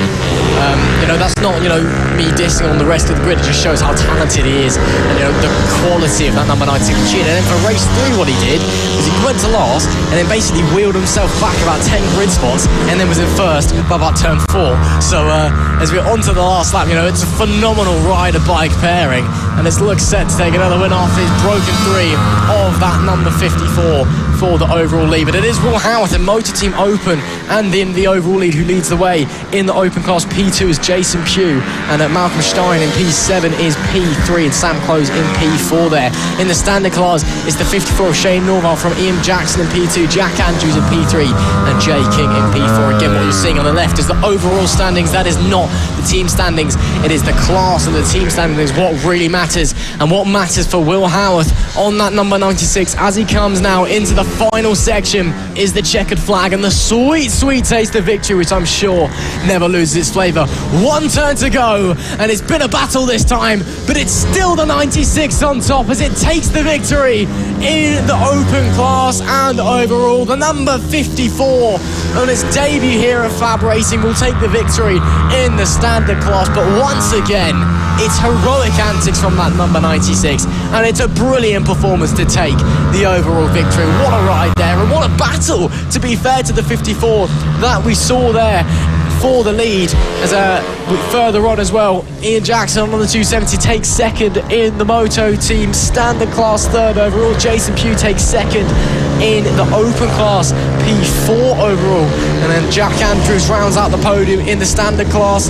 Malcolm Stein will take home it would be Sam Clowes actually, who just steals P3 in the open class at the line, 0.008 of a second separating the pair of them. Sam Clowes with his first race in 4 years here at FAB-Racing, and he gets into the podium by 0.008 of a second. Jamie King just missed out on a standard class podium in P4 there, P6 overall, and then it's Van Eyden and Kied, both of the open class, rounding out the top 10. A very enjoyable and action-packed Moto Team race view there, and of course, as always, we've got 2 more to look forward to in the soaking rain tomorrow, and I, for one, cannot wait. Yeah, well, Howarth, dominant performance towards the end of that race, because midway through it looked like Shane Norval had the slight upper hand, because Will Howarth, he made some uncharacteristically mistakes, and he made some very slow lap times, and here you can see some of the riders heading in there. Jack Andrews, number 14, getting waves and handshakes off the crowd. And what a great race it is, and what great atmosphere it is here at FAB as Jamie King slightly hits the young man's hand a bit too hard. But it's great to see such a big field here at FAB, and it's great to see battles all the way to the line, of course, with Malcolm Stein and Sam Clowes. As we mentioned, it's great to see battles all the way to the line. It's just 0.003 of a second. Now then, it's time for the top class for our junior mini motos and their race. Well, it's time for the liquid-cooled, the LC40 Elite. Although there's some air-cooled bikes alongside them, I'm sure we'll get onto that. If you're new to FAB-Racing, you may not be familiar with that strange regulation which allows the air-cooled bikes to compete in the liquid-cooled category in order to keep the cost lower for the parents. So we have a bit more of a bigger grid, some of the bikes a bit slower, but it means there's more action for us here and for you at home as well. Hello and welcome. If you're just joining us, welcome to round 5 of the FAB-Racing Mini Bike British Championships here at Whilton Mill, over halfway through the season now. And it's been a very enjoyable season nonetheless, and especially an enjoyable season for Austin Johnson, who has absolutely dominated this LC40 class so far this season. Took a sweep, his first sweep of the season last time round at Clay Pigeon, but before that he'd taken 2 wins at every single event so far. Can he repeat the sweep? Will the streak be broken by someone else? Only 3 other riders have actually won a race so far this season in this category, and of course returning Finlay Polhill, who we're seeing first time back for 2 rounds, which is great to see. And well, very excited to see what he can do. But as the riders come onto the grid, onto the dummy grid now, before they get going on their formation lap, it's going to be a very exciting one, I'm sure. Lots of young riders out there in the final step before they head onto the GP bikes. in a very ferociously tight and very ferociously tense championship. And as they're getting ready to go racing, we just have to wait and see what's going to happen.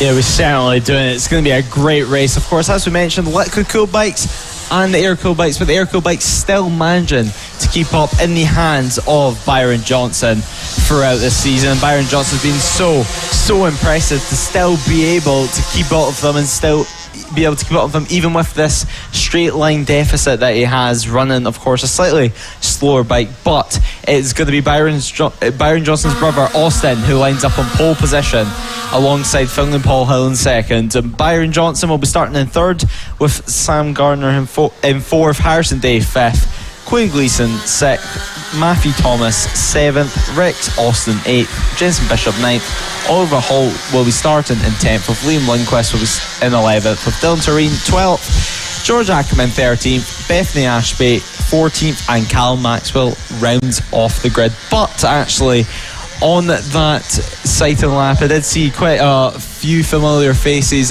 on the grid with these young riders in the form of Luca Allen, who of course does do quite a lot with the Sarah Harris Minimoto Racing School, and Scott Ogden, actually Moto3 rider for the Michael Laverty Vision Track Academy team, also on the grid on that front row, looking on for these talents of the futures, which is really great to see. Talents, and there's Scott on the right hand side of your screen on the grass, looking on, not wanting to get in the way of these young riders and their families as they wait on for the lights, because this is such a tense moment for them, and such a tense moment as we look up to the lights. All eyes will be on the lights as we wait for the final checks to be done on the grid. But race one for LC40 Elites is about to get underway. A lot of excitement for this race. The lights are on, the lights are out straight away. They kick off and they go out, and now Finlay Paul Hill off the line straight away, out the gate, got the whole shot, and now it is looking like he's going to be leading the way with Austin Johnson in second place. So Austin Johnson now not wanting to let Finlay Paul Hill get away, because obviously Finlay Paul Hill came back from that injury, so maybe these smaller bikes are just suiting him with his arm injury, starting just in that recovery phase as Jensen Bishop is getting chased straight away from Matthew Thomas, who we were speaking to slightly earlier, with Dylan Tureen having to defend his battles all the way down the field. These guys are toe-to-toe straight away as both the Johnson brothers are trying to make a charge on Finlay Paul Hill, who leads the way. Yeah, great start there from Finlay Paul, who just got a better reaction than Austin Johnson, plain and simple. You know, it's that's how it is sometimes. Sometimes you just get away from the lights a bit better. And Finlay Paul Hill looking to set a charge. Byron Johnson now on the back of his brother as well. You'd expect that this would be a track where the liquid-cooled bikes are bound to dominate over the air-cooled bikes, just because of how fast and long the nature of the track is. All about momentum and keeping his speeds up along the straight. But Byron Johnson keeping on the back of his brother for the time being. Of course, Byron on that number 27 or 37 rather, he is on an air-cooled bike. His brother on the 27, Austin, he's on the liquid-cooled, and Austin in P2 at the moment. Finlay Paul Hill though on the 199, his return in the first time in 2 rounds after his injury, and he's doing a great job at the moment getting the start from the lead. Sam Gardner unfortunately dropped to P4 on that opening lap. Harrison Day and Rex Austin holding on as well. Had a few riders massively dropping out. Chloe Gleason, I think, encountering problems on the opening lap, and we're seeing there the 777. That's a major problem for them, and that is Callum Maxwell of the major problems there. So it looks like they're out of the race. Chloe Gleason as well, I think, has encountered major problems early on, and Chloe Gleason actually out of the race. You may have just missed her on the left of your screen. The bike got very far off the grid. Looks like, of course, Chloe, the first female pole sitter in FAB-Racing history. Unfortunate for her, and it's unfortunate for Finlay Paul Hill here as well, as Austin Johnson goes to the inside and looks set to take the lead into Christmas corner. Can he keep the line around the outside into the next left-hander? He can, just then neck and neck. Byron Johnson looks to get involved, but it is still Finlay Paul Hill who just holds on. But it is Minimoto action at its finest. The top 3 separated by absolutely nothing. You couldn't fit a sheet of paper between them. This is brilliant stuff. And would you look at that? Sam Gardner's getting involved now as well. Sam Gardner now is going to be the person that's trying to capitalise on this situation that's happening right now with the 2 Johnson brothers battling. Sam Gardner dives down the inside. His bike is absolutely protesting, but he dives down the inside, but now he's on the outside, so maybe he's just trying to take a far sweeping line, try and carry a bit more corner speed than Byron Johnson, and just try and get that speed on to start finish straight.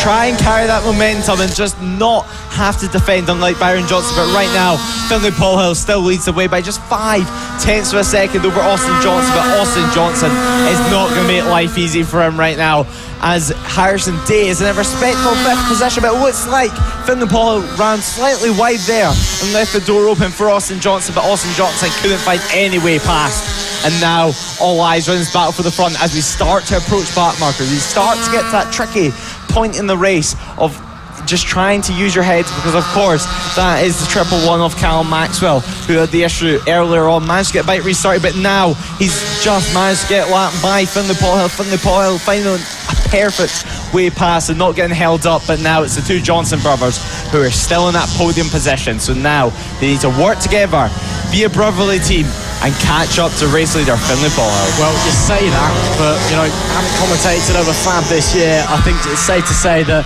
on track they're not a brotherly team at all. There is, no, I'll help you if you help me. They are just fierce competitors, and they will give each other nothing. You can see there the difference between the air-cooled and the liquid-cooled bikes on the straights. Austin just breaks away, but because Byron is the younger rider, he's much smaller, he's much lighter, so in the corners he is gaining all of that time back. So you're just going to get this very strange yo-yo effect. And Austin is now right on the back of Finlay Paulhill once again. Byron's dropped a bit of a way back, but you'll see once again as they come through this section here, come into the back section of the boot as well, over those rough bumps, you'll see Byron Johnson gain all of that time back, being the lighter rider, being the younger rider. Finlay Paulhill, though, is still doing an amazing job. His first race back after his injury, he's missed 2 rounds and he's leading the way. Austin Johnson is right there, though. He seems poised to pounce cans. Finlay Paulhill, hold on, 4 laps left to go. This time by the line.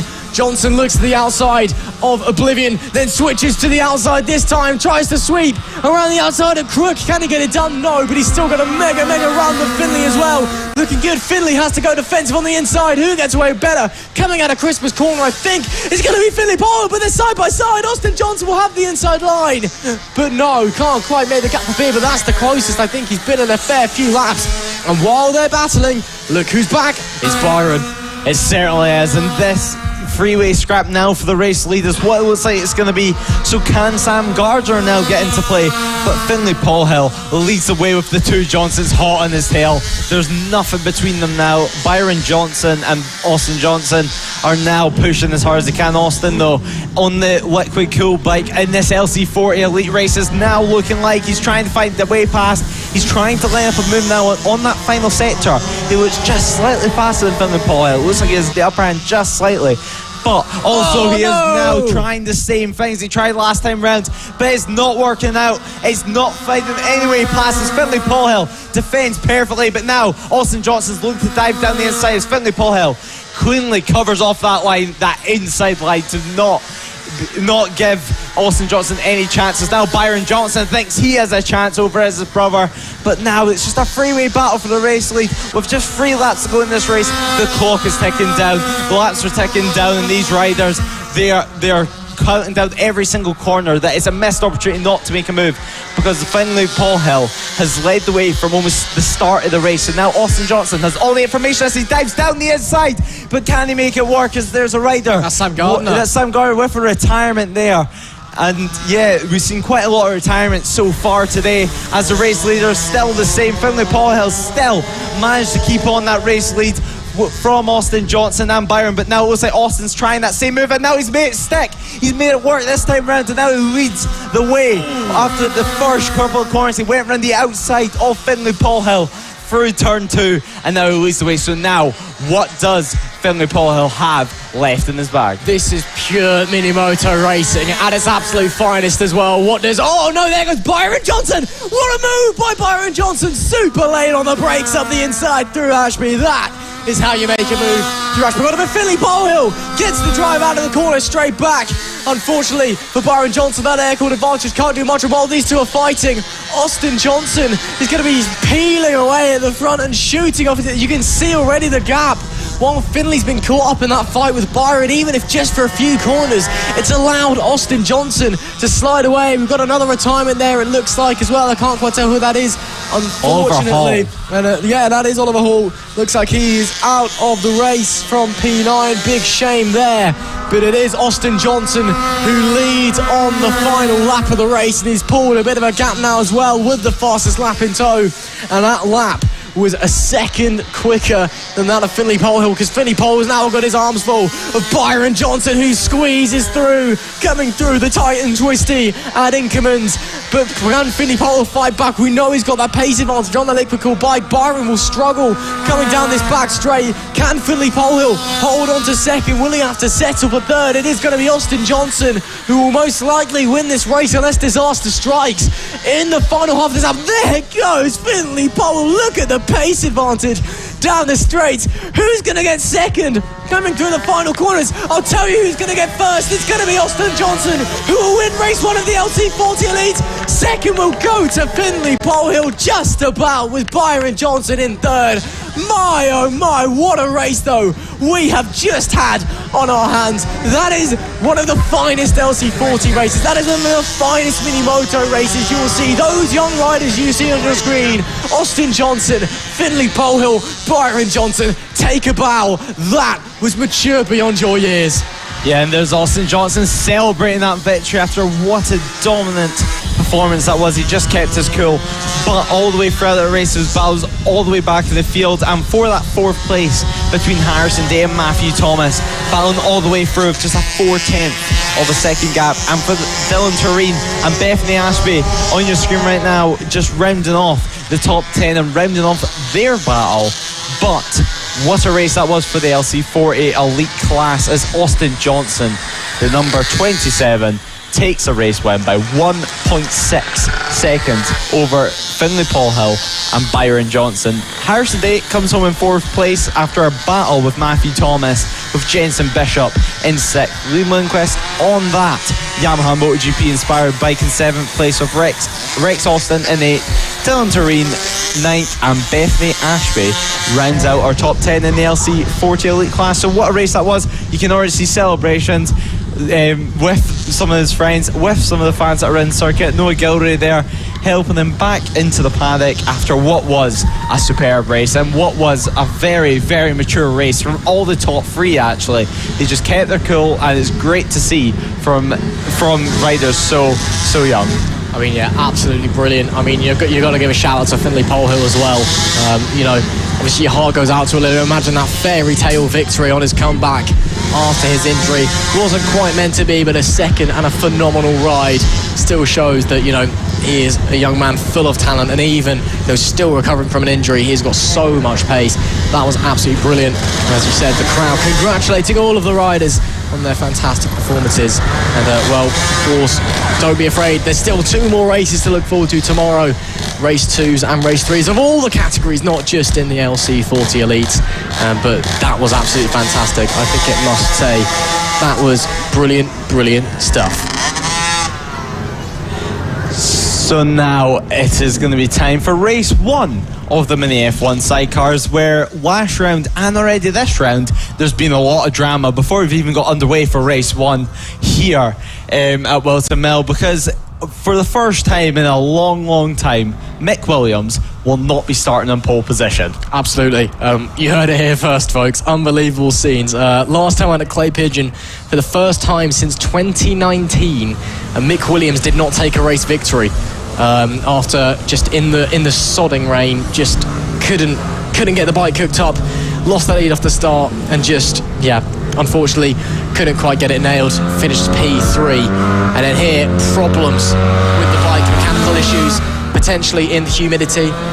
We obviously know these sidecars, these Mini F1 sidecars, are a bit temperamental. Just having mechanical issues, and the green streets on the 90 machine beating them to the pole again. As you said, Lewis, the first time that number 26 outfit of Mick Williams has not been on pole in a long time. So we potentially have a very intense and very meaningful race on our hands, as apparently the 666 already having problems there. Maybe, no, seems okay. No, seems all right. So yeah, looks like we're all set and ready to go racing here for the Mini F1 sidecars. I mean, we're coming off of a fantastic round of racing at Clay Pigeon. You know, one of the most fantastic sidecar races I think anybody has ever seen for a long time here at FAB-Racing. And, I really can't wait. Yeah, neither can I, and you can already see throughout all practice sessions and qualifyings, these sidecars can be a bit temperamental. Obviously the humid conditions, which is quite unusual to have here in the UK, it's maybe just causing some havoc, because of course all these sidecars usually run carburetors in their motorcycles. So then that means with these changeable conditions, with these more humid conditions, it changes the air mixture to the fuel mixture inside the carburetor, which can make the engine sometimes bogged down and not run properly. Because of course last round, as we mentioned, Mick Williams didn't get that race win in that wet conditions, just because his bike is a two-stroke and it was letting so much water in that each time he would finally get into that power band to finally get the sidecar hooked up, it would just spin up his rear wheel. So it was not what he was wanting. This is not what he would be wanting right now. Not on that front, on that front of the grid, but not on that first place position, not on that pole position, because it will be the number 90 Green Street who will lead the way from pole position. It will be indeed, as this should be the start of the race. We usually don't have a formation lap in the F1 sidecars, and yes indeed it is the start of the race. So here we go then. This is it for the Green Streets, their first ever pole position. The red lights as we wait, they come on now and then they go out and we're underway, and it's bogging down for Mick Williams once again. It's the Green Streets who lead into turn one, just about hold on to P2 through there, just cutting off the number 44 and the Mick Lee machine further back. There's action, all the 44 with problems.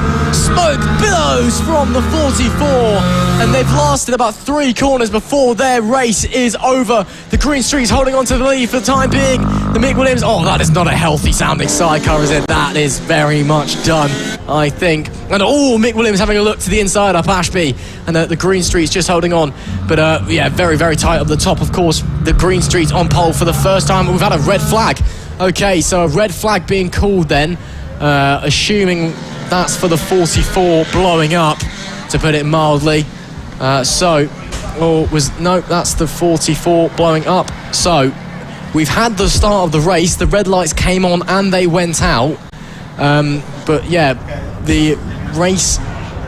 So a bit of confusion here. I think there may just be a bit of confusion among the marshals potentially. They've done a fantastic job all weekend as the 44 seemingly chunders to a halt. Smoke billowing from the engine, as you said, Lewis. These hot and humid conditions, they actually, they change. They change the density of the air. Actually, so as you said, going to the car, just the air is different. The fuel to air mixture is different. It just goes all a bit wrong. But with the red flag out, we'll have a total race restart, I presume. Mick Williams maybe can make up for some lost time there. We know the Green Streets are. Typically get an absolutely lightning bolt start anyway, but by Mick Williams standards, that was pretty sluggish, just didn't pull away, almost lost the way. So we're just waiting to go home, and actually there we can see the reason for the red flag. A lot of oil being deposited down, and the sand being helpfully placed down by one of the marshals there. So the 44 then, clearly causing a bit more havoc than just for themselves.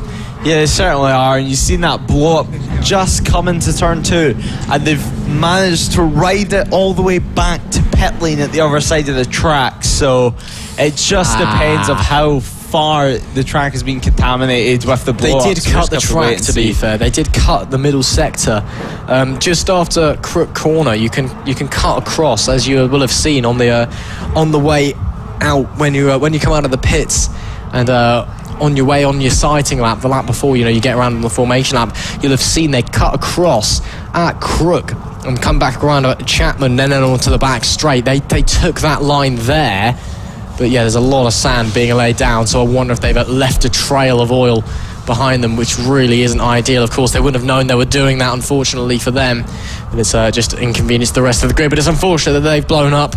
Hopefully they'll be able to get that fixed for the races tomorrow. But as you said, Lewis, just the humidity and the heat causing problems for the already temperamental sidecar engines today. They're just they're very, very delicate, and with the weight of the sidecars that are all custom built by the outfits, they just struggle. Unfortunately, they do just struggle, and that is a shame. But And we've seen one victim to that already, but that's how it is sometimes. You just gotta roll with the punches. And as we wait for this red flag period to come to an end, why don't we hark back to last time, Lewis? Fortunately, I wasn't there, but you luckily enough were, and you were lucky enough to witness what I think is the best cycle race that we've ever had in FAB-Racing.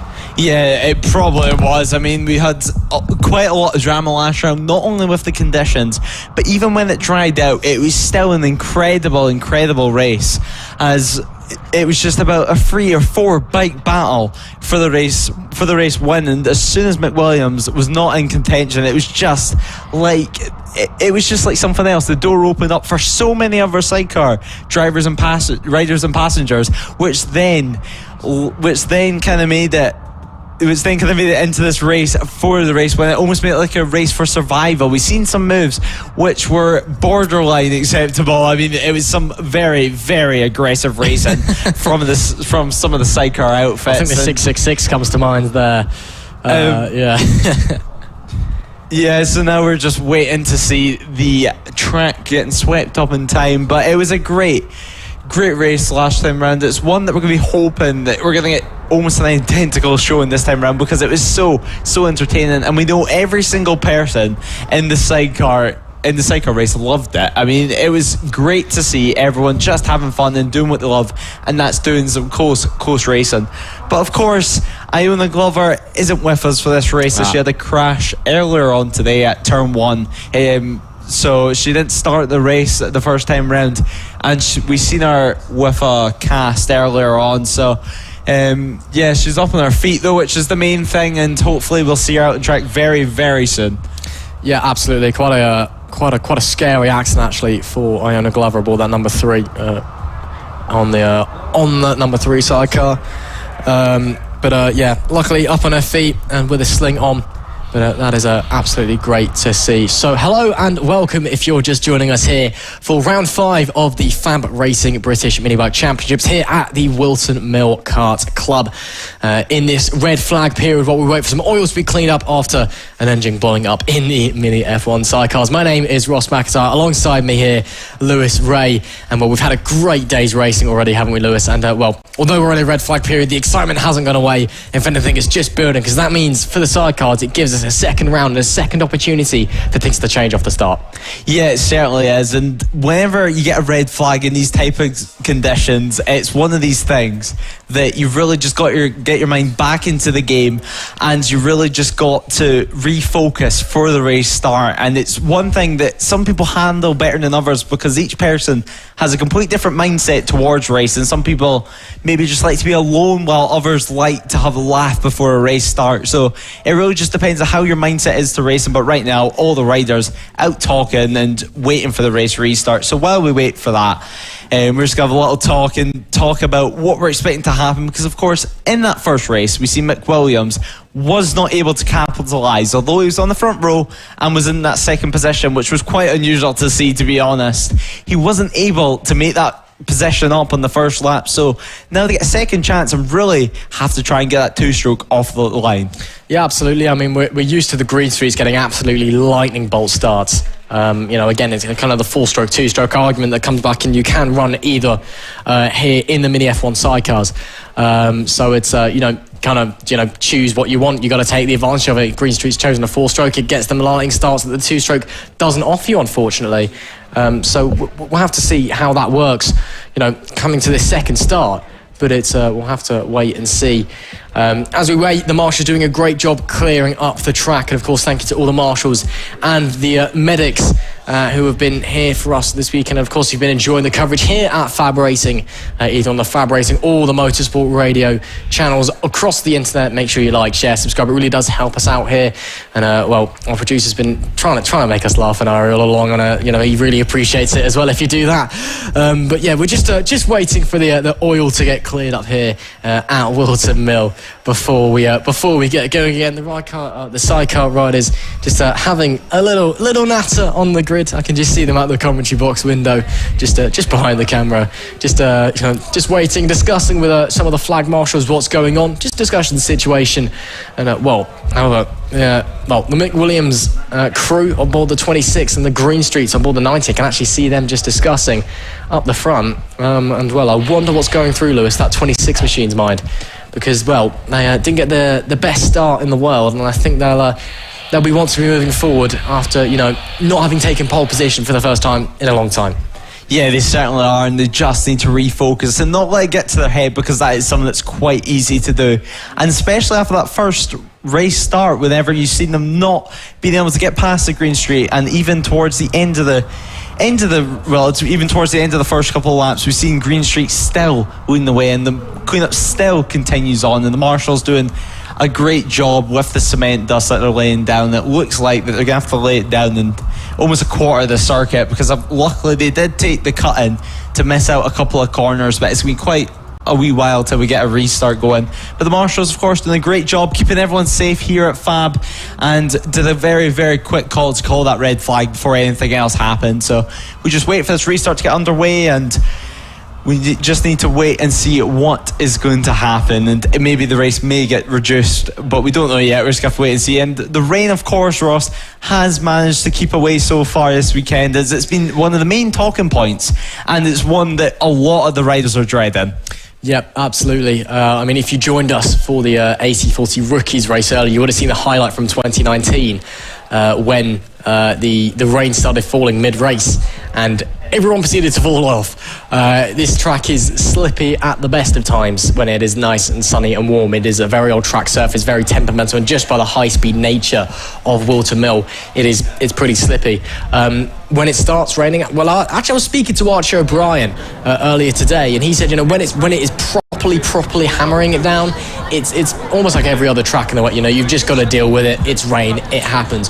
When it's actually slightly spitting, that's when it's at its worst, because the grip just disappears. There is nothing. You are on more by luck than judgment. And I think that's what we're going to have to watch out for tomorrow. It's going to rain pretty heavily overnight, so that'll wash the circuit off. It'll be a green track. It's going to rain pretty heavily throughout the day tomorrow as well. So does it hit the point of it's so wet and it's just like any other track, or is it still dry enough that you just got to struggle with that Whilton? They call it slippery mill for a reason. In karting and mini moto circles, it is a brilliant track, but it is not a lot of grip on offer at the best of times, unfortunately to say. And they're putting that concrete dust down pretty fast, so of course it would be pretty slippery on that oil as well. Of course, another big thank you to the marshals doing a fantastic job, and of course the medics doing their absolute best here as always, and have been doing their best to do their thing. Of course we couldn't go racing without marshals, race directors, medics and the like, so of course we always extend our hands to them and our utmost gratitude for the amazing job that they do. So here we are then, getting ready to go once again with the Mini F1 sidecars, and I think it's not long now, because as you can see, a few of the outfits getting the engines booted up, getting a jump start, and I think, Lewis, that we are ready to getting ready to go racing again. Yeah, it certainly looks like it, and it's looking to be a great race. We've seen from the start Mick Williams not being able to get a great start there and letting Green Streets get out up front. So now it's the second time, it's their second chance, and now we see Keats trying to get the outfit started. Creeks, of course, got a podium last round, very enthusiastic outfit, and of course one of them actually riding with a broken ankle right now, so they're just trying to get the outfit started, because it'll be such a shame not being able to restart after what was a very dramatic first half of the race. But now it looks like they've got it started, maybe, as they're just trying to get into the grid position and try to get a sidecar turned so then they can start a race. Yes, I believe they're still trying to get a bump started. Actually, they're having to run quite a lot, having to try and bump it, but Yeah, it looks like they've gave up. Looks like Keats will not be restarting. As actually the marshals now and some of the people at side track are trying to get his outfit started, trying to get every single ounce of power into this push and into this bump start and try and make the race start, because it'd be such a disappointing shame not being able to make it for the grid restart. It doesn't look like they can get it going, and it looks like, yeah, shake of the head goes the driver of the Keats outfit, and it looks like they are out before the race has even started. Well, the race has even started again, or restarted anyway. What a shame there. I mean, the 666 machine, they love to put on a show. Some of the most aggressive, kind of performances that we see. They're always up on two wheels. They're always like they're about to roll the thing. But that's just what they do. And, well, here we go then on our second formation lap. The Green Street's leading the way because... wow, look at that, the amount of concrete dust being kicked up there by the number 90 machine. You can see there is a lot being laid down, so it's going to be pretty dusty out there for the rest of the day, I reckon, on track. So that is something to bear in mind as we have a full restart on our hands. So we'll be having a full restart. Here we go then. The number 90 starts on the pole position. The number 26 starts alongside them. Unfortunately, we lost our number 44 from third. So in third place, it'll be the 127, but they'll start from the fourth grid slot. We then lost the 666 Keats machine, so it'll be Mark Parker starting in P4 in the sixth grid slot. And then we've got Chris Impey in the 457, no Iona Glover, and Vince Benny. So we've lost a fair few outfits, I think is safe to say, coming into this one, unfortunately. But that's how it is. The sidecars, they're, it doesn't always work, I think is how I put it. It's I think that it's technologically just a giant mechanical bodge job to get these things working anyway. They're all custom-made racing machines, the Mini F1 sidecars, but they're not exactly the art of mechanical engineering as we get ready to go racing once again. Is it going to be a better start for the 26 this time by red lights go on, red lights go off, and no, it is not, because the Green Streets once again get an absolute fly, but this time there's no challenge from the 44 who are no longer in this race, so there's less pressure on the 26. The 26 already looking to the inside, the 26 already going through, so Mick Williams back into the lead. Maybe not so strong of a start this time for the Green Streets, but it is Mick Williams who retakes the lead of the race. Well, takes the lead for the first time, should I say, after not qualifying on pole, with the Green Streets sticking with them for the time being and keeping that pressure on.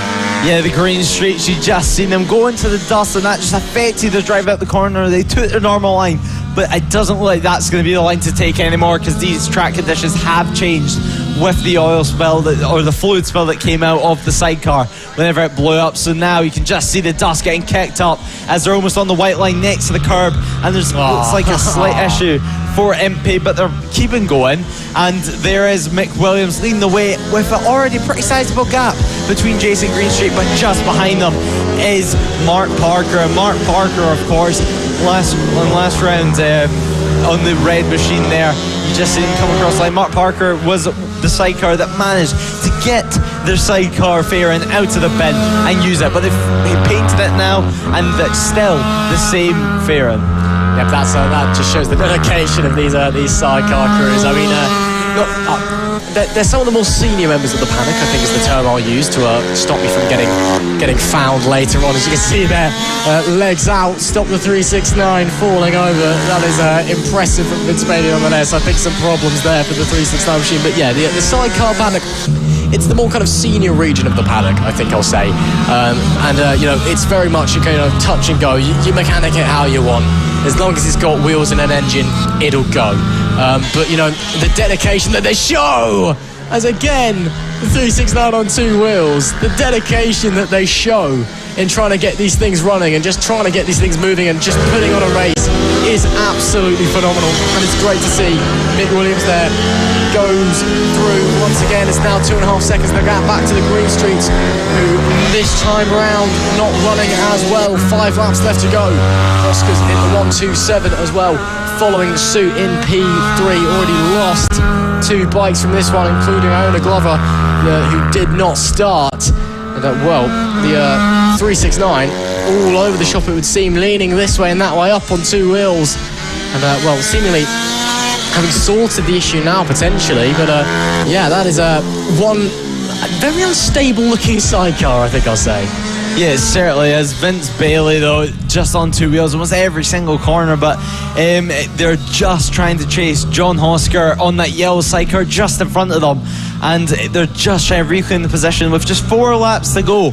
So you can clearly just see how hard these sidecar riders and passengers are pushing as the leaders, Mick Williams, are pushing with fastest lap of the race, well, 1 minute 1.369, the only people in the low 1 minute 1. So it looks like they're starting to bridge out a gap of 2.8 seconds because they know the conditions tomorrow may be completely different and not suit their liking, unlike the green streaks, which we'll be looking forward to tomorrow. With just 3 laps to go right now, it's Mick Williams, which are going to be looking forward to the end of this race because they are on track to win it so far, but we're not at the end yet. We've seen so much unreliability issues, and we've seen reliability issues this weekend from Mick Williams. We've seen it in qualifying, them breaking down actually in qualifying, if you joined our broadcast at the start, and having to retire from qualifying and not claiming that pole position. So anything can happen.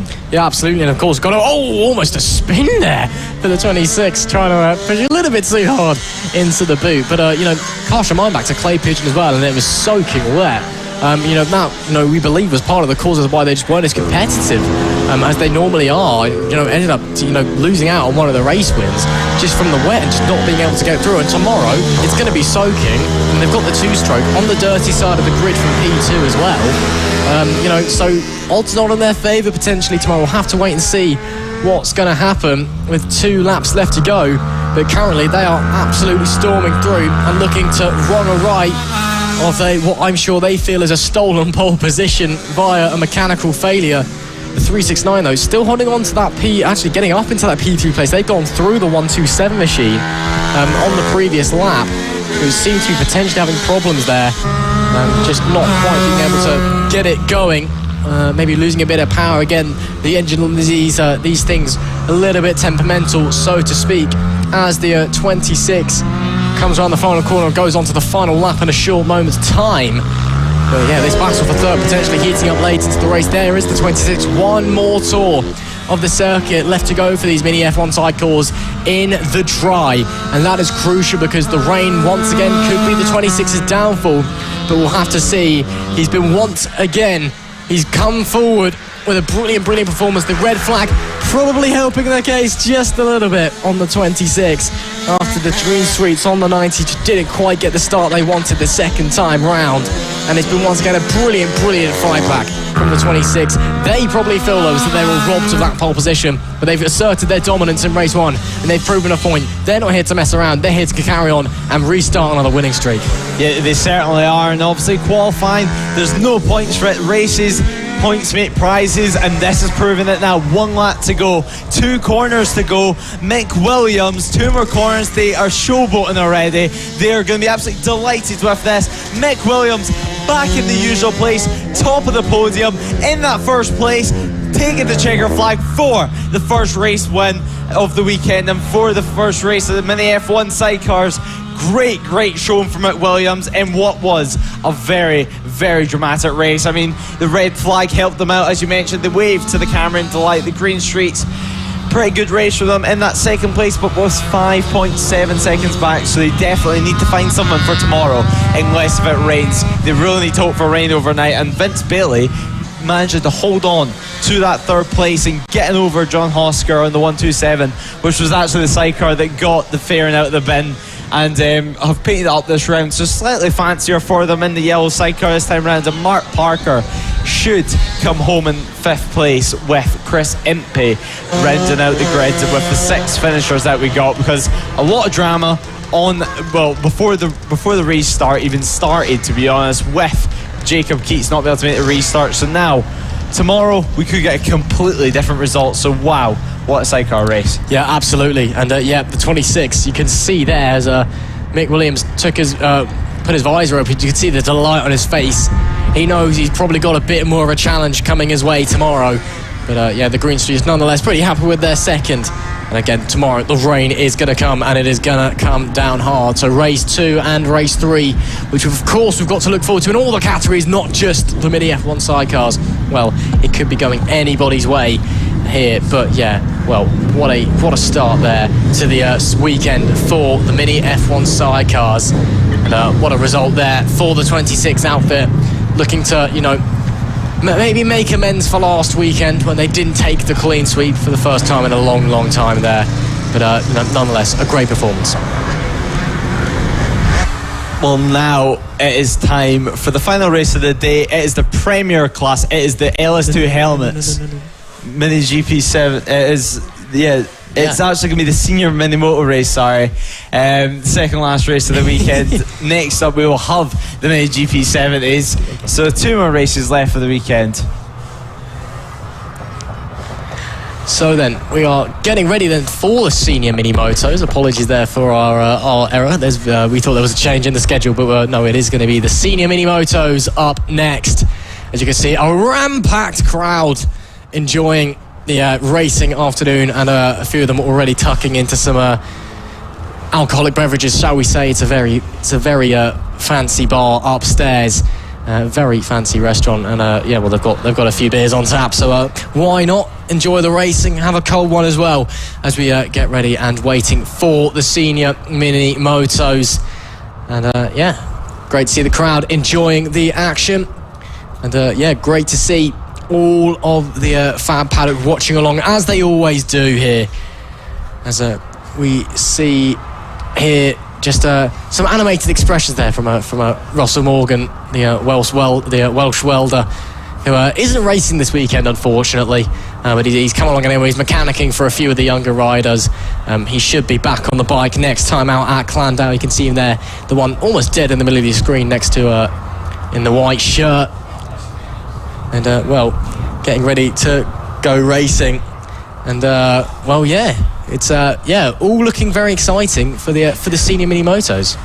Yeah, it certainly is. And senior mini motos next up, big riders, little bikes. So it's something completely different. It's something that you only get in this class. And unlike there were 3 mini moto classes where it's made for junior riders, this one's made for the adults. And although it is the adults on the bikes, on these small bikes, it still produces just as good of racing. So 2 more races left today. We're just waiting for a Leafport out on track just to get rid of some of the dust and some of the cement dust that was down from the oil spillage from the sidecar blowing up. So we're just waiting for the marshals to do their job. The marshals, of course, doing a great job, of course, all weekend. And of course, the full season of Fab. The marshals that we have here are superb, and superb at helping out and be able just to help sweep up the track and get safe for the riders out there ready to race. And it looks like some of the dads actually joining in that sweep up operation with the marshals, so just try and get it done as fast as they can. Yeah, absolutely. Sorry, I did just try and speak and realised that my microphone had been turned off by my producer. We're having a conversation in the background there. But as I was about to say, safety is absolutely paramount here at FAB-Racing. And all the parents acting as marshals, all the actual marshals do a fantastic job making sure that everything goes smoothly. So here we are then, senior mini motos, the big boys on the little bikes, one of the craziest races that you will see this weekend. And we've unfortunately lost one of the biggest characters that we'll see in the senior mini motos, Josh Birkin. He's out with an injury following his spectacular shunt at the end of Clay Pigeon. So it's only Matt leading the Birkin line, but there is still plenty of fun to be had. Of course, as I said, we've still got Matt out there. We've, of course, still got Will Howarth currently leading the championship by 72 points as well after a few sweeps this season. Craig Ashall as well out there pulling some good performances. There's still a fair few riders up the front there, as you see some of our younger riders there on camera. Arch O'Brien waving and just being Arch O'Brien, I suppose. There you go. He's trying to get on camera now so he can run, but he's running back into our commentary box now to see if he can see himself on telly. Unfortunately, the delay on the screen for the stream isn't quite big enough, so sorry about that, Archie. You can well, you've been on camera enough today anyway. You've just done loads of races, so you'll be fine, I'm sure. It's not the end of the world. But as we get ready to head out onto the grid now, riders just in the dummy holding area, having a few last-minute conversations. If you've never seen a senior mini motor race before, if you're new to FAB-Racing, this is one of the most bizarre sights that you'll see all weekend, but it's one of the most fun ones as well, because you get these huge guys, stick them on a bike that's really made for really young riders and you go racing and they're all having an absolute laugh and messing around and pushing the envelope of the regulation, shall we say. I mean, we've seen plenty of times before riders grabbing the backs of other bikes to try and kind of push themselves forwards and pull other ones back. It is a really good laugh, but at the same time there is some great racing on show. Yeah, there certainly is, and they're all friends on and off track. They will have the laugh, and at the same time on track they'll happily go elbows out and push each other to the absolute limit.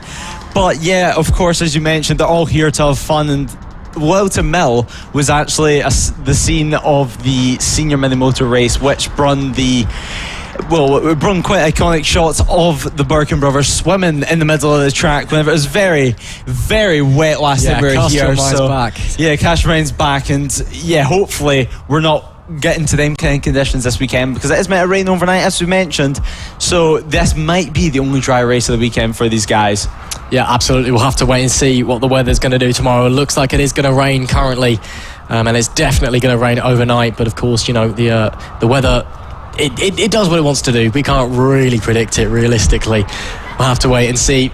A few discussions between some of the marshals. I think we're just making some last minute preparations with the sand and the concrete dust again, just leaf blowing some of it away actually. So just trying to get it sorted, it would seem. Again, we don't want to, you know, obviously we want some concrete dust down to dry up. We don't want too much down where it actually starts causing problems for the riders, because obviously, you know, it's got more grip than oil, to put it politely, but it still doesn't have much grip in it. You know, when the dust gets spread across the rest of the circuit, overall it, you know, just causes problems for all of the riders out there. And you know, it's when you've got no grip on two wheels, you can usually find yourself head first on the ground pretty fast. So that's probably not fun. But the marshals just doing their thing, doing their job. I'm sure will be out on the grid pretty shortly. Yeah, we should be. They're doing their best job, trying to get it done as quick as they can. But hello, if you're just joining us, welcome to the first day here at Whilton Mill for the FAB-Racing British Minibike Championship. It is round 5. We're over halfway through our 8-round season. So you're joining us during a waiting period, waiting between the two races. We're waiting for the senior mini motos to head out on track. But in the last race in the mini F1 sidecars, there was a blow up in one of the sidecars, which has caused quite a lot of dust having to be put down on track. So the track's pretty contaminated at the moment. So the marshals doing a great job, just trying to get as much dust off as possible before then we can get underway, and we can get underway for what is going to be a great race. I mean, last round we've seen a lot of drama, even to the checkered flag, and at the checkered flag there was bikes literally flying at the checkered flag, which of course has meant that Josh Birkins cannot start this weekend. So it's a shame for Josh Birkin. But of course, last round, Ross, you weren't with us, but Mr. Minimoto, Bernie Hook, did end up returning and making a shock appearance on the Sunday. Yep, of course, Bernie. I've been asking over the broadcast many a time for Bernie to come back, and then he decides to come back the time I'm not there. Thanks, Bernie. I know you're probably watching along at home. You usually are. Thank you very much for returning. It was a real treat to see you back in the paddock. Of course, Bernie Hook, for those uninitiated, is Mr. Minimoto himself, of course. Champion countless times in senior mini motos, just a bit of an all-round legend. Decided to finally call it quits full-time at the end of last year after taking the title. Then I've been sat around all season asking for him to be back, and then he shows up when I'm not there. Senior mini motos finally heading out onto the track for their sighting lap, and after that brief delay, just making sure that the circuit is dry, there's no oil down anywhere, we're ready to go racing. So as we just get ready to go, we should have a formation lap after this one, so we should pull him, stop on the grid, then go round once, then stop again, and then it'll be red lights on, red lights off. We'll have to see, but it will be Matt Birkin going from pole position anyway, and Will Houth alongside him. Will Houth, of course, leading the championship at the moment. He's been pretty dominant so far this season, which probably isn't helped by Matt Birkin's win it or bin it tactics, which himself and Josh both love to employ, and is a real classic of the Birkin household. I'll have to see if he can win it from pole today. He's got a bit less of a risk taker, going from pole position, but of course if Will gets a good start, he could control the race, as we've seen him do so often this year. Yeah, Will's been so impressive this year. Will Howard's been super impressive, and they're letting them go out, just feel the track conditions at the moment, check it's all okay and all safe to get racing underway. But Will Howard, of course, has already won a race today in the motor team class. He's going to be wanting to try and get another race win in his bag today, but it will be Matt Birkin who lines up on pole position next to Will Howarth, with Richard Holmes-Williams in third place. Craig Ashall will be starting in fourth, with Holly Harris, British Talent Cup rider for the FHO squad, in fifth. Nick Bennett starts in sixth, with Rhys Gentry in seventh. Chris Yeomans will be starting 8th, with Mark Payne in 9th, with David Mayat in 10th, with Gary Eldridge on 11th position on the grid, with Callum White 12th, Lamar Morgan 13th, Keaton Payne 14th, Shannon King 15th, one of our female riders here at FAB, with Robert Kiltley in 16th. Duncan Diper will be starting 17th position, with Jorm Richard 18th and Rob Gentry 19th, and Alberto Venteo will be starting in 20th, with Steve Johns starting 21st and rounding out our grid for the senior mini motor class. Absolutely, so a very stacked grid of senior mini motors here, 21 out on track. And of course, the big boys on the little bikes, they never disappoint, do they? It is phenomenal racing, phenomenal action, and usually a good laugh along the way as well. Again, if you're new to FAB-Racing, this is one of the best things that you can watch all weekend. And as we get ready to go racing, welcome to Whilton Mill, round 5 of the FAB-Racing Mini Bike British Championship, and welcome to race 1 of the senior mini motos. There is Rob, one of the race directors, holding up the red flag at the front of the grid. A few riders just in the wrong grid spots, making sure they're all in the right place, engines are all running, and then he will slowly but surely walk out the way and the red lights will come on, and then it'll be race time. And it'll be, well, the moment we're all waiting for. Here we go then. Off moves Rob. On come the red lights now.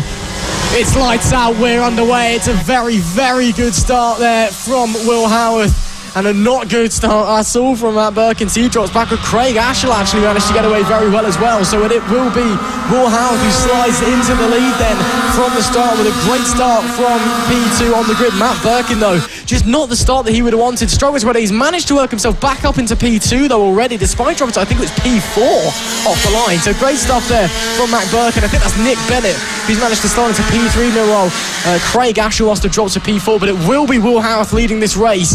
I was saying just before, he may well get the lead off the start, and he's done exactly that, Lewis. Yeah, he certainly has. Will Howarth on the black 96 bike leads the way, and Richard Holmes-Williams was in that second position, but he's dropped back to third place now, as it looks like Gentry's just having to try and defend straight away. But it looks like Will Howarth straight away from the gate, he's just went for it, and maybe just that extra time that he had in the motor team race, obviously he's already got a race win underneath his belt, so maybe that's just that extra track time, understanding what conditions are like, because obviously it's not the grippiest circuit in the world, so just knowing what it's like this afternoon has just helped him and played in his favour. But Matt Birkins is straight on his tail. It's a 1.2 second gap, but I'm sure that will come down as the race progresses, as Richard Holmes-Williams has stayed in that third place from the line and is not far off. There he is, there right on Matt Birkins' tail. Can he cause Matt Birkins a lot of havoc, as Rhys Gentry right now has made his way up into 5th place on that first lap? But it looks like actually Craig Ashall is in 6th place, which is not where we used to see them, as Richard Holmes-Williams makes it into 2nd place. So it looks like Matt Birkins has a race in his hand. Yeah, he does indeed. It's not going to be easy for the number 5 of Matt Birkin, and he doesn't have his brother to provide some cover for him either. He's all on his own this time round, but he does have the fastest lap of the race, a 1 minute dead .799 last time round, so lapping pretty quickly. But he's just got to get his head down now, get some laps done. It is Will Howarth leading the race. Now it's Richard Holmes-Williams with the fastest lap of the race. So Holmes-Williams now has the pace. You can see Holmes-Williams closing on the back of Will Howarth, as if we've got a rider off there. One of the back markers, I can't quite tell who that is. And that's Holmes-Williams to the lead up the inside of Christmas corner. Richard Holmes-Williams dives through on Will Howarth on 96. Oh, Matt Birkin, I think, lost the front of the bike there as well. Coming through, Inkerman's his knee bouncing off the floor, but it is Richard Holmes-Williams who leads now from Will Howarth. Will Howarth suddenly losing a lot of pace out of nowhere, and now Matt Birkin is involved, and Nick Bennett as well, even on the back of that pack, looking to get involved as well. Suddenly we've got a 4-way fight for the lead. Yeah, we're certainly doing. Will Howarth right now, he's not letting this go. He's trying to find any way past straight away. 7 laps to go in this race. Will Howarth will not let this go easy. Richard Holmes-Williams though, they call him the tractor in the paddock, and right now he's not like a tractor. He is rapid, he's straight on it as they come across the line to get 6 laps to go. We have a 4-way battle for the race win. The top three are absolutely inseparable. Matt Birkin, though, is still in that third place. Maybe he's just sitting there trying to learn, but it's Will Howarth now who takes the race win as Richard Holmes-Williams tries to dive down the inside, shoves Will Howarth slightly wide. Will Howarth has been shoved wide, but he manages just to get the cut back as we go through the flip-flop. And now Richard Holmes-Williams dives down the inside. Can he make it stick? Will he run wider? Will Howarth get a better drive? Yes, he has. He tries to go round the outside, and yes, he has. Before we even reach the corner, he's managed just to get a better drive as Richard Holmes-Williams has to defend and had to take a far tighter line. Oh, this is brilliant racing, isn't it? What a move into oblivion earlier on by Will Howarth, and we had there Richard Holmes-Williams fighting back, but unable to make through. We already had a look there into the boot as well. He wants to force his way through, but all the time these things were fighting. That means they're losing time, and that means that Matt Birkin and Nick Bennett and Craig Ashall there closing in, and they're getting closer and closer, and suddenly you just get a bigger fight for the lead. It's brilliant stuff. Racing produces racing. That's how it works.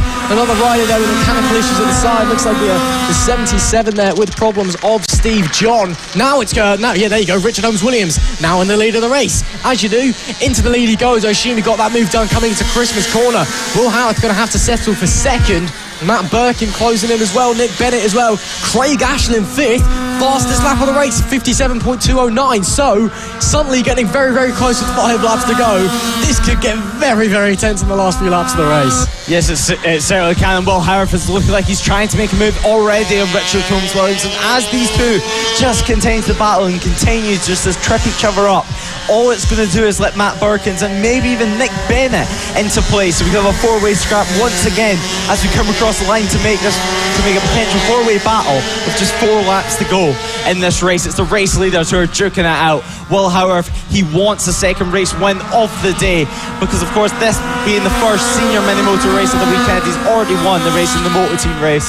But there's Matt Birkins on your screen. Of course, brother Josh not racing this weekend, and hot on his tails is Nick Bennett, so he's already having to try and defend. Will they slow each other up and then not be able to fight for this race win with just 4 laps to go? It is still Richard Holmes-Williams who leads the way, and they all set the personal best of the race. Absolutely, Richard Holmes-Williams leads the way. Will Howarth, though, still ahead of his main rival in the championship. Matt Birkin will be extending that gap, if ever so slightly, from 76 up to 80 points by my calculations, if they finish as they are.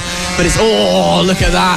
Will Howarth having a look up the inside of the boot, unable to make the gap appear. These two have started to break away from the rest of the pack. Birkin and Bennett have been left in the dust. And actually, where is Bennett? I wonder if Matt Birkin and Bennett have had a coming together. Will Howarth the fastest lap of the race? Bennett's gone off. So I think Matt Birkin and Nick Bennett have had a coming together because Bennett is dropping down the order. And, that's a shame for Nick Bennett. Matt Birkin therefore drops back as well. But it's still Holmes-Williams and Will Howarth duking it out for the win. Oh, look at that. Will Howarth having a look to the inside. You really shouldn't be able to have a look into the inside there. But he thought about it anyway as they come through Ashby Corner and then back round over to Parker, which is a very, very tricky corner. You've got a change of asphalt coming in. You've got a join in the tarmac. It's it's on camber rather. It goes up and then downhill. There's marbles all along the outside from where the carts have left it over the week. It's a very, very tricky corner there, and it's very easy to get it wrong. This time by both managing to stay on the bike. Look at that. I mean, you couldn't fit a piece of paper between the pair of them, could you? They are so close. And once again, Will Howarth into oblivion gets it done. Brilliant stuff up the inside into turn 1. A very tricky corner, but a brilliant move by the number 96. How does Richard Holmes-Williams respond on the run up to Christmas? No, he can't get a move this time by. If he's smart, he'll set it up for the last lap. If he's smart, he will wait for the gap to appear. But in the heat of battle between two good friends, who knows what's going to happen?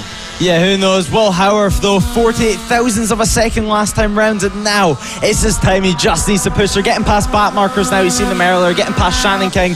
One of our female riders, Holly Harris, actually looking like she's retired from this race. And so you see Will Howarth just trying to get as tucked in as possible. These riders are so big on these small bikes, it's so hard to get tucked in, but there, right hot on his tails, is Richard Holmes-Williams. Richard Holmes-Williams is trying and hoping this back marker gets in play, and it doesn't look like it. The last lap flag is out, the yellow flag with the black cross, as it looks like it's 8 thousandths of a second as Richard Holmes-Williams retakes the race lead and retakes it with just 1 lap to go. Will Howarth is going to have to try and invent something special to try and get Richard Holmes-Williams and try and retake the race win. Only half a lap left. Will Howarth, he looks desperate. You can see the bike, it's protesting against him, it's shaking. Half a lap to go. They go round, they head round to the left-hander. Before then, we have to try and he dives down the inside. As you can see, the bike is shaking about as he almost goes onto the grass. Richard Holmes-Williams somehow keeps onto the race lead. There was no contact there. It's as close as you get as Will Howarth dives down the inside of Richard Holmes-Williams, and Richard Holmes-Williams lets him through and tries to line up a move. He's down. He's managed to save it as they keep the bike running, kick it through it, just try and get home that second place. But it's Will Howarth who will take the race win, takes the checker flag from Richard Holmes-Williams, who has a slight tip-off with just 2 corners to go. And Matt Birkin managing to get home in that final podium position. Craig Ashall in 4th place, managing just to get up some possessions, and Reece Gentry should be coming home in 4th place. But wow, what a final couple of laps. I cannot believe my eyes. You get Holmes-Williams taking the lead, going the other way round the back marker and sweeping round the outside into oblivion. Then Howarth dives up the inside. Then Holmes-Williams loses the front, pushing too hard. Unbelievable scenes on the final lap of the race, but it is Will Howarth who will take the victory in a brilliant opening race for the senior mini motos. Richard Holmes-Williams is able to bring it home in 2nd. Matt Birkin finishes in 3rd with Craig Ashall in 4th. Then it's Reece Gentry in 5th, Nick Bennett in 6th, Chris Yeomans is 7th, Mark Payne is 8th, Callum White was 9th, and it was Gary Eldridge who managed to round out the top 10. But kudos to the top 5 there. They were absolutely superb. What a race we've just seen. Yes, certainly. What a race that was. The senior mini-moto class, it was just a great race all the way through, and it is one that we love to see. The big riders on the little bikes, and although it doesn't look right on the television screen, it is one that produces great racing, and it is one that we all love. But now I'm joined by a special... But now it is time for the Premier class here at FAB. It is time for the LS2 Helmets Mini GP70 British Championship. This is the Premier class, and this is one that produces a lot of talent. And talking about talent that this championship has produced, as a special guest in the commentary box, Scott Ogden. So Scott, how are you? And it's great to have you here. Yeah, I'm not too bad, thank you. Yeah, it's good to be here. It's good to watch the future of motorsport, and yeah, I'm really enjoying it. It's nice to come back to FAB. It's been about 6 years since I last was here when I raced, so yeah, it's cool to be here and watch the stars of the future. Yeah, it certainly is. And obviously racing this class yourself, I believe you even won the championship here in the GP70s, so you know exactly what these riders are going through and what these bikes are like to ride. Yeah, 100%. They're sort of the stepping stone to go to Moto 3, and yeah, they're good bikes, they're fast, and yeah, it's good for them to get on these sorts of bikes, this racing style, and the tracks are a little bit small, but it's still all good, and the racing's really close. Yeah, it certainly is. And obviously the Vision Track team is also in this class, just like it is in the Moto 3 World Championship, which you're racing yourself. And coming up next week at Silverstone, it's quite an important race weekend for you. Not trying to put on the pressure, but it's your home round, and how are you looking forward to it? Yeah, 100%. It's going to be a good one. I was hoping to ride here this weekend, but yeah, because of that, I sort of said, I don't want to get injured because it's so important. And yeah, I'm looking forward to it. I know the team and everyone will be there, and all the young kids. I was speaking to Archie, and he was hopefully getting there, so yeah, it should be good, and yeah, hopefully I do well, but it'll be hard. Yeah, obviously Moto 3 is such a tough and tight championship, and it's one that is loved by many. But coming up, of course, we have the Mini GP70s, and it's quite a close grid in the LS2 Helmets Mini GP70 British Championship. And for race 1, we will have championship leader Ethan Sparks lining up on pole position alongside Marco Holt, with Blake Wilson starting in 3rd, with Ronnie Harris alongside him in 4th, with Henry McCartney in 5th.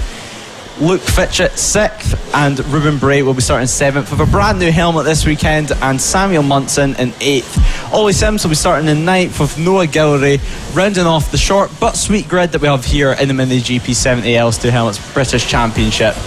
But obviously Silverstone's coming up, and you're part of Michael Abbott's Vision Track Academy. It's personally, from a commentative standpoint, it's so great to see a system that we now have in place in the UK that can bring them up all the way from this level to the Motor 3 World Championship.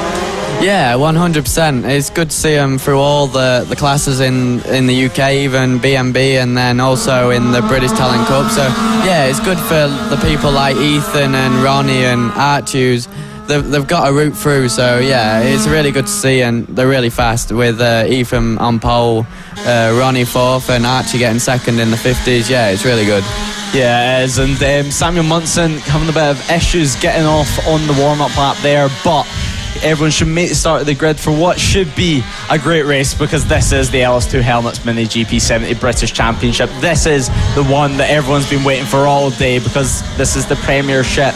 This is the premier class of FAB-Racing. We have names such as Marco Holt, Ethan Sparks, Ronnie Harris, who of course will be making his wildcard debut in the British Talent Cup Championship later on in the season. So it's great to see progression all the way throughout the ranks, and one that is continuing to progress with British Talent Cup riders, with FAB riders constantly going to the British Talent Cup, but riders now lining up on the grid for race 1 of the LS2 Helmets Mini GP70 British Championship. Marco Holt is looking ready. Marco Holt is looking towards the lights. We wait for the lights to go on. Lights are on and lights are off, and we are racing for the LS2 Helmets Mini GP70 British Championship. And it's Marco Holt who leads the way, with Ronnie Harris making an excellent start, jumping into 2nd place as Blake Wilson manages to get into 3rd, but it looks like Blake Wilson's already dived on the inside of Ronnie Harris into that 2nd place, and Ethan Sparks, his teammate, has also got past him. So right now it's Holt, Wilson, and then it is Ethan Sparks, the championship leader. And what a great start it is from Marco. Marco Holt, though, needs to go straight away, because in these 70 classes it is so tight. So from lap 1, you just have to go for it. Yeah, 100%. Ethan got a bit of a slow start, but I think over the last 2 days here, he sort of had a bit more pace than Marco, but Marco did a good lap time. So yeah, it'll be interesting to see if Ethan can get past these guys. It's definitely harder for him now, but sure, he's got the pace, and yeah, it should be a good race between the top 4 who are breaking away at the moment. Yeah, they certainly are already breaking the way to the Vision Track bikes. Marco Holt now under threat from Blake Wilson. Blake Wilson dives down the inside, but he cannot make it stick, as Marco Holt now just needs to soak up all the pressures. Blake Wilson has a moment through the flip-flop, and now with 11 laps to go, this race is going to go so quick, and Marco Holt is not going to be able to get away from this group, because all these rides here are so fast. I mean, Ethan Sparks, he won the championship last year, and because of age restrictions, he's having to come back and try and do the double. Yeah, it's a really impressive thing to do, and I think in qualifying Ethan broke the Evan Belfast lap record, so yeah, they're definitely on the pace, as fast as it's ever been, and yeah, it's good to see 3 guys pushing at the front. Yeah, and obviously we're here at Whilton Mill. It's quite a technical track. It's quite a bumpy track, actually. A lot of riders have been complaining about the circuit in wet conditions, as now Blake Wilson is trying to find any way past Marco Holt, as Blake Wilson actually has the fastest lap of the race, as Ethan Sparks manages to get past Blake Wilson actually at the hairpin, and now makes his way into 2nd position to set his eyes on the race leader Marco Holt.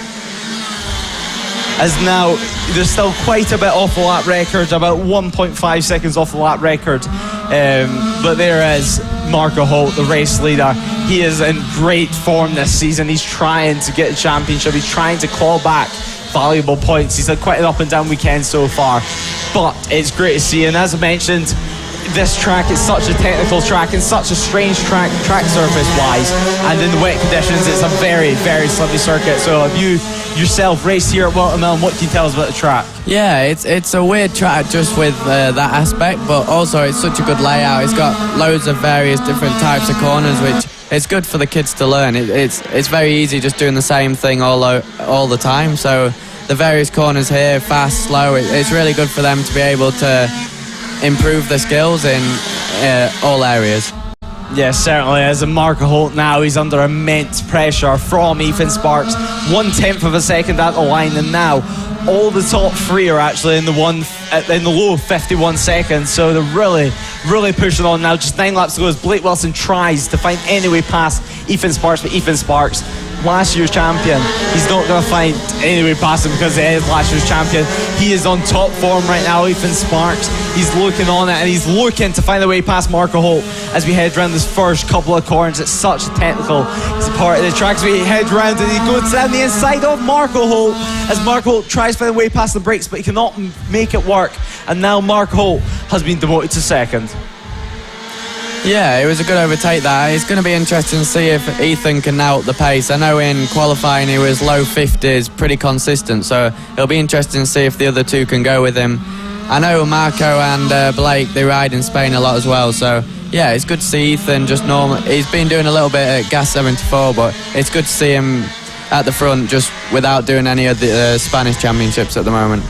Yeah, of course, some of the championships being available, being the Moto4 class for these younger riders, being able just to get a bit more track time, and especially throughout the winter, moving to Spain. And I believe, Scott, yourself at one point, you were living in Spain, so you must be enjoying being back here in the UK. Yeah, 100%. The good thing about Spain is that you can ride anywhere every day, so it's a much easier environment to be able to bring riders on, but also coming back to the UK, having a bit of time to relax and not riding all the time is a good thing as well, because I truly believe if you ride all the time, then you burn out pretty quick. So yeah, it's good to see Ethan doing well, not doing so much riding compared to the other two.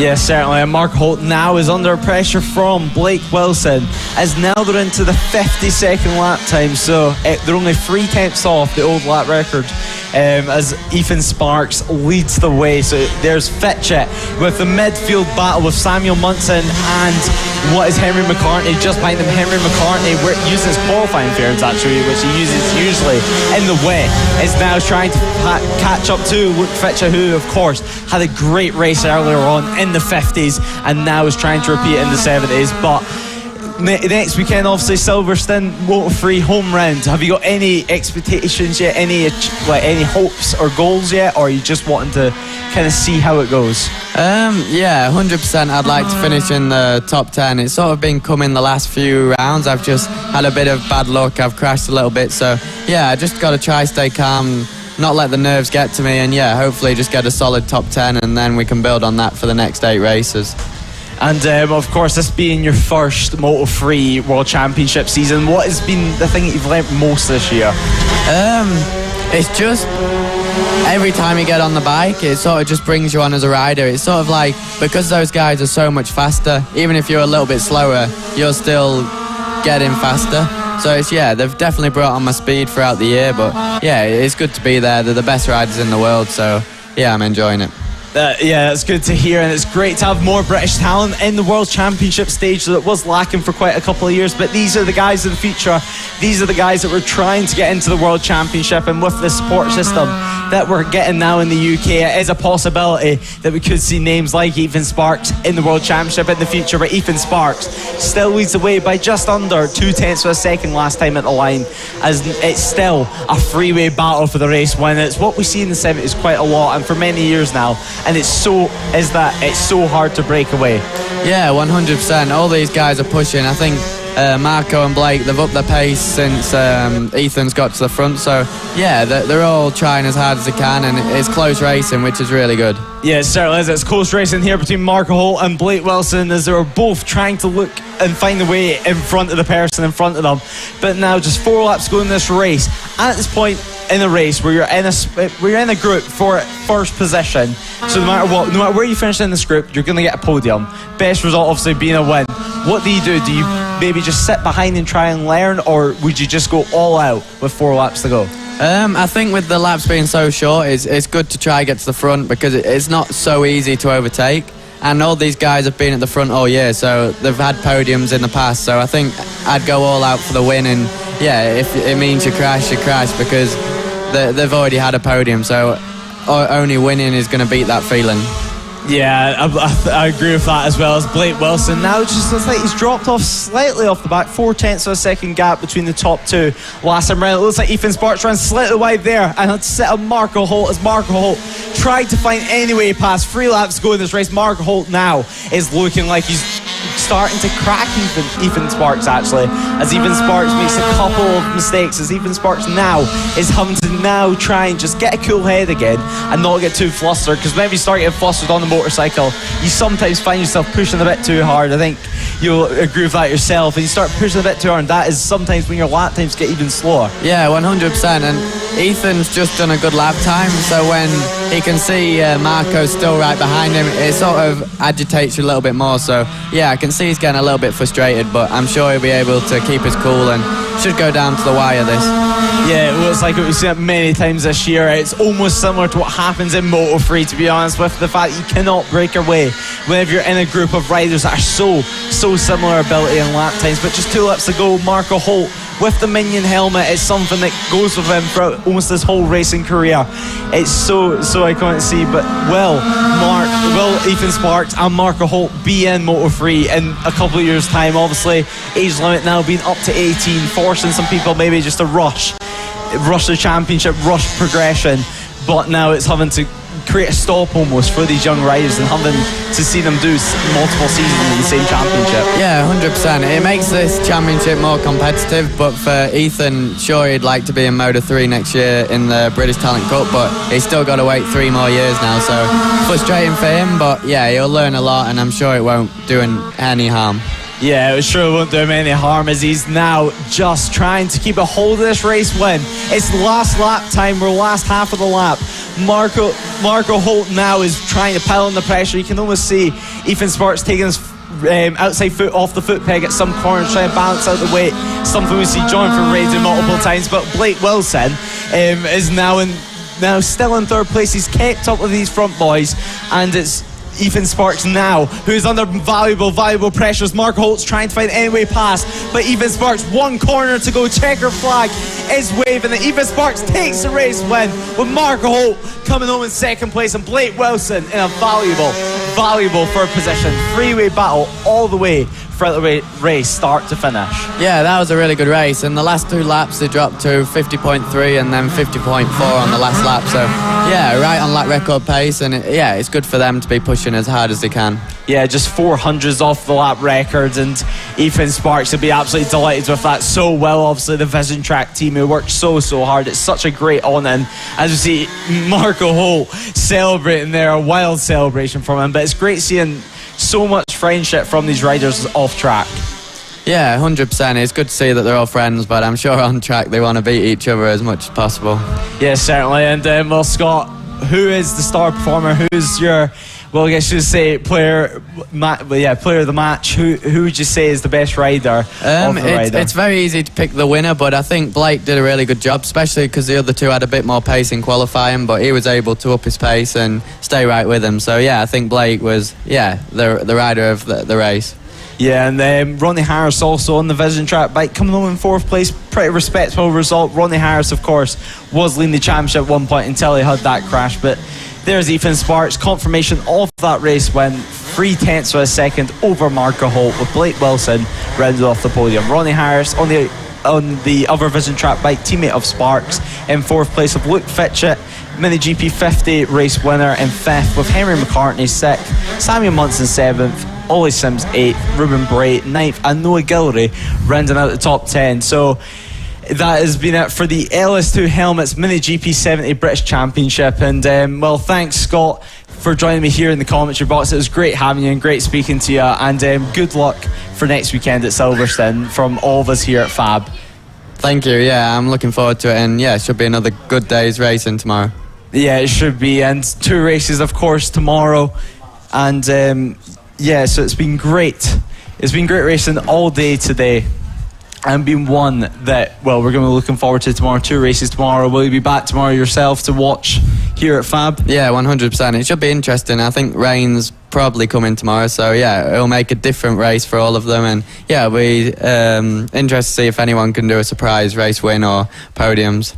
Yeah, it certainly will, and obviously with wet conditions on their way, would you be approaching tomorrow slightly differently, or would you be kind of taking the same mindset today if, for example, you are Ethan Sparks, who's leading the championship at the moment? I think for Ethan it'll be a little bit different, but for most of the rides it'll just be the same. Try to go out and get the best result possible, but yeah, it's a hard situation for Ethan. I don't really know how many points he's got, but if he's got a big gap, then yeah, there's no point taking too many risks. You just may as well get, well, by the looks of it, if he just rides steady, he could still be third. So yeah, just get a safe result and go into the next round with a big championship lead. Yeah, and certainly, and obviously you are racing right now for the Michael Laverty Vision Track supported team. So how are you finding that team, and how are you finding the support that they're able to give you? Because obviously they are helping some of the guys here at FAB. Yeah, it's really good. It's a new team, so everyone's learning, but step by step they're getting stronger, and by the end of the year and going into next year, hopefully it'll be like one of the best teams in there. And yeah, I'm sure as a team and for everyone in the junior categories, it'll be able to be a big thing for British riders and become one of the best things that's ever happened for them.